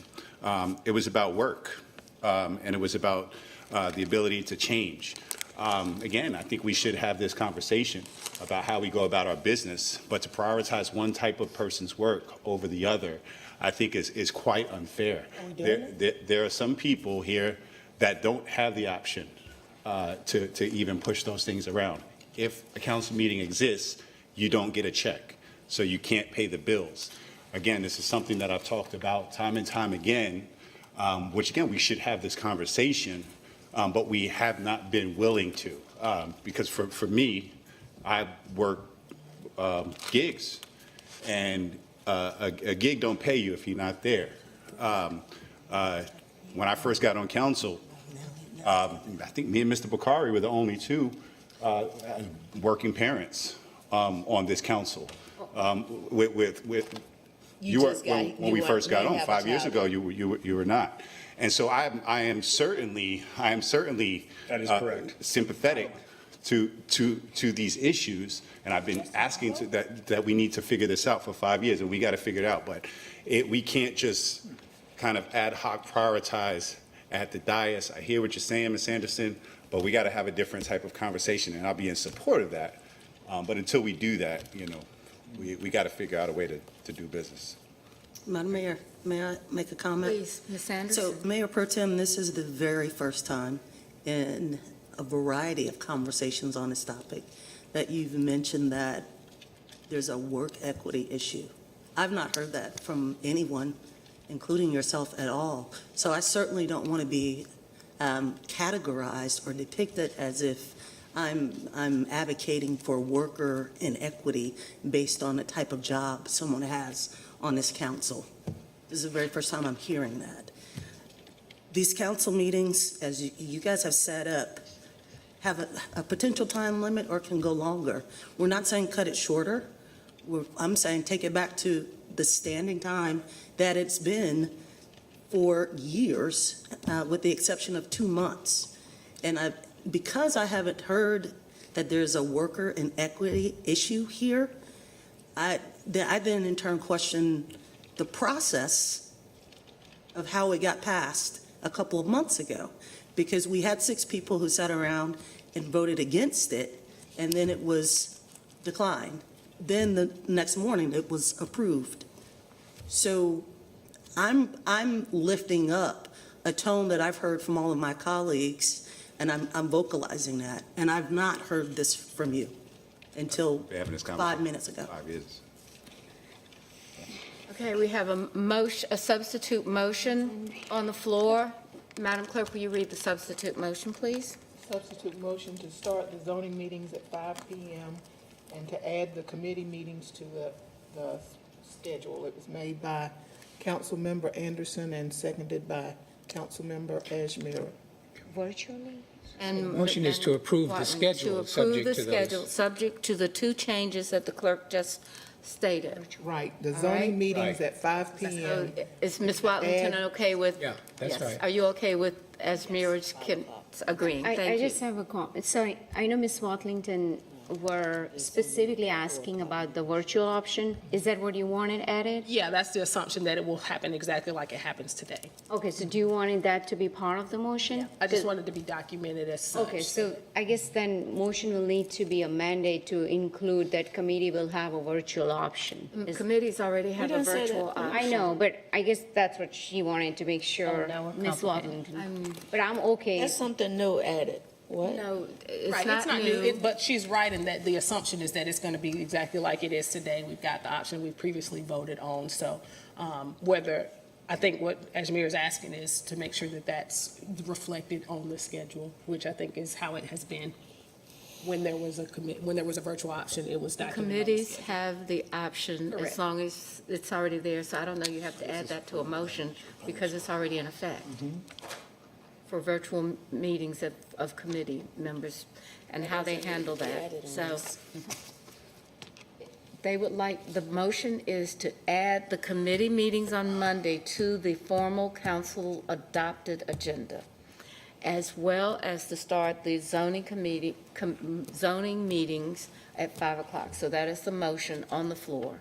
And to approve the agenda. To approve the agenda with those those amendments, yes, modifications. to adopt the 2023 council regular and budget meeting schedule with the 2 amendments. Zoning meeting start at 5 o'clock, and committee members' meetings shall be posted as a part of the regular council schedule. Okay, all right, all in favor, raise your hand. 1, 2, okay. All opposed? 1, 2, okay, thank you, everyone. Going so well. All right, the next item is city clerk's compensation. Do I have a motion to approve the FY 2022 and FY 2023 compensation adjustment for the city clerk with the following information that must be included in the record. For the city clerk, as a base salary of $136,918.08, effective July 2021, a 4% increase, which results in a new base salary of $142,394.80. Rounded, that number comes to $142,395. Effective July 1, 2022, a 7% increase, which results in a new base salary of $152,362.44, rounded to $152,362. Do I have a motion? Move to approve. Second. Any discussion? All in favor, please raise your hands. All right, thank you. We appreciate Any you. opposed? Thank you, Thank you. Stephanie. All right, do I have a motion to adopt a motion to approve the FY 2022 and FY 2023 compensation for the city manager? Current base salary is $379,586. Effective July 1st, an 8% increase, which results in a new base salary of $409,400. Jesus, I'm sorry. It should be difficult to have to say that. $409,953, rounded off to $409,954. Effective July 1st, 2022, a 6% increase, which results in a new base of $434,550, rounded to $434,551. Move to approve. So moved. Have a motion to approve. Any discussion? Hearing none, all in favor? Ms. Mayfield. Question.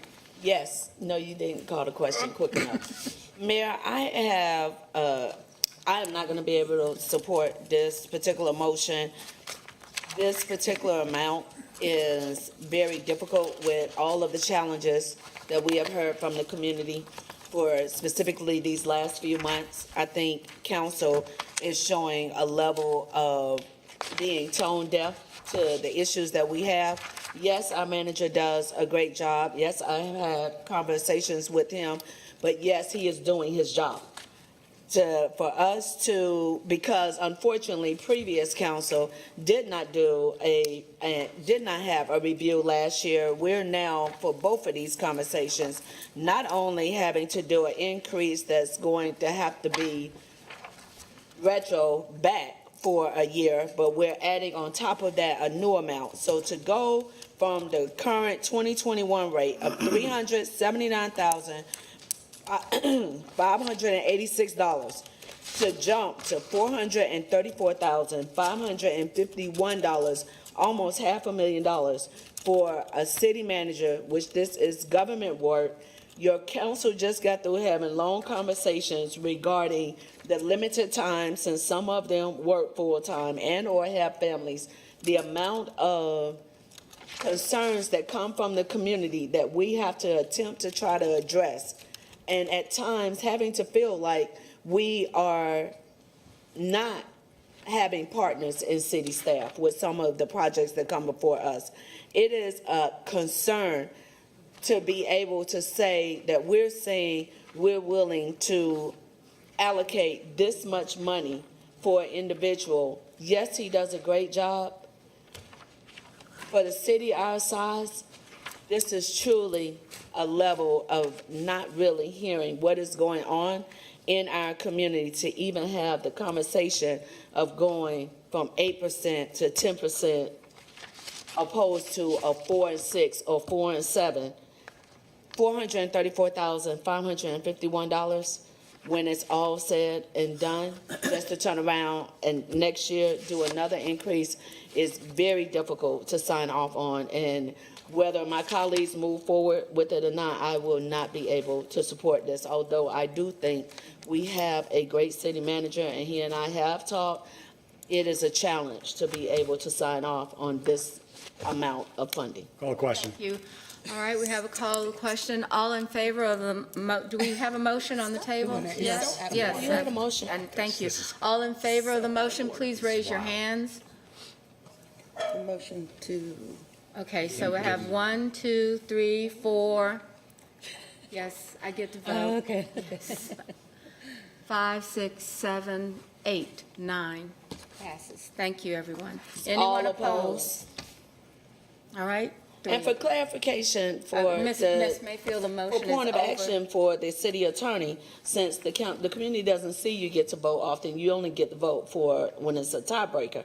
So if this is the first I time get that to people are seeing that you as the mayor have a chance to vote, that's why I'm asking the city attorney for clarification on why the mayor gets the vote, since this is a Point of council order. manager form We're of not in government. conversation right now. Yeah, it'd be helpful for me to have that conversation with you all maybe in the budget process or the governance group, because there's a long history for those of you who have been here a while. I know that my predecessors have given an opinion that the mayor does not have a vote in this particular matter. The mayor and the charter speaks to the mayor having a vote in the consideration of the employment or dismissal of the 3 council employees. So this has been a discussion for a long period of time. I'd like to pull some of that information that's been provided to previous councils and provided to this council going forward.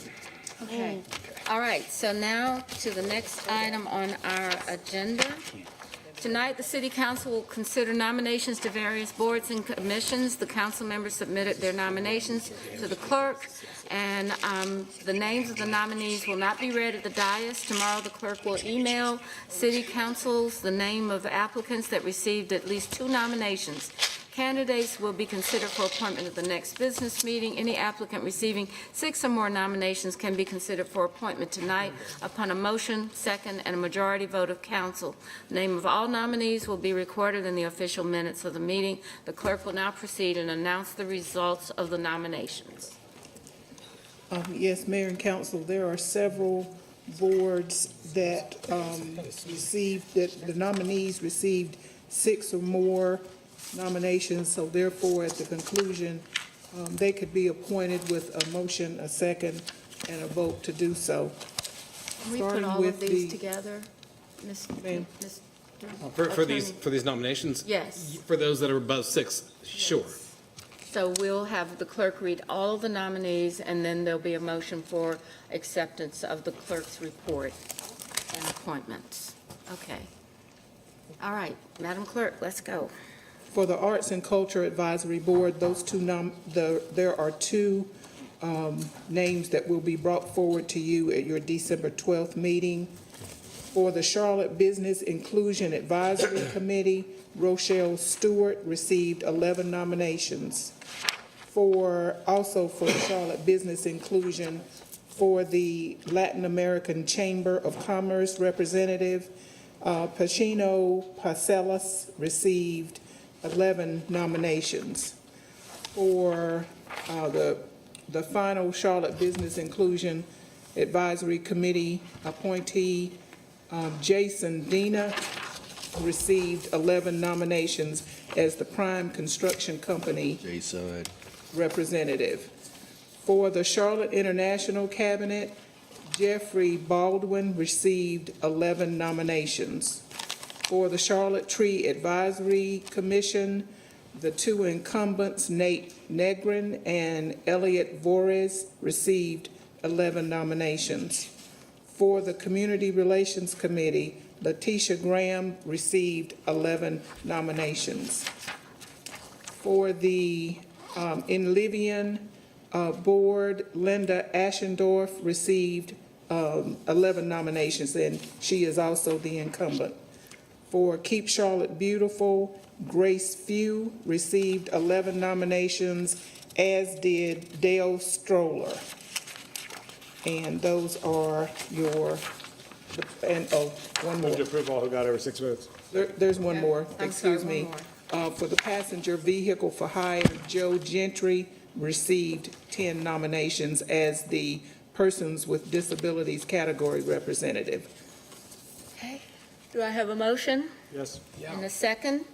Second. Second. Any discussion? All in favor, please raise your hands. All right, that's unanimous. Do I have a motion to adjourn? So moved. So move, and we're adjourned. Thank you.